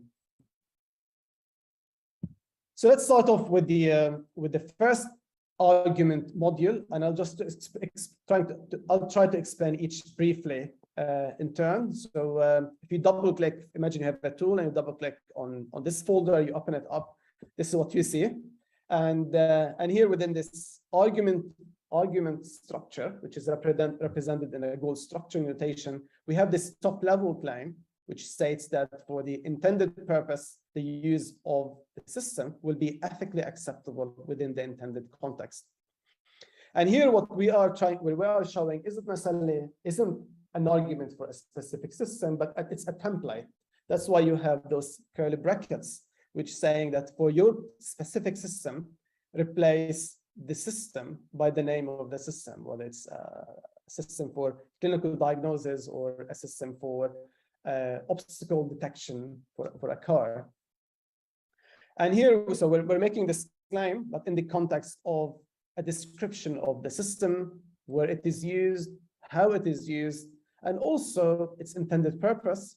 And importantly, we need to define what we mean by ethically acceptable, which I'll show on the next slide. But let me proceed with the argument where we're saying that we can demonstrate that the system is ethically acceptable by creating an argument based on those four principles that I mentioned: justice, beneficence, non-maleficence, and respect for people's autonomy.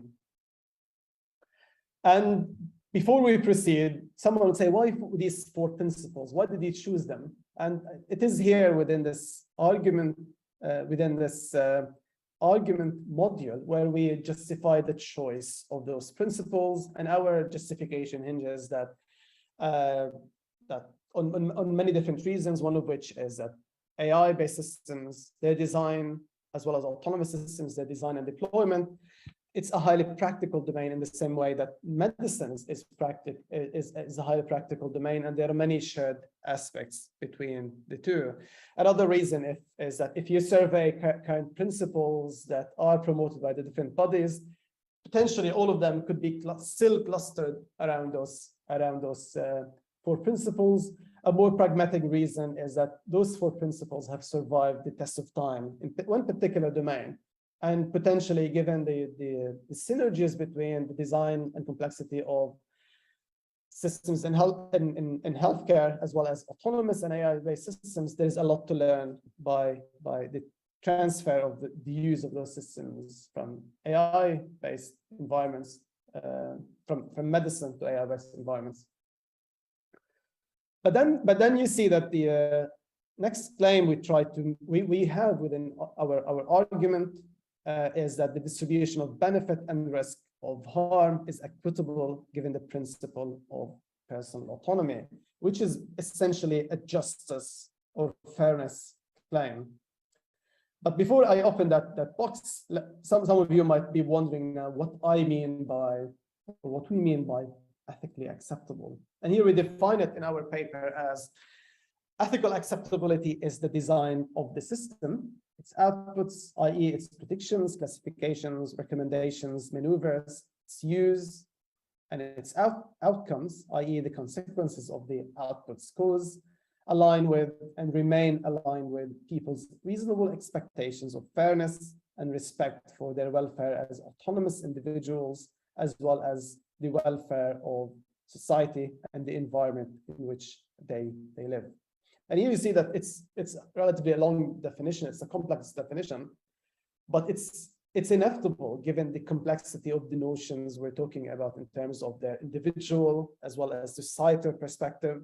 Also in terms of the system, that it's not just the output of the system which is subject to ethical acceptability, but also the way it is designed. And by design here, we're thinking about the engineering of the system, not rather than just limiting it to the design activity. Okay, so let's now move on with the argument and look at the beneficence argument, which is do good argument, if you like. So, and here basically, imagine clicking on the folder containing the module for that particular argument. This is the argument you see. And here what the argument hinges on is the ability to identify specific benefits that they are provided by the system and justify why those benefits are important, as well as justifying the means by which they are realized and monitored. And basically, one key aspect of this argument is the ability to identify what we call a benefits matrix, which is for each benefit, identifying who the beneficiaries are. Because not every single stakeholder will get the benefits. For example, if we're talking about, take a healthcare system for clinical diagnosis, like let's say screening for certain types of cancer, certain benefits are to patients in the sense that early detection of cancer, but so that's a clinical benefit versus certain benefits to the healthcare system itself, which is the sooner we identify certain conditions, the easier, the sooner we can intervene, and this might result in less tension on the system, including some cost savings. And here you see that there are certain financial benefits as well as clinical benefits. But importantly, we need to map those into the specific beneficiaries rather than say everyone will benefit. And this mapping is important because remember later on we have to do some trade-offs, and I'll explore this further later. But also within the argument, we need to justify why those benefits are well represented and classified in terms of clinical, financial, environmental, as well as other types of benefits, how those benefits are realized, and justify that the methods we are using are sufficient and appropriate, and also that we monitor those benefits and the realization of those benefits over time. We don't just do it during the design and assume the world will be faithful to what we discover at design stage. So that's the beneficence argument, do good argument. The next argument we have within our wider case is the non-maleficence argument, do no unjustified harm, which historically was safety argument. Although here we are emphasizing that within our assurance argument, the scope is not limited to safety. By this, I mean, it's not limited to physical harms, but also it should include other types of harms, such as discrimination, security harms, as well as environmental harms. And the same like the benefit or beneficence argument, within the non-maleficence argument, it hinges on this residual risk matrix, where we identify certain types of hazards or harms and how they are mapped to particular groups of people whom we call the risk exposed groups, because not everyone will be exposed to the same types of harms, and some people might not be exposed to any harms, yet they might be receiving certain types of benefits. But also similar to the beneficence argument, here we reason about the identification and description of those sources of harms, we're calling them hazards, how they are mitigated, as well as how they are monitored throughout the use of the system, and how the mitigations are monitored to assess whether they are effective in operation. So moving on to the personal autonomy argument. So here, the top-level claim in the personal autonomy argument is that the use of the system does not unduly constrain personal autonomy of the groups of autonomy risk exposed. So historically here within healthcare, here we're thinking about the autonomy of the patient, that it's their condition, their life we're talking about. And the importance of getting the balance right between the judgments, the recommendations, the treatments offered by the healthcare providers, and the fact that ultimately it's the condition of the patients and their life we are considering. But again, here we have a matrix between the constraints that the system might place on personal autonomy and how these map into the different groups of people whom we call the groups of autonomy risk exposed. And here within the argument, we reason about different aspects, such as, for example, that informed consent is given, as well as the autonomy risk exposed, such as the drivers or the patients or the clinicians in many cases can stop or intervene in a system which is going wrong. So in other words, think about it simply that we have the stop button if necessary in certain cases. So in other words, someone is in the loop in order to control the system under certain conditions, in order to preserve the autonomy of certain individuals. And finally, all of those arguments would feed into the justice argument, where within the justice argument we still have we have a matrix comprising 3 different matrices, if you like, which come together, which are the benefits on the one hand, the risk on the other hand, given personal autonomy issues. And here what we are trying to reason about within this final justice argument is that there are 2 claims which are central here, one claim hinges on that there are no unacceptable distributions between benefit risks and personal autonomy across all affected stakeholders. And whenever those exist, they have been eliminated.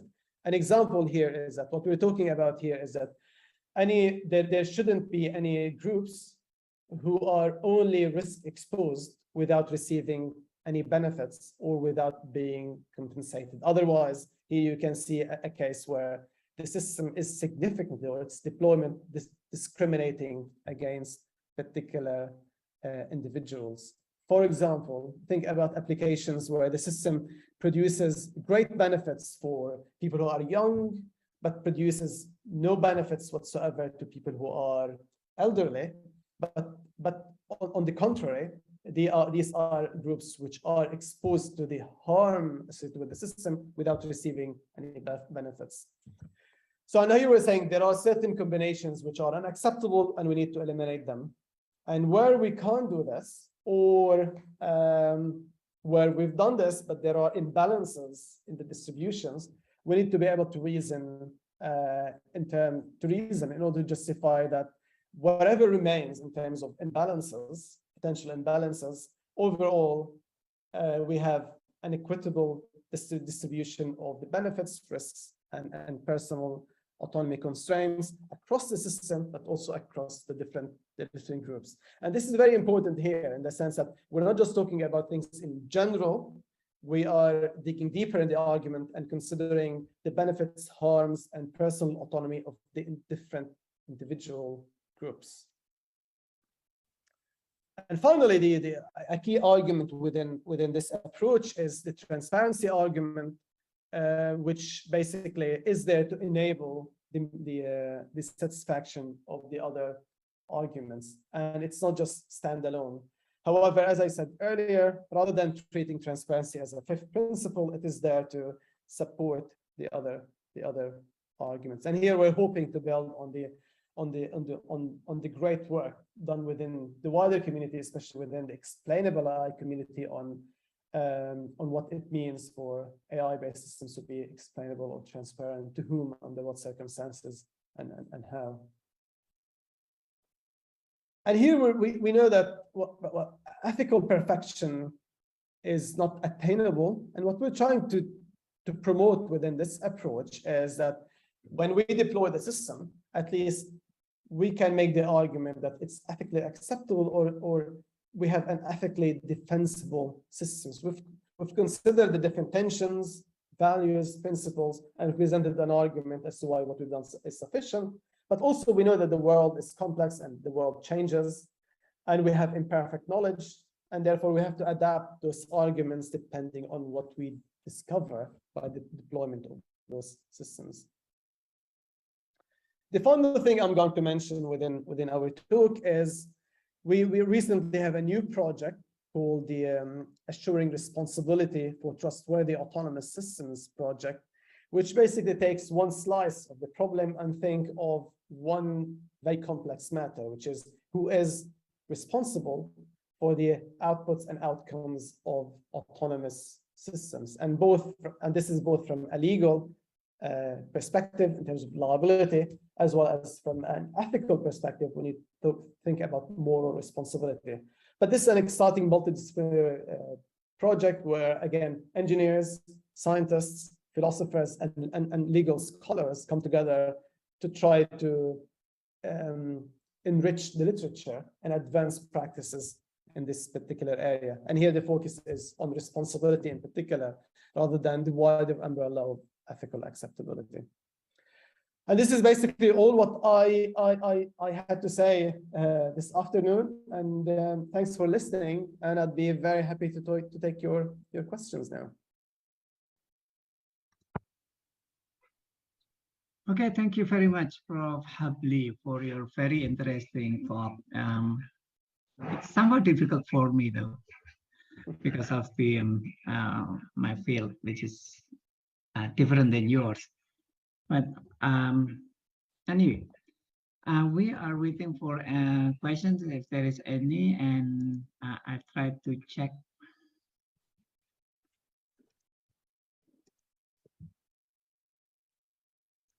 There is no question on the chat yet.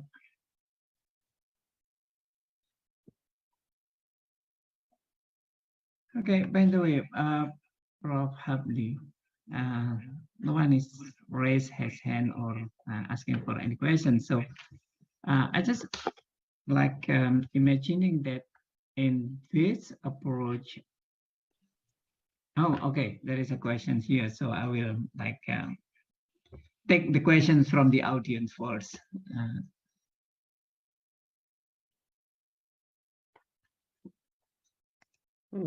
Yeah, no, that's thanks for the question. That's a very good question.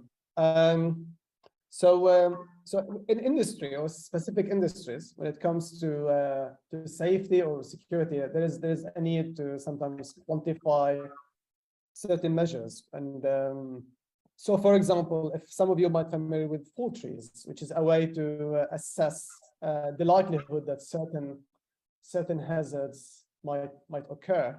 And there we have ways to quantify the likelihood that, for example, take one hazard, which is the loss of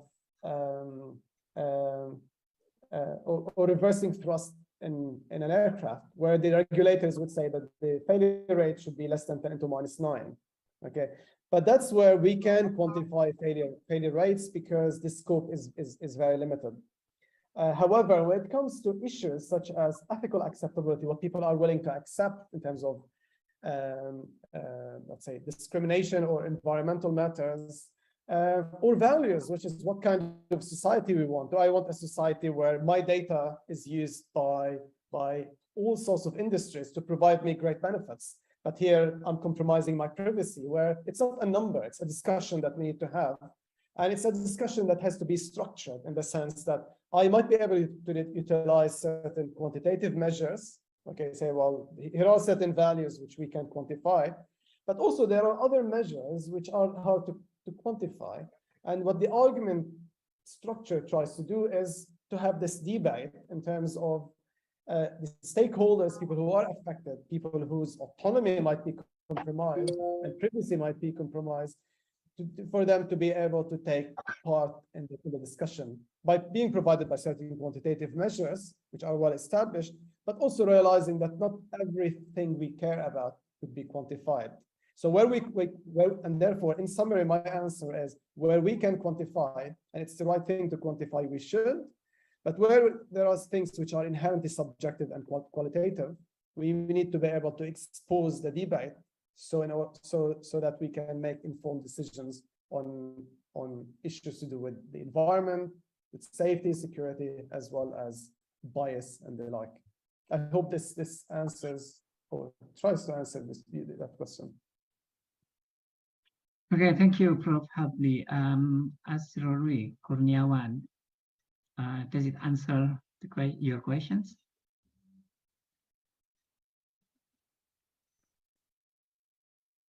You can unmute yourself if. Okay, thank you, Dr. Habli. I think it's the answer is enough for me. Thank you. You're welcome. Thank you for the question. Okay, is there any other questions? Probably someone could just raise his or her hands if. I'm already raised hand. Oh yeah, sorry. Pak Artantio, you are on the top left corner. It's just out of my focus. Okay, Right, okay. Please go ahead. Yeah, thank you very much. Good morning, Brahim. I think it's still morning in New York. Yeah, it is. I'm pretending it's afternoon just to suit your time zone. It's almost afternoon, right? Okay. Okay. I have experience when we try to have something like a research with let's say in healthcare. The first question from the doctor always saying, how can you replace man with computer, and how do we trust the result of your research? And is it something to do with ethical argument or something like that? Thank you.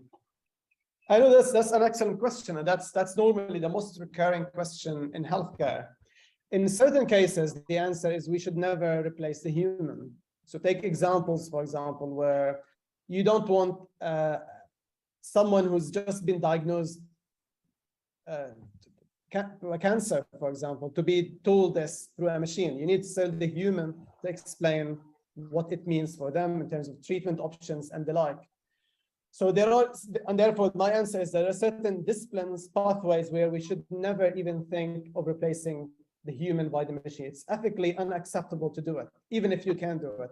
However, there are other areas where you say, well, maybe it's good for the machine to augment what clinicians and doctors do. Take, for example, clinical diagnosis, where sometimes you might say, well, I need a radiologist to make a decision, but also being supported by an AI-enabled clinical support system, where the AI system could steer them to think or to look at certain regions, provide a recommendation, but ultimately it's up to the qualified doctor to make the final decisions.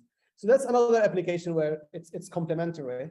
The final thing to say here is that for certain countries, such as the UK, where there is a national health service, you say, well, you can afford to have that many doctors or not, depending on what people think.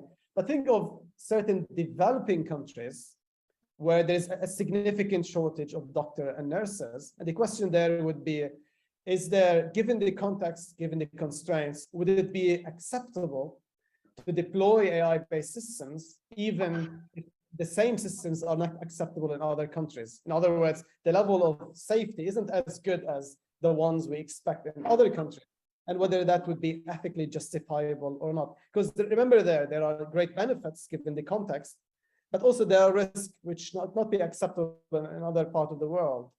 And that's where the ethical assurance argument is useful in exposing the different arguments. And if I say the answer is yes, I can give my reasons. If I say the answer is no, I also can give my reasons, other than hiding behind just vague top-level statements. And when it comes to trust, for example, given the question you said and why certain doctors should trust the system, in many cases, the answer is they shouldn't trust the system. You ought to tell them that the system is there to recommend and treat it critically, rather than have too much automation bias, and therefore challenge the system rather than have too much trust. In other cases where you might say, well, no, you have to trust the system because your attention should be somewhere else. And therefore, the answer is never yes or no. It depends on many different factors, depending on the criticality of the discipline, as well as the rigor with which the technology was developed, and whether the technology has been certified or not, and whether that trust is part of the intended context or not. And that's where, regardless of ethical assurance, that's where safety cases are important, and justifying why the system is acceptably safe, but also where we're making assumptions and where there are weaknesses we have to pay attention to. Right. Okay. Thank you, Ibrahim. I think it's the problem with Pak Agus as well. He's got the problem, the same problem when we have the research with some doctors or with healthcare. Okay. By the way, thank you very much. Yeah. Okay, thank you, Pak Retantio, and also thank you, Prof. Ibrahim Habli. So because of the limited time available, then we will take the last questions from the chat. It is from Arif. Metaverse is said to be one of the latest development involving AI. Do these ethical principles also apply in the metaverse, or are there any other additions? That's an excellent question, which is making me think.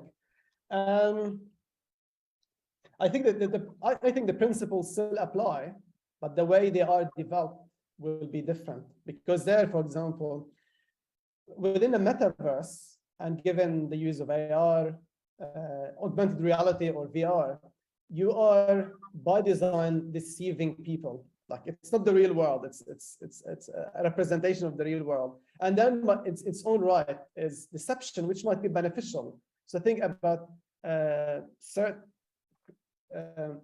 critically ill patients or patients with certain disabilities, where a metaverse is a good way for them to be transported to a different world, which is beneficial, But then you have to think about whether how much you can push this and whether there are any ethical implications in terms of harm, confusion, losing touch with their relative in the real world. So still, I think, in terms of the balance between the benefits and the harms and justice issues are still there. But that's, I think, a question where I have to think more about. But so thanks, Arif, for the great question. So short answer is yes, the principles apply. Specifically how? Well, that's very complex. Okay, that's something you have to consider in your next research. Okay, thank you for everyone, and especially for probably Ibrahim Habli, who has delivered a very interesting speech, very stimulating speech. Unfortunately, the time is up now, so again, we thank you for everyone and for Professor Ibrahim Habli. And we return these sessions to the organizing committee. Thank you, Dr. Habli, and also Dr. Harjoko for the session. Would you please kindly join us for having this photo session? We'd like to invite Dr. Habli as well, and also Dr. Harjoko for having the photo session. And we're going to invite the operator to capture this great moment. All right, so we're going to count 1, 2, 3. 1, 2, 3. Wow, that was very amazing. Thank you, Dr. Habli, and also Dr. Harjoko for this amazing session. Ladies and gentlemen, the keynote session 3 marks the end of the first day of the 10th International Conference on Information and Communication Technology, ICoICT 2022. Ladies and gentlemen, we would like to invite all of you to attend tomorrow's event, or the second day of the 10th ICoICT, Wednesday, 3rd of August 2020, will be present to you all that outstanding keynote tutorial sessions and also tutorial keynote transfer, of course, knowledge transfer. In tomorrow's agenda, we will have tutorial session presented by Ms. Afia Hayati, ESCOM MCS PhD from Universitas Gadjah Mada. We'll talk about protein secondary structure prediction using hybrid CNN and SPM. And we also will have keynote session by Professor Zegos Kwacek from Politechnika Wrocławska. We'll talk about anomalies and cybersecurity, blessing or curse. And then we also will have keynote speech by Mr. Reza Khurshidi DPhil from University of Oxford. We'll also witness the announcement of the Best Paper Award of the 10th ICoICT 2022. And of course, ICoICT 2023 presentation and closing event of ICoICT 2022 in the closing event tomorrow. So therefore, we're looking forward to seeing you again tomorrow, ladies and gentlemen. This marks the end of the first day of the 10th ICoICT 2022. On behalf of the committee, I extend a warm gratitude to Telkom University Indonesia, Multimedia University Malaysia, Universitas Gadjah Mada Indonesia, the Ministry of Education, Culture, Research and Technology Republic of Indonesia, G20 Indonesia 2022, Hari Kebangkitan Teknologi Nasional Hakteknas 27, IEEE Indonesia Section, IEEE Signal Processing Society Indonesia Chapter, Bank of Indonesia, Telkom Education Foundation, keynote speakers, tutorial speakers, presenters, and attendees from all over the world for your attention. Never forget to say good luck to all of the participants of the 10th ICoICT 2022. We hope you gain valuable knowledge, build stronger network, and develop future career. So, I'm Yan Hamidah. Thank you so much, and see you all tomorrow. Good afternoon. Wassalamualaikum warahmatullahi wabarakatuh.